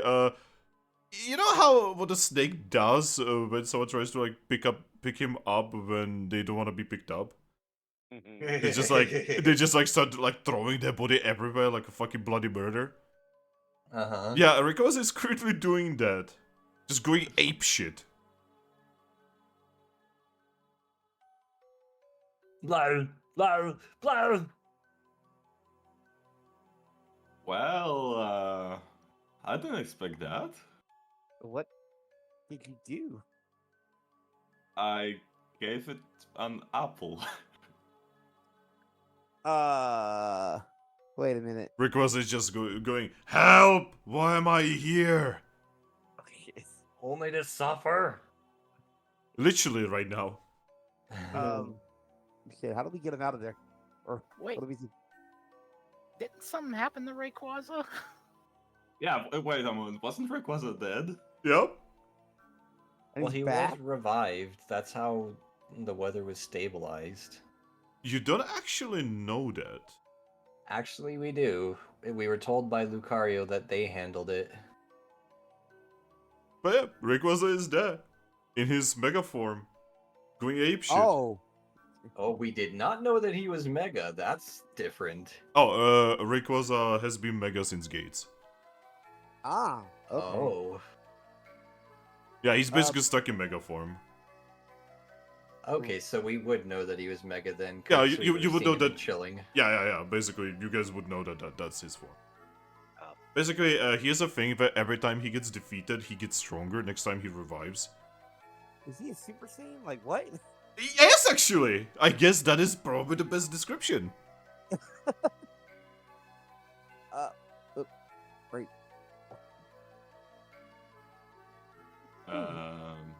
Rayquaza?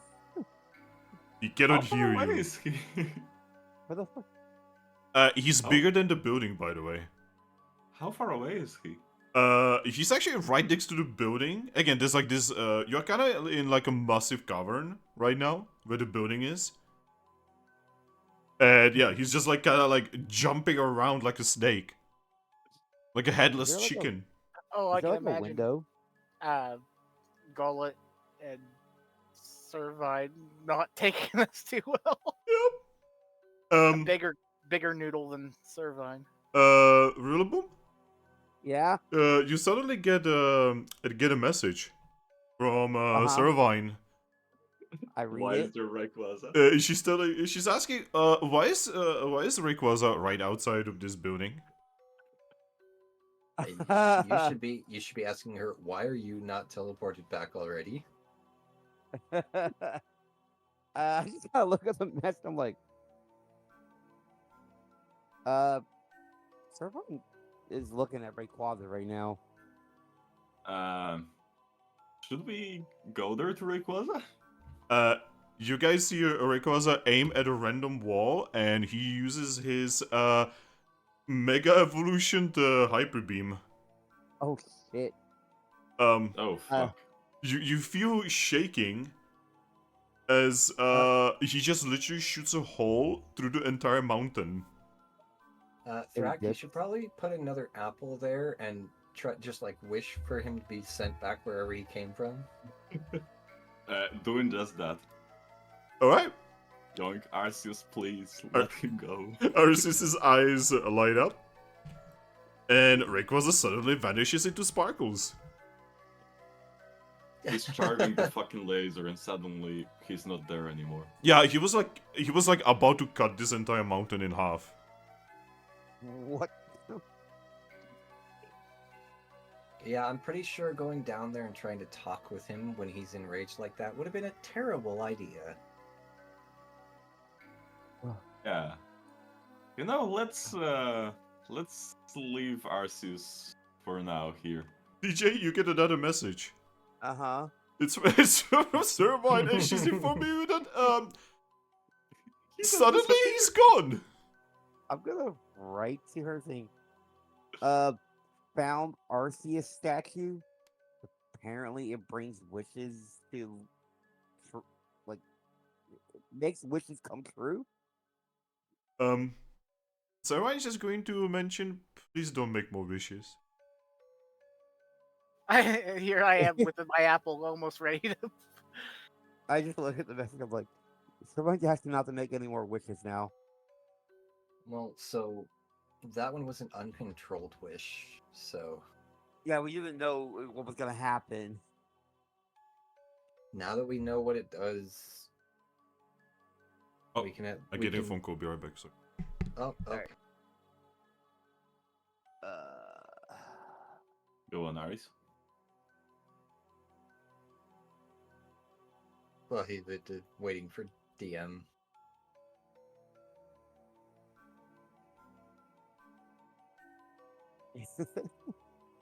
Just randomly. And Aw. suddenly, Rayquaza. Wait a minute, couldn't we just wish to get Kyurem and Zekrom in the Pokeballs for ourselves? Well, we could try. Oh God, that's Go- gonna be. Though, maybe before we do that, we should go evolve Cosmog. Well, Because, see, what I was gonna wish for would actually solve that problem without us having to take him to that sacrificial chamber. Hey, you know, I just thought, if we can wish for anything here, why not wish for Glaceon to be cured? There is that as well. Because I mean, that would fix most of that problem, wouldn't it? My wishes would be more selfish. That's the exact reason I'm trying to find Jirachi. Oh. I just think it's funny that I know when he's actually met their goal. Yeah, I mean, my ultimate goal is just to leave the world in a better position than I found it when I first came here. Yeah, I my mean- goal is kind of nebulous. To make the world a better place, I think. I'm back. So Welcome. essentially the same Welcome. thing. You guys had basically the same goal. Mine was like just play music for our god, and Thrack was just talk to them, a certain one. All right. So, sorry. Let's continue. You're good. Yeah, it was one of those like automatic calls, except it took me a little bit to realize that it was an automatic call.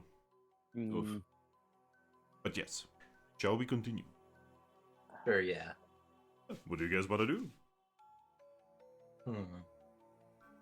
I kind of want to try one.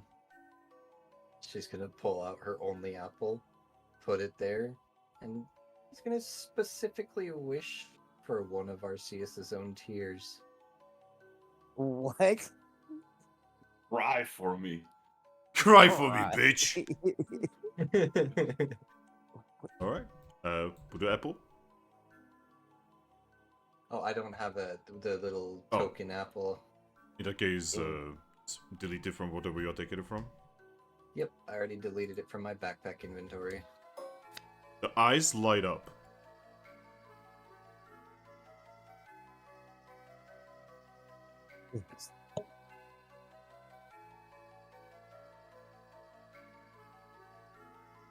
It lit up. Yeah, you know.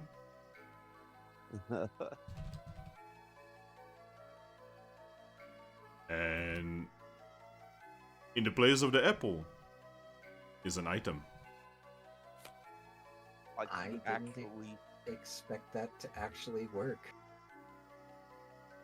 She actually looks shocked, and then she looks over at Dragcloak and just says, Thrack, I don't think your idea is as crazy as it sounds anymore. I put the Eevee plushie that I've been carrying around for a while on the statue. What do you? Alright.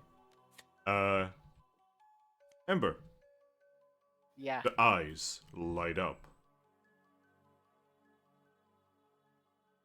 The plushie turns into a Zoroark plushie.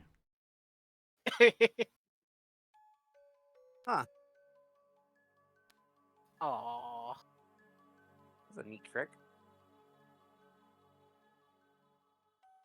For the wait, I wonder, does it have to be an apple to put in there for the wish? I don't know. I have an orange berry. Give it a try. It's just what to wish for this one. I mean, we could try to either get Kyurem or Zekrom, or maybe even just cure Yeah, that's what I was about to Glaceon. say. That's pretty much Yep. what I was saying. I don't think your idea is as crazy as it sounds anymore. Yeah, I mean, especially if I wish for one of his tears and it just showed up.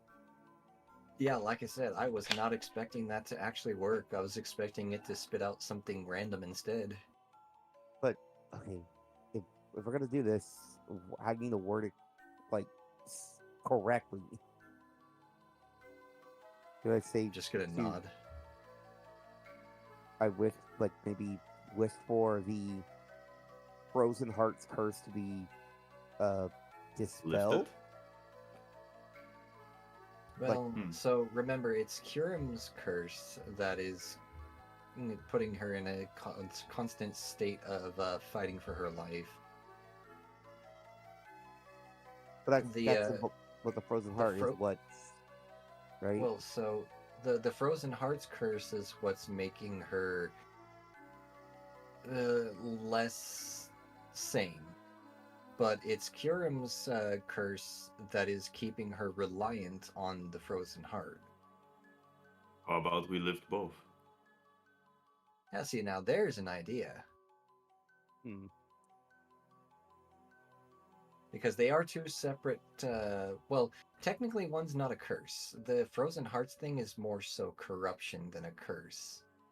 It's just a byproduct of what's happening. Yes. Kyurem's thing, So- though, what he did to her definitely was a curse. Well, I'm gonna attempt this and see if anything happens. I mean, what's the worst that happens? I guess. I'm Alright. just gonna nod and say, yeah, see if we can lift Kyurem's curse off of her. I look at the Alright. statue and I'm like, I have a wish, but I think I'd rather wait to find Jirachi before I find it, before I wish for it. Yeah. I'm gonna place the orange berry in the statue offering and wish for Kiram's curse to be like removed from Glaceon. So, Hmm. the eyes light up, Right. Uh-huh. and then everything stops. Ooh. It's like Huh? for a moment you see. It's like it's okay. You know the whole Matrix thing where like you see the two cats. Yeah. You see something like that, like you literally just saw like a lag, basically. I saw the glitch. Yeah, you basically saw the glitch of the universe. Okay. And then the statue cracks. Oh. And you can see that like Arceus' statue basically just falls apart. Its head falls onto the floor. Oh shit.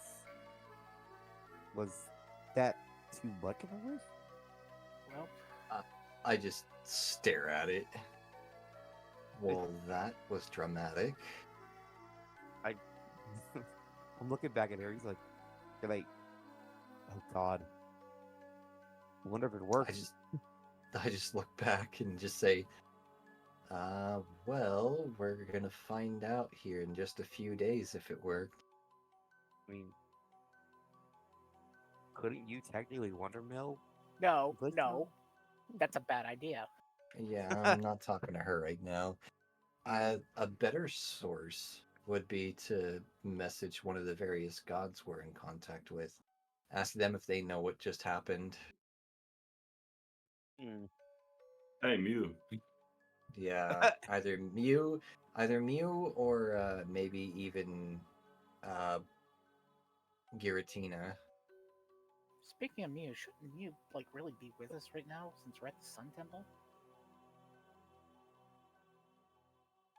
You know, that's a good. But Bless you. let's Takes out, Bless you. bless you. Takes out Wonder Mail. Hey Mew, shouldn't you be here with us at Sun Temple? Sent. The message does not get delivered. Guys, there's a boy. problem. Yeah, I was watching. You know, let's try to see if the ritual for the evolution works, actually. First, One moment. I'm gonna send Yeah. a wonder mail to Servine's like, how are things out there right now? The message does not get delivered. I'm gonna Yeah. look outside of the window. You look outside the window and nothing looks out of place. Hmm. Except, you know, the big fucking hole that the Rayquaza made. Yeah. I'm just gonna think at Mew and just say, Mew, are you there? No response. Oh boy. I guess I'm gonna try a Wonder Mail to Giratina. It does not get delivered. Do I see Servine in front of the building? You gotta see from the side, so you cannot actually see the front of the building. I Alright. wonder, Mail Umbreon. Is everything okay out there? It does not get delivered.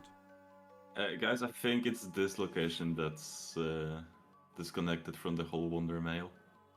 I mean, Yeah, I'm thinking the same thing.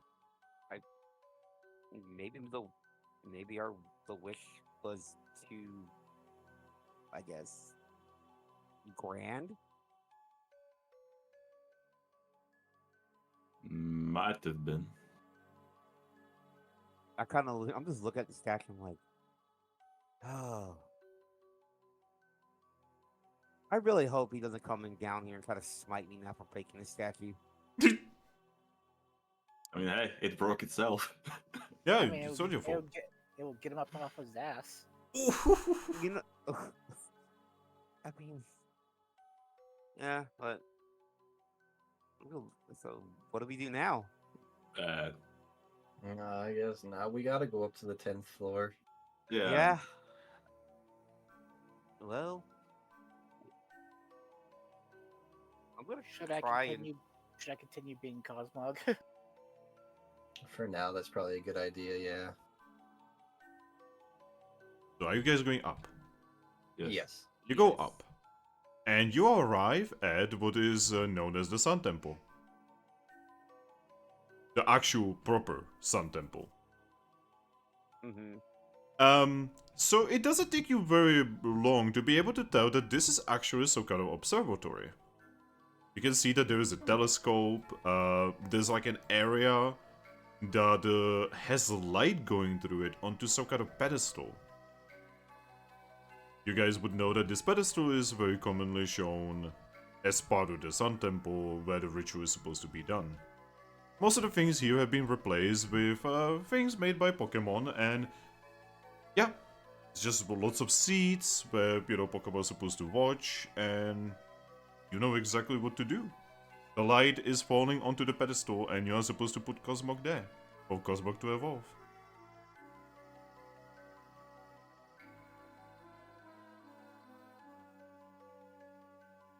Well, I still Cosmog. really don't like this. By the way, you guys have no idea how is light coming through here? You're underground. Arceus's will.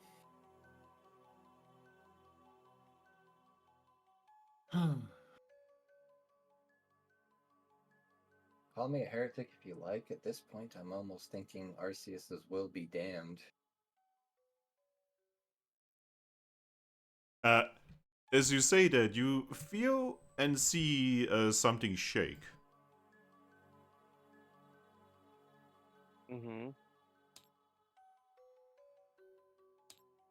And I just look at Ares. Well, we are just going to get bitch slapped by God, I feel. I'm trying to find... Where the fuck do I have this? Oh, Susu, but I cannot spawn this. That means it has to be somewhere on the table. Well, what are you looking for? I'm looking for Agron. Oh, there we go.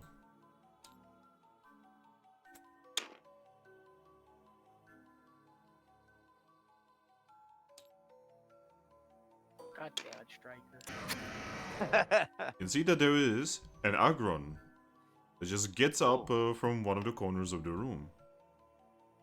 The Agron walks up to you. You feel the shave with each step, by the way. Oh Lord, he Shot coming. Agrons be thick.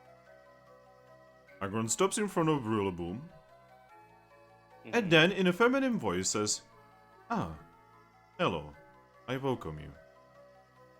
Oh. What an arm Hello. wrestle. I have been waiting for you.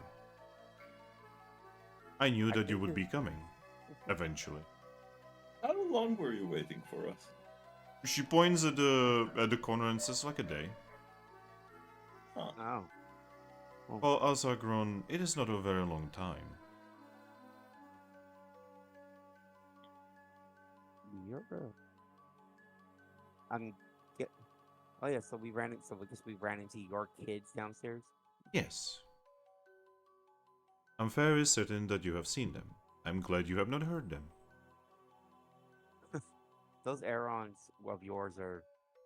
They were all climbing around in my, just kind of patting the back of my like bush afro thing. She tilts her head and says, "But the Aarons are not my only children. Yeah. The Golets are as well." Well, it was only the Aerons who were climbing over me. Yes, Golets are not very nimble. To be honest, we are not very nimble compared to you either. But yes, I see that the time has come. The fated hour is here.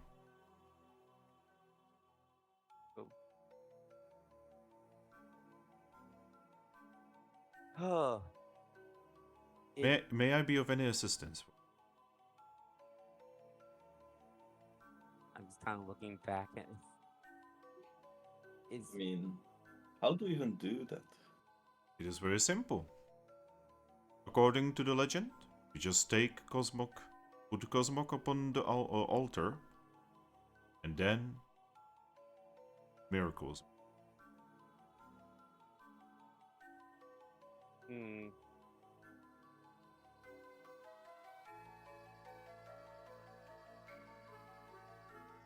And that's it. That's all you know. Yes, that is what is written on the wall. That is what he has left with us.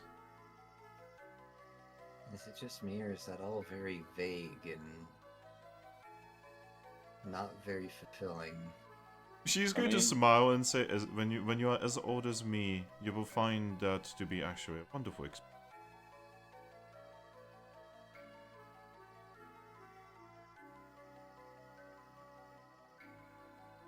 Well, you know, Ars, if it doesn't work, we can try something else. Well, see, the problem is, I'm worried that it's going to work. I mean, that's why we came here. Mm. I think we know it's gonna work because remember how we went to the continent of sand and Cosmac was ready to evolve but didn't? Only because Giratina was too afraid to evolve him. Well, I think because he needs to evolve here. Or so Giratina thinks. Or so everyone thinks. Mm. This whole thing about sacrificing Cosmom, I hate every bit of that.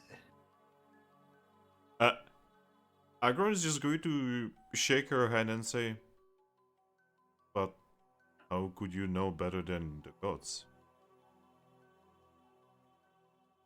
Nobody's infallible. That's the point. Aris doesn't know better than the gods, but he's also overthinking it because he cares about Cosmo. I understand. Caring about little ones is important. I have many of my own little ones after all. But this is more important than we are. And it looks like Cosmog knows about all of this and actually wants it. I'm very certain the little one was told everything as well. Very certain he knows exactly what his purpose is.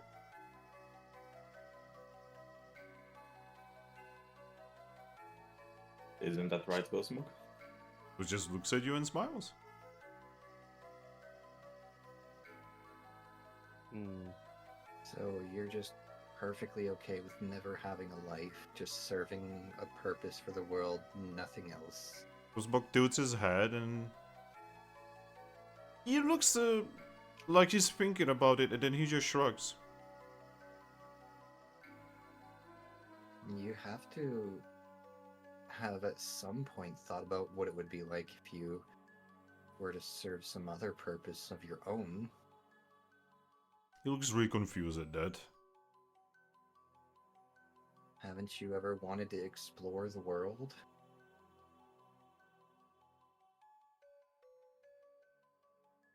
You definitely see Meet his new expression friends? change. Aris, what happens if Cosmog doesn't do the whole sun thing?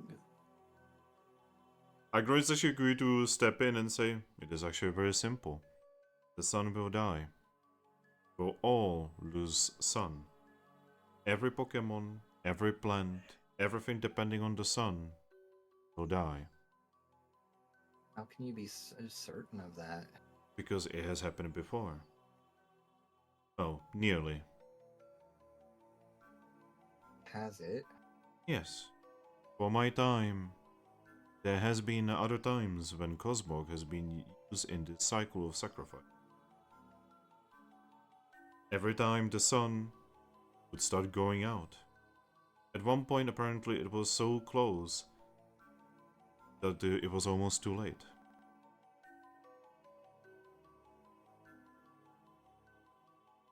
And considering he's here now, what's controlling the sun and keeping it in its existence?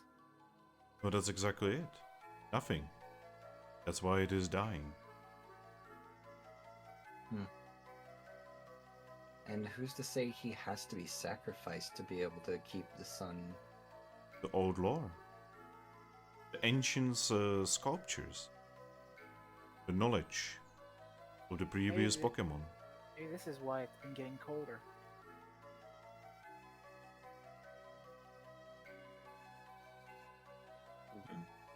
I don't know. To me, it just seems like a very flawed system. She's just going to shrug and say, well, it is not a system that we have created. It's a system that he has. It's like everything else. You, me, my little ones. Technically were made by him. If we wish to see if we wish to see what he looks like, his statue is downstairs. Oof. My husband has made that statue from a dream. Oh. Huh. She just smiles and says, my husband is a wonderful sculptor. He made most of the statues around here. Hmm. I'm just holding Cosmog a little bit tighter now. You mean Cosmog? Or yes, Cosmog. Cosmog actually looks a little bit like... He's doing the thinking. He's doing the thing that he was not doing until now. But is it too late to be thinking?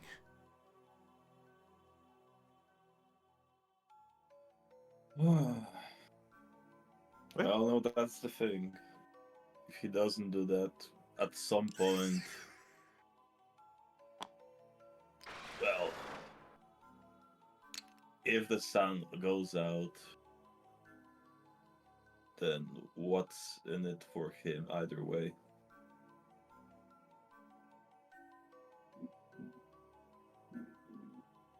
You should know that there is currently another group that are doing the same thing with the Cosmog's moon. sister. Oh, yeah, we're well aware of them. Unfortunately. Speaking of them, how's their whole thing going? Oh. Well, my husband is with them. Or I guess the human that has taken over my husband. Oh, Their Cosmog is currently known as Cosmoem. And she is a wonderful individual.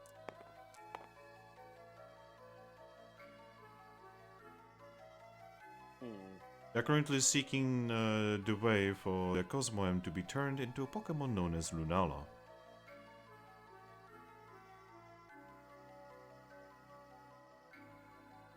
and they plan on sacrificing theirs? She smiles and says, I am not one to doubt their path. I do not question that. Would you doubt our path? No. Whatever decision you make is the decision that you will make. I am just here to make sure that the Sun Temple is protected. So that it is here, ready for the ritual to take place. We have defended this place from many a Pokemon. Good, evil, it doesn't matter. This is a sacred place, it needs to be protected.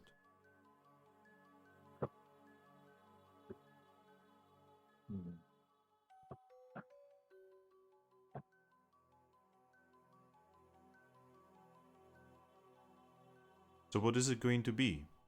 Chosen humans? Fated Pokemon? Has anyone in all of the past in all of the past ever evolved Solgaleo without sacrificing him? I'm fairly certain no. It has never happened even once. Or at least as far as we know. So there might be a chance. She nods. If the knowledge is not here, I can think of only one place where the knowledge could be. Let me. Something tells me you're gonna say the Red Library. Yes. Far on a continent far from here is a place of knowledge. Taken care of by several scholars and a legendary Pokemon known as Jirachi. That's who I need to seek. Yeah, she's actually gonna nod and she's gonna say, I'm thinking we let Cosmog at least evolve to Cosmoem here. But I think we need some time to figure things out before we just go jumping to getting him to Solgaleo. Yeah, ultimately it should be Cosmoem's choice. She's just gonna nod. Just know that when Cosmog evolves to Cosmoem, his intelligence will grow as well. She's just gonna nod and say, good. Right now, The right now he's no different than my little Arons. But when he evolves, he will be on par with you. The more he can make an informed decision, the better. She's just gonna look back at Cosmog and just say, alright, just move to that pillar of light real quick and then come back when you're done, okay? He actually looks at you with a little bit of confusion in it. He's not actually sure he should do that. She's just gonna nod and say, if you don't want to, you don't have to. We can find another way. He looks at it, then he looks at you. Agran is going to look at you and say, just know that you do have the fate of the entire world in your paws. Again, in the end, we could find another way. I mean, But if there is not another way?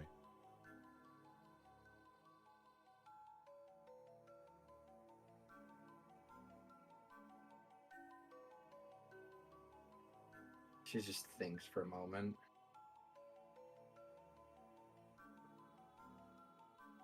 Well, if there's not, then we are about to doom everything. We will figure something out. She's going to give you somewhat of a difficult smile and say, I would much prefer you not dooming everything. I happen to love my husband. My little ones. You know, with how many potential ends of the world already happened, is it even that important? Yes. It actually very much is. You know, there's this terrible phrase from my world that's thrown around a lot that is always used as justification in the most terrible way, and it's the ends justify the means. And she shakes her head. I have always hated it. Well, we're being chosen as the caretakers by him. It is up to you to save our world. I gotta go to bed. Oh, Okay. I can't keep my eyes open right now. go to bed. It's No. okay. Ember. We're probably just gonna talk for a little bit more and then end here as well. I mean, we have been going for 5 hours. God. Yeah.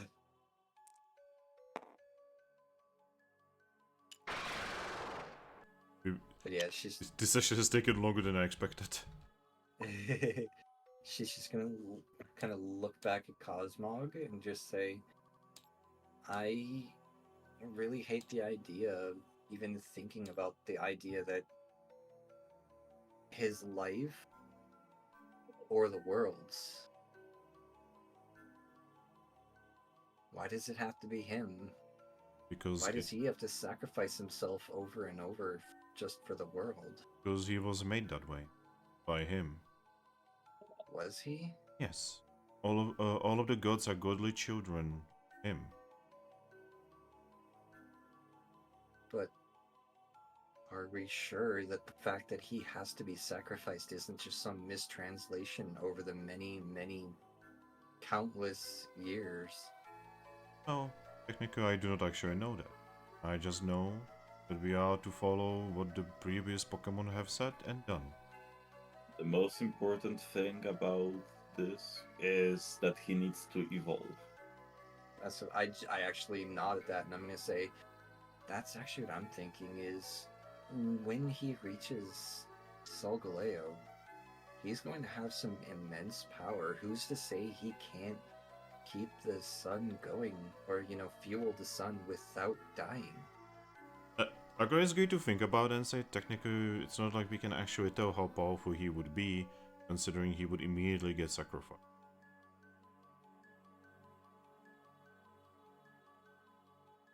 Well, that's why we need to evolve him and not sacrifice him.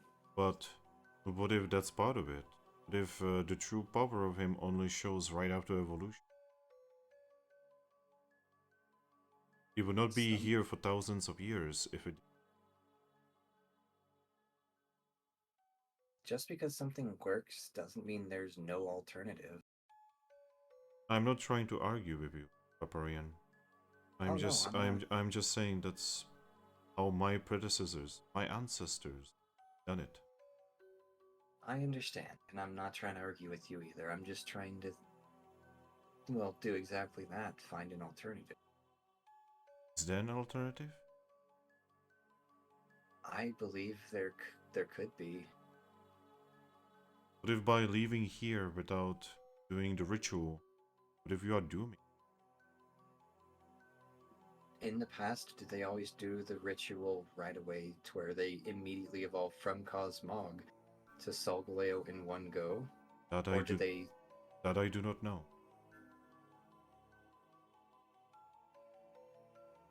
The process is remembered, but not the specific.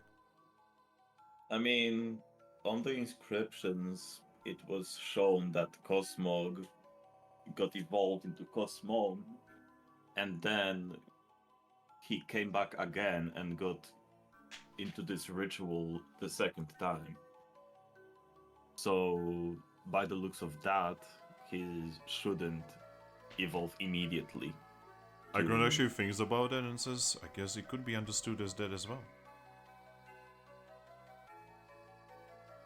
He would need to get stronger to become Solgaleo, right?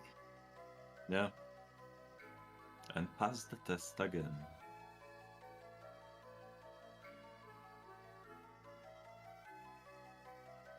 But yes, it's up to you. We have no right to tell you what to do. Can only beg you. She's just gonna nod, and she's gonna look back at Cosmog and say, I trust your decision.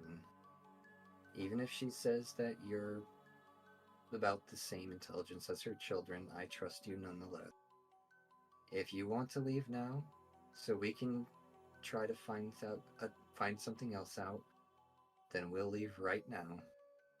If you want to try to at least become Cosmoem, you can at least try to become Cosmoem. He just it looks would very be probab- confusedly at you. I mean, it would be probably easier to figure out bypassing one evolution and not two. She just nods. So DJ, you're being very quiet. What do you think about the situation? I don't know. There's a lot to take in. Mm-hmm. You think? But it's like we came all this way to figure out what's going on first. Well, we're not exactly figuring much out just by throwing Cosmog into the flames. But I Not mean, flames, but into the light. It's a metaphor, Thrack. Gosh. it's. I mean, we let them evolve this one time here. It just we'll learn that hey, he has to do it twice in order to get to there. But At least when he evolves and he actually gets smarter, he could also help us figure this out.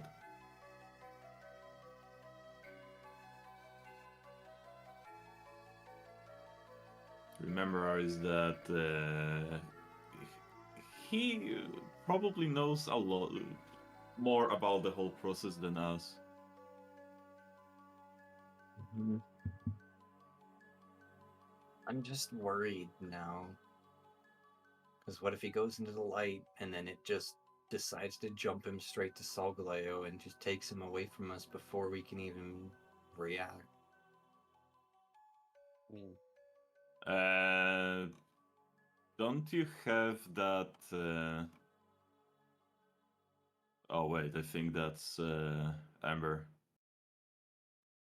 The Victini tier? That's a win. I remember we had one that, or we were talking about one that was like. no, that's if we had actually completed the mission of defeating Marsh Shadow for the Dialga. Oh yeah. Oh yeah, the reversing time tier. Yeah. I mean, there is one thing that you literally just got that would help. Yeah, but the thing is, I'd like to save that for when he's Cosmoem. I mean, that's my entire point. If he evolves into Cosmoem, we can bypass the use of this facility by using Arceus tier. Yeah, that's what I'm saying. If we can get him to Cosmoem without him immediately jumping to Solgaleo, then yeah, we can use the Arceus tier after he's Cosmoem to get him to Solgaleo without facility. But like I said, now I'm worried that the facility's just going to immediately jump him to Solgaleo.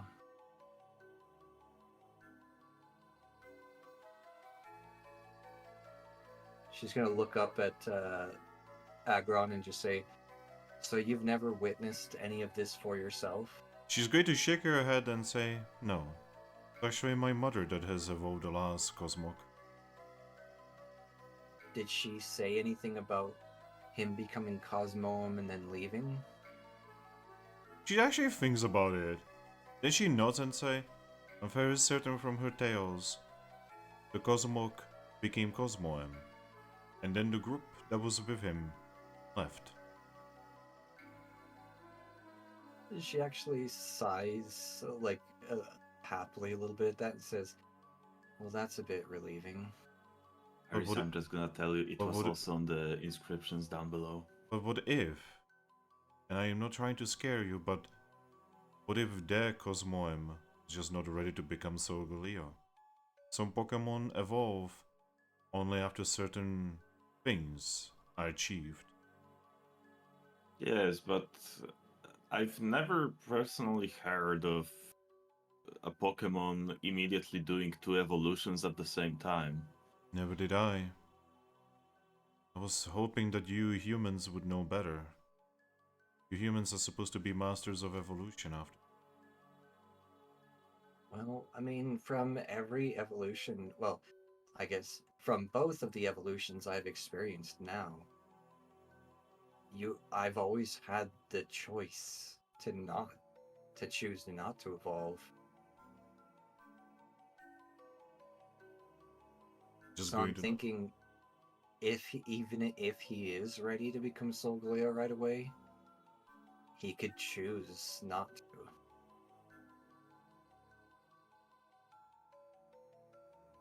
Yeah, and at that point it's up to Cosmog.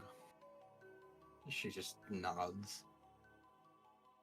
Then she looks back at Cosmog and says, the only issue is I'm not sure how much of this is getting through to him.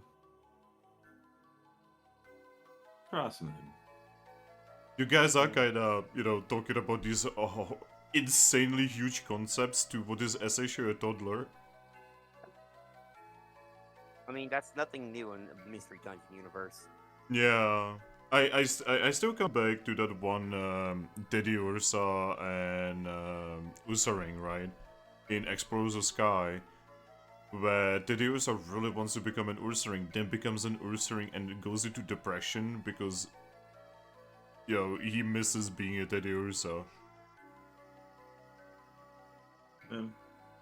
Yeah. Like, baby Pokemon, like kids, they don't know. That maybe they don't want to evolve, It's the whole, some people when they grow up, when you are a kid, you want to grow up, right? But then when you grow up, you don't want to be up. Yeah, the issue being, as of right now, we know that if we don't evolve him at all, the world's definitely gonna die. Yep. Yeah, everything that you know about this. And you guys kind of quickly forgot about the whole Glacian thing, what she told you.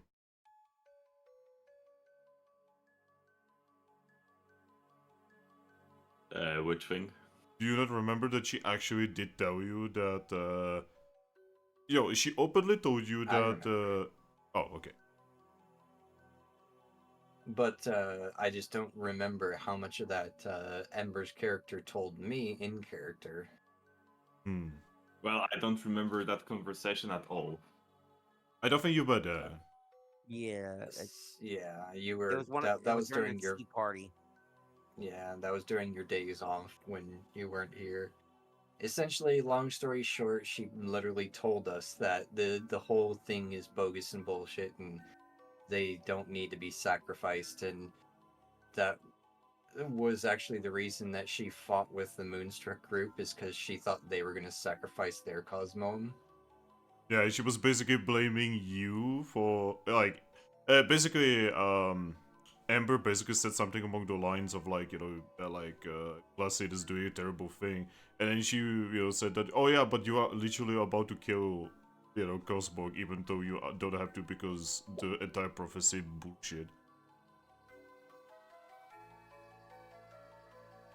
Well, then we are just not going to sacrifice him. I mean, like coming to look like, well, we can, like Agron said, like, we don't have to do it right now. We can just leave. Yes. Now. The Sun Temple is always open for you. Yeah, we know where it's at now. We can come back to it. And considering what Rayquaza was doing outside, you now have a pretty easy access. Yeah. Yeah. Hang Oh. on. I kind of Oh. have a small idea. She's gonna look back at Cosmog and just say, "Could you do me a quick favor, buddy, and teleport me just outside of Mount Horn?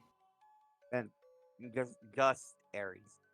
Yeah, just me, just for a moment." Yeah. Yeah. We want to make sure. With concern, he's going to nod. I will give him a quick pat on the head. And blip.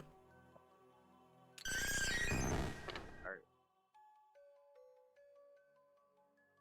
And Well, now that worked. I'm outside the mountain, she's just gonna say, "Okay, now let's find out if that whole Wonder Mail thing is just in the mountain or not." And she's gonna pull out her Wonder Mail and attempt to write one to Salazzle. And it does not get delivered. She just sighs disappointedly. Well, oh right, you've actually been there. Could you take me to Salazzle's? Mog is going to nod. She's just gonna smile and give him another head pat. Alright, you teleport to Salazzle. Man. As you guys are over here, right? Agro is going to look at you and say, he's taking it very hard.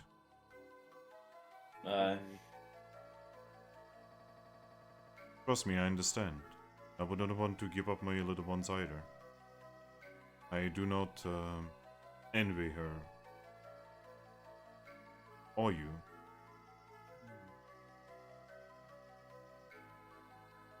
Yeah, it's just hard to not want to do that when you understand what can happen if you don't do that. Indeed. Like I said, we will not try to stop you. Others may though. But we won't. I really don't understand any of this just in general. She smiles and says, I do not understand it either. I just know better than to question. Are there any other inscriptions than on ninth floor? Oh, they're all over the place. Made by many generations of Agrons and Golurks. I have seen them all. I remember them all. I have even seen the ones that do not exist anymore. Could you tell me about those specifically? Go ahead and start telling you about all of them. You would learn that most of them are basically just like... basically the walls here are kind of used like a diary, right? Yeah. And it's basically many generations of the individuals before her. Just, you know, writing about life and about the prophecies and such. So would this be similar to like, I mean, out of character, like this would be similar to like that, the walls we saw in the circular cave, like when we were in the... Yes. Okay. Alright. I'm mostly interested in those about, you know, them evolving Cosmog into Cosmon and then later through Celestra. It basically always happens the same way. Alright. That's the frustrating thing, because it's no text, it's just pictures. It always tells the same story in a way. It's just it's just the players are different. Yeah, but in the picture on the ninth floor, Celestra was just walking inside. Yeah. So there was no sacrifice, really. No, the sacrifice was there, you know. You would see, on the final thing, you would see that, you know, Solgaleo just vanishes onto the sun.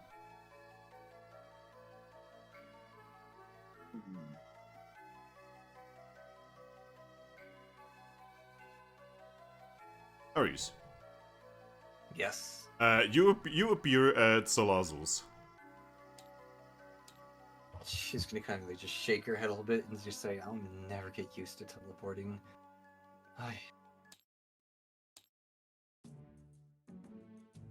And she just looks around to see who's here currently. You see a lot of Salandits and there's a chaos everywhere. Oh.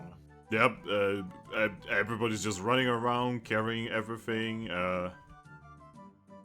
Yep, no idea what's going on, but it's definitely going on. She's going to just, like, catch one of the Salandits and poke them. Ah, hello there. What can I do for you? We are not open right now. Hey, what's going on? Oh, I'm not entirely sure I'm supposed to tell you. Oh, come on, you can tell me. In I'm best friends with your mother. Yes, you do have a point there. Okay, I will tell you, but you have to not tell my mom that I told you, okay? And she's gonna make a zipping motion at her mouth. Okay, so Lazo and us are soon gonna be going to the Sun Temple. She pretends that doesn't surprise her. Oh? Yeah, Okay. Where is your mother now? oh, she's currently, seeking out, help from Giovanni. For fuck's sake. So she's not here at all? No.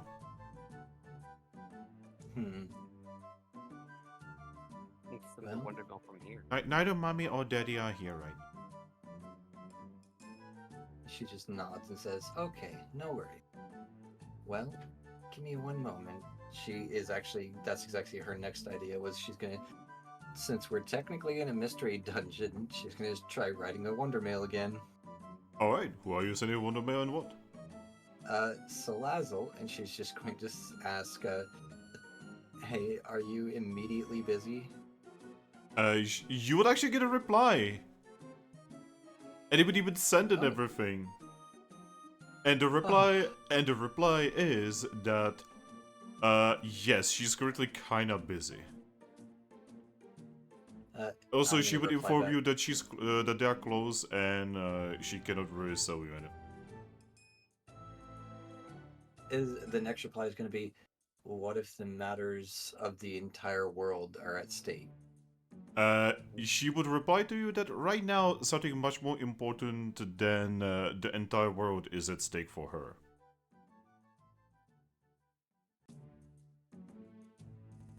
Vaporeon's just gonna like sigh and kind of just facepaw and just say, well, then I'll just keep this simple. After you're done with whatever you're doing, do you think it would be possible for you to procure me an Arceus tier? It would be a little bit of delay, and then you would get a reply, and the reply is, "Are you insane?" She gets a reply, yes, but that's besides the point. And Is then, it possible? she would reply, "No one has seen an Arceus tier in hundreds of years." That's what you think. She just looks at her bag.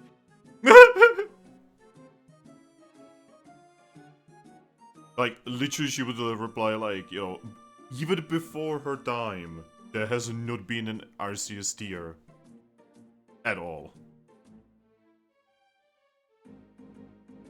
She just sighs and just replies, well, if you can't find one, I understand. Sorry to bother.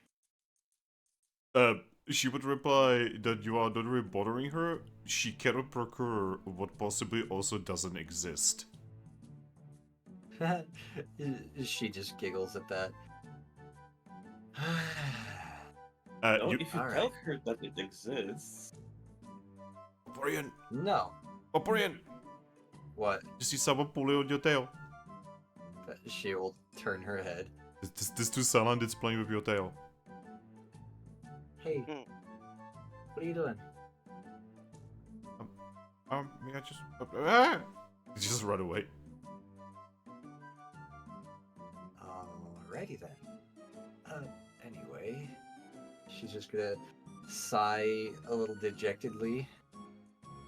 And then she's just gonna say, alright, bud, we should probably get back with the other two. Just going to note. And then she's gonna pat him on the head again. Also, with her not here, it's actually much easier to breathe here. Well, I mean, it doesn't make a difference for me. I'm just saying. Like, generally, it would still be, not fun to breathe. Even for That's you. fair. But yeah, what do you want to do? I'm gonna pat him on the head again. And where do you want to go? Back to the group. Blep. Blep. She's gonna kind of just sigh a little bit and say, well, couple things. This projection of anti-message thing here, it's even outside. I was able to go straight to Salazzle. She's not there. Apparently she's headed here. Here. Here. Why'd For you come some here? reason. I have no clue. But she apparently, according to her, the thing I literally have in my bag now hasn't been seen in more years than she's ever been alive, as well as her parents have been alive, and apparently it's insanely rare. Agron looks at you and says, the lizard. She nods. My husband has informed me that she would want to come here. That's why we have made the defenses stronger. About that. She just looks out the window at the new giant hole. Yes.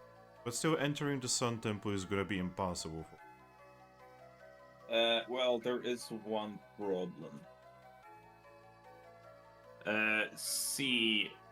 On the levels below, there is another reactor that has, to put it simple, really big pipes connected to it, which go outside, and there they are connected to a lake.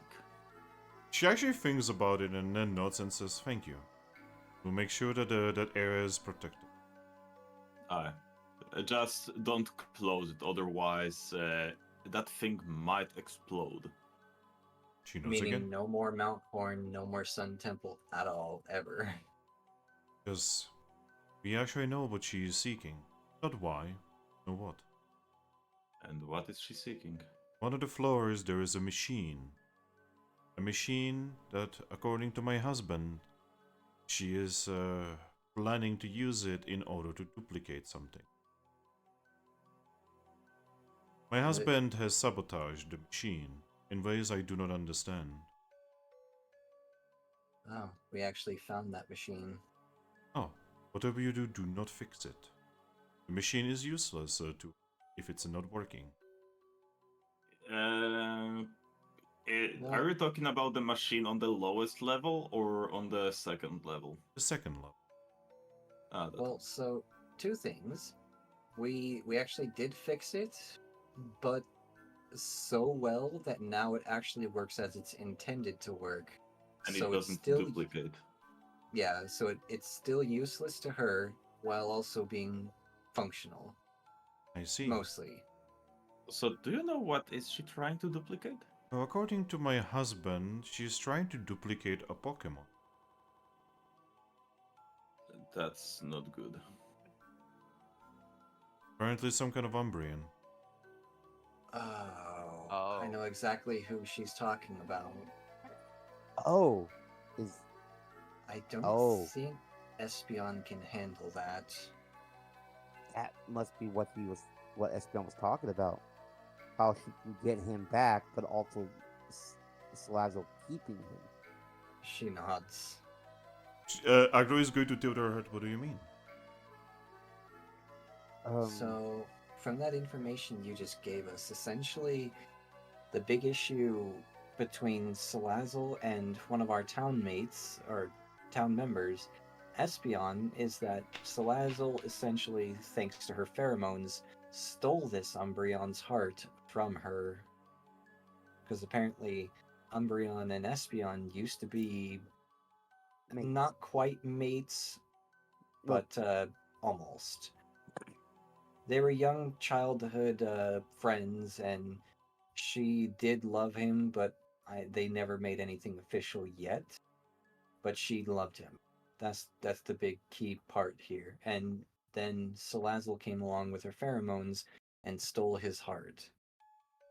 But fast forward to several years later, a lot has happened, and now apparently Salazzle wants to give him back while also keeping him at the same time. Agris is going to sigh and say, "Strange are the ways of life, when the heart controls one." And from what she just said to me in my last Wonder Mail, now it makes more sense what she means by when she said that what she's doing is more important than the fate of the world. Because, to her, yes. Because she did seem weirdly dedicated to that Umbreon. But anyway, so on that note, I did find out that because of that, I did find out our Arceus tiers are pretty much incapable of being gotten outside of the way that I just must have gotten one. I didn't realize they were as rare as they were. So yeah, if we want to get him to Solgaleo without using the temple, well, without using it the second time, he's going to have to become at least Cosmome here. Yeah. Unless we wanna gamble everything and try to duplicate it.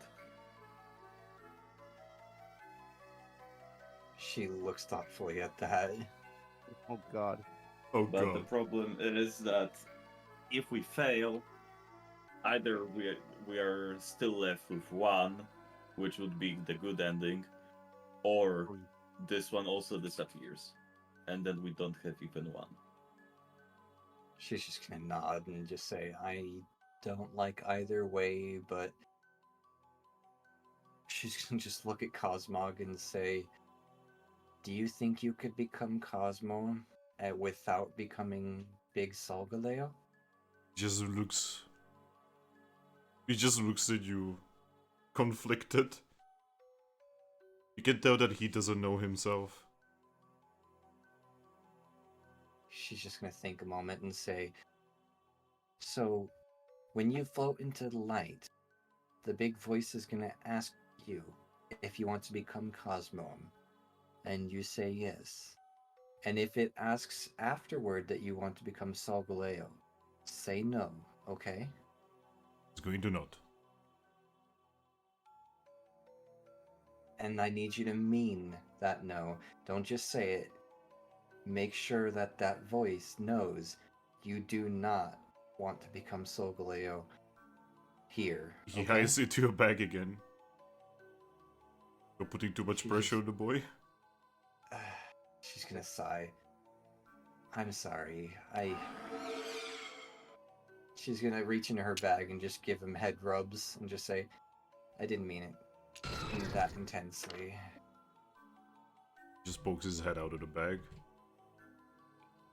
I just want the best for you, okay, buddy? And it seems like this is our best shot at keeping you, while also not having the world be destroyed.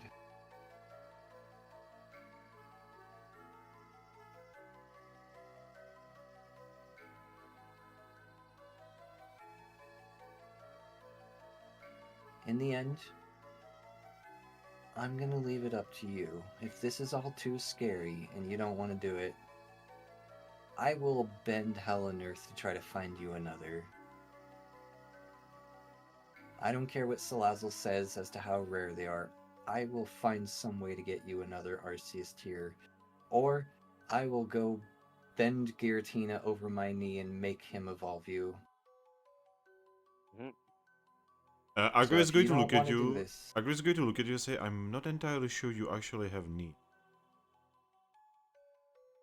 she just wiggles a paw at her. Semantics. Anyway. So. I'm actually pretty sure she actually does have knees. They're just made of water. But anyway, Yeah. so in the end, if you don't want to do this here, we'll figure something out. And then she's just gonna like pick him up with her 2 forepaws, squeeze him gently, and then hold him to her chest. He is actually going to sigh and actually float away from you. She will give him a nod and just say, I trust you.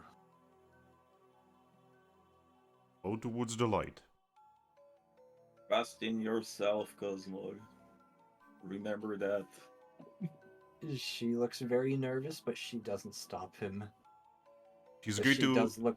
he's going to touch the thing, the stone ritual area with one of his blue thingies. Then you guys see him close his eyes, take a deep breath, and float in. Hey, Finn, remember when I wanted to play Cosmog in this campaign? Yep. Yeah. Vaporeon also does look ready to pull him out the second he becomes Cosmoem. Yeah. See a light overwhelm him. And then there is no more Cosmog.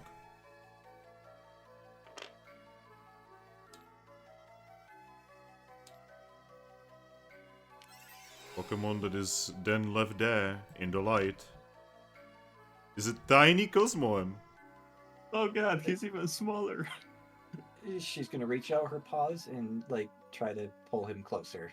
When you try to do that, you feel some kind of power pushing you back.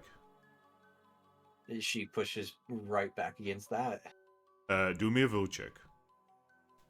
Alright.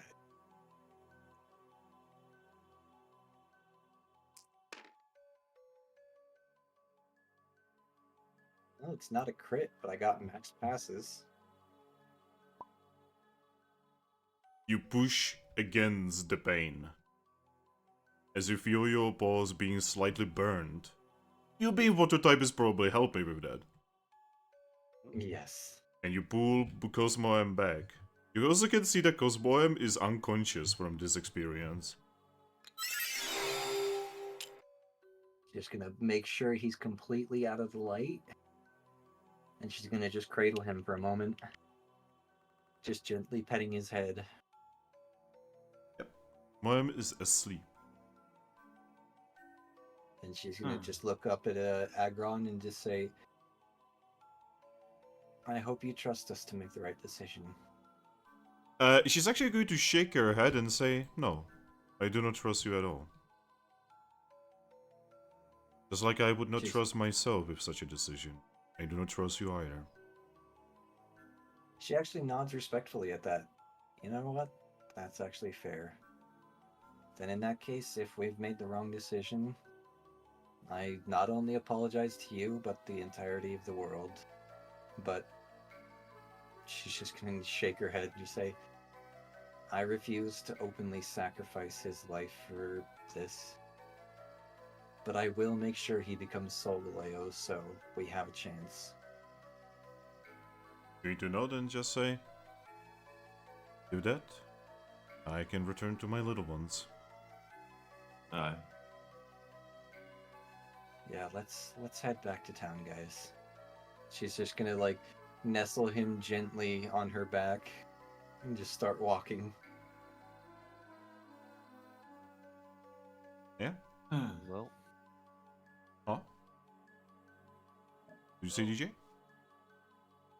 I was directing a bit of noise by accident. But yeah. You guys would be able to return back, So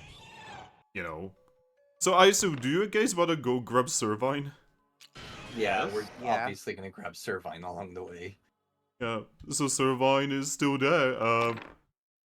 She looks like she's anywhere between wanting to kill herself and kill the guy in front of her. Who's constantly telling her his poetry. And his poetry is very dry and very slow. Oh God. And the worst thing is, you guys are pretty sure you were there for quite some time, right? Yeah. And he's still going. Oh right. By the way, when we were looking out the window, how was he reacting to Rayquaza? You don't know. Like Yeah, I he didn't. remember He was we just didn't kind of. see. You didn't we see. didn't You them. saw from the side of the building. You didn't see the front. I Yeah. guess that's fair. Yeah, like I wish I had some kind of like picture of like what the building actually looks like. I cannot really find it. I'm trying. It's fair. It's fine. I get it. Yo. Okay. I just found it. Oh. I found a picture. Okay, this is what the building looks like. Oh. Oh. Yes. Yep. So it's literally the tower from One Punch Man, just white instead of black. Is it? Yeah. Oh, because you see, this is actually like way older than One Punch Man. This were Oh, the, I know. no, this were the 90s. Looks like some Neon Genesis stuff right there. Well, considering the anime was had one of the guys doing the animations for it that was actually working on many other projects, among which Neon Genesis Evangelion was part of them, It makes. it kind of makes sense. It's that same art style. You could.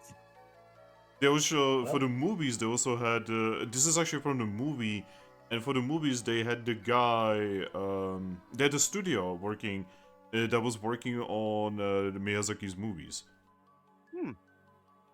Well, at least for the first 4 movies.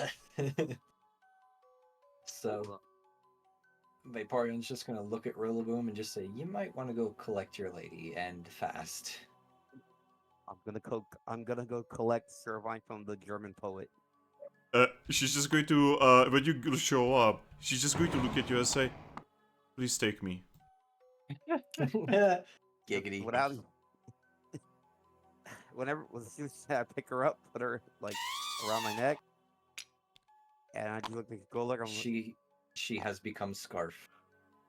She just- is scarf. I mean, look at her. She's she's about the right size, and she has a scarf of her own. A scarf, Scarf within a scarf. Whoa, can we do that? Is this legal? But yeah, Golok is going to look at you. And he's just going to say, "Ah, so it has been done." Yeah. Have you met the rest of our family? Yes, we met with Agron up there. And Good. I met all the Arons and Golets and the Rotom. In that case, I hope you have made the correct decision. We hope so too.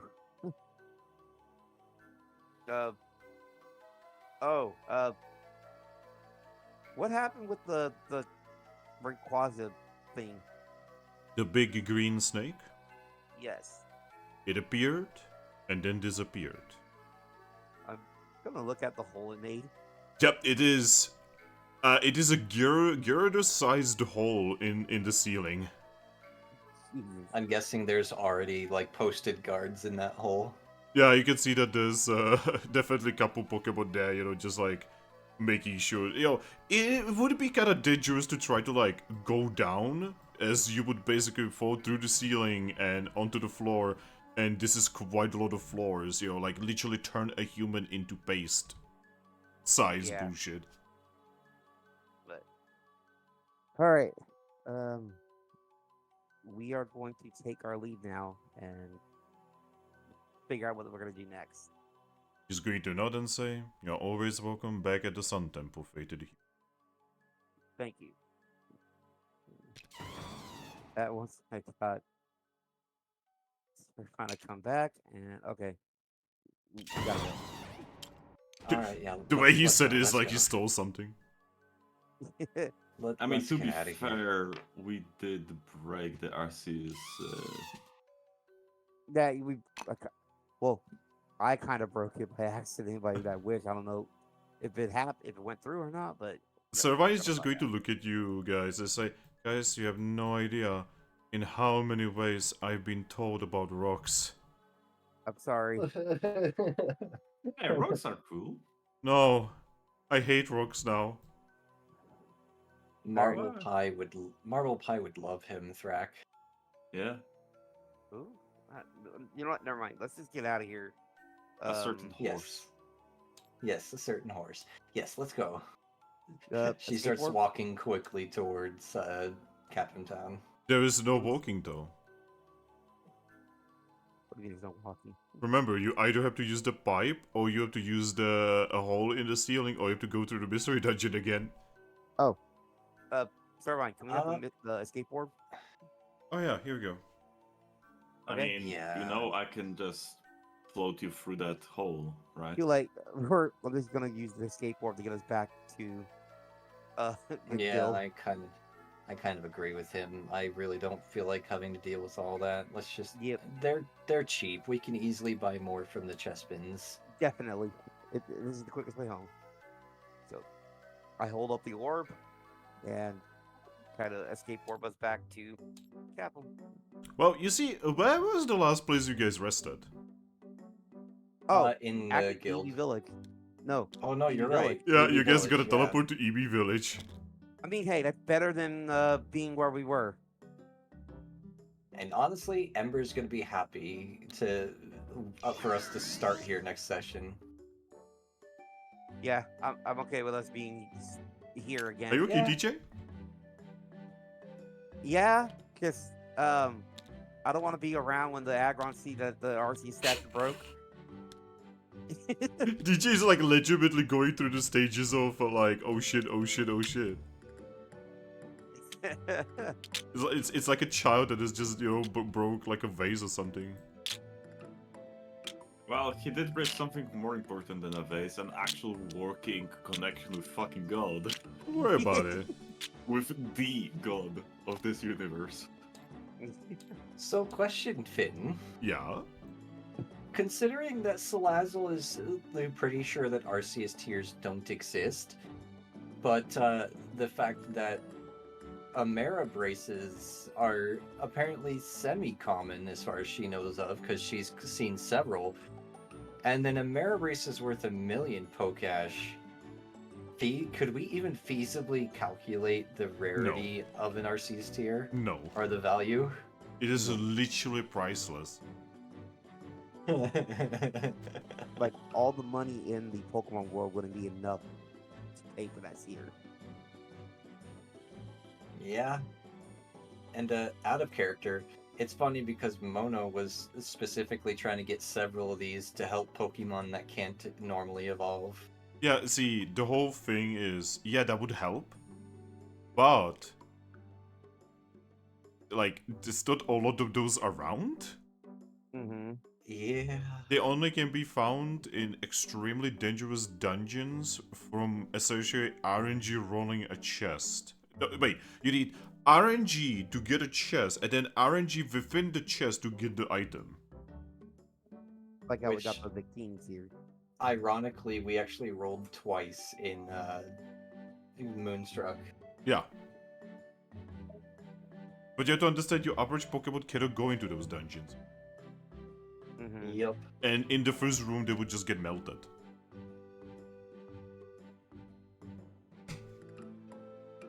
Well, But yeah. Once she realizes where we are, she's just gonna sit and just like sigh. Ah. Yep, you would very quickly see a random EVO just notice you and say, ah, welcome back.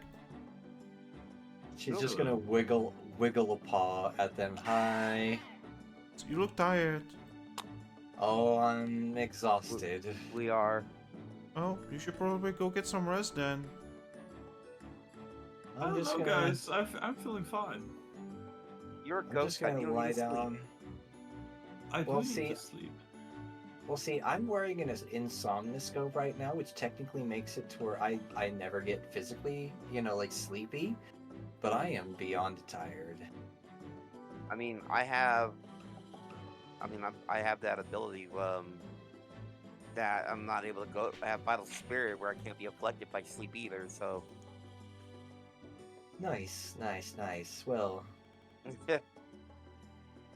she's just gonna kind of like sit up. She's gonna look at the tower and see if she sees Umbreon. Yes, Umbreon is actually looking at you right now. She's just gonna give him like a weak smile and a friendly wave. He just points at the building where, you know, your Pokemon lives. She's just gonna like roll her eyes and say, yeah, I was planning on going. Without saying anything, he's just going to nod. And she actually just nods and just starts walking off there. Mm-hmm. Yeah. I feel like this is a good place to stop. Yep. Yes.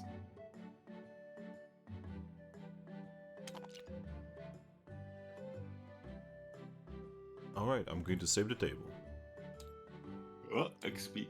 Oh yeah, give yourselves XP, boys. Right. So Cosmo, you guys finally got Cosmo. Yes. You even went through the horror of, oh no, do we actually want to do this? Yeah.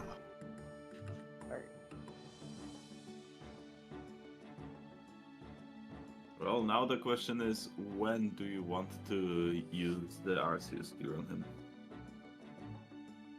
Yeah, that's gonna be a difficult question to answer for a while. We'll think about it 'Cause- after we go to the Red Library. Yeah, that's actually what I was thinking too. Go to the Red Library, get more info, learn all about all of this and, you know, what's happened in the past, and then we'll decide then when we want to... Where is the Red Library?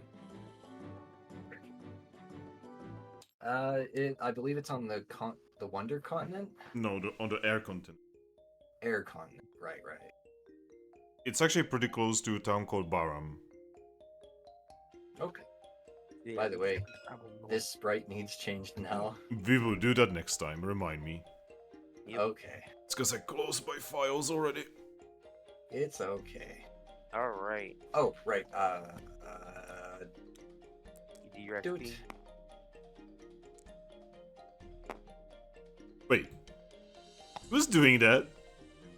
What? Doing what? Someone, like, flipped the Glacian again. I didn't. It's probably Ember. He really, like, Ember is really salty against Glaceon and all of her continent of sand people. Like, I'm actually surprised at how just vehemently he hates them.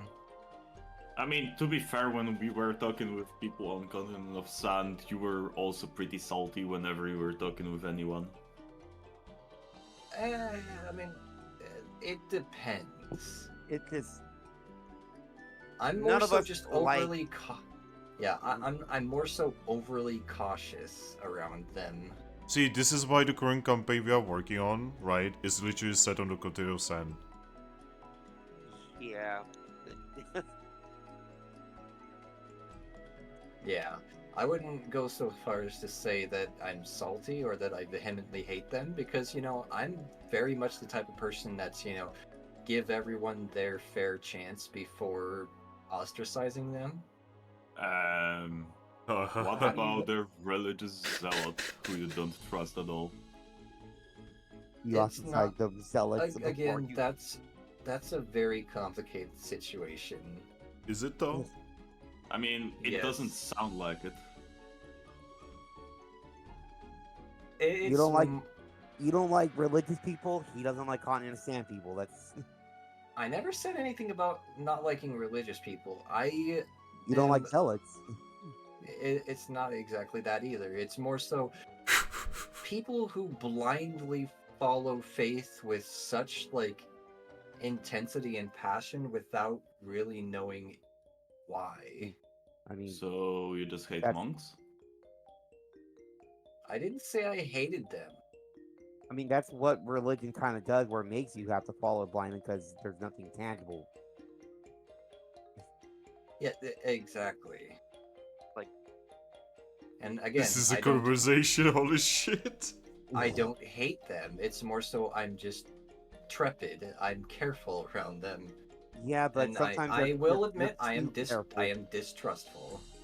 Yeah, but sometimes you're too careful around them that it kind of holds up everything. Yeah. But at the same time, it can also save us from just blindly walking into things that could have major consequences later on. Okay, I have a very important question for you, Aries. Okay. Did you like Vulpix in Chilling Adventure? Yes. Vulpix was extremely fanatical follower of Articuno.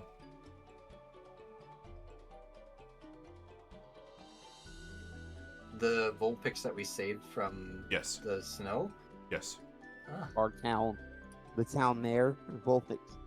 Well, we never even got to, like, find or see that side of her. Or at least I didn't. I never got to see that side of her, so I never knew to be distrustful of her.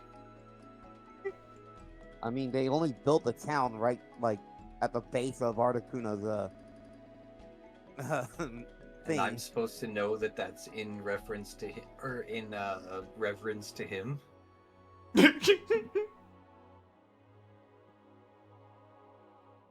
mean, there is a reason why they were calling Articuno their lord. Yeah. I don't remember them ever calling him their lord. They did a couple times. Chilling Lord Adventure Articuno. episodes are literally uploaded. Yeah, I know. That's what I'm saying. I don't remember them ever calling them their lord. Lord Articuno? Literally? Every single one of them was calling him that. Okay, if they said it like that, just Lord Articuno like that, maybe I just It went over your head. It's okay. Yeah. Let's move on. I'm going to save the table one more time. I'm gonna allow the the thing that you do with the flipping, not with the finger. Wow, Thrack, fuck off. Too early. And you can flip. God, Thrack was like so ready to flip. He always is. He has that menu up for like the last, like 20 minutes before the end of the session, probably. But yes. Not really. And everyone on the stream, bye bye, and I hope you have enjoyed the session.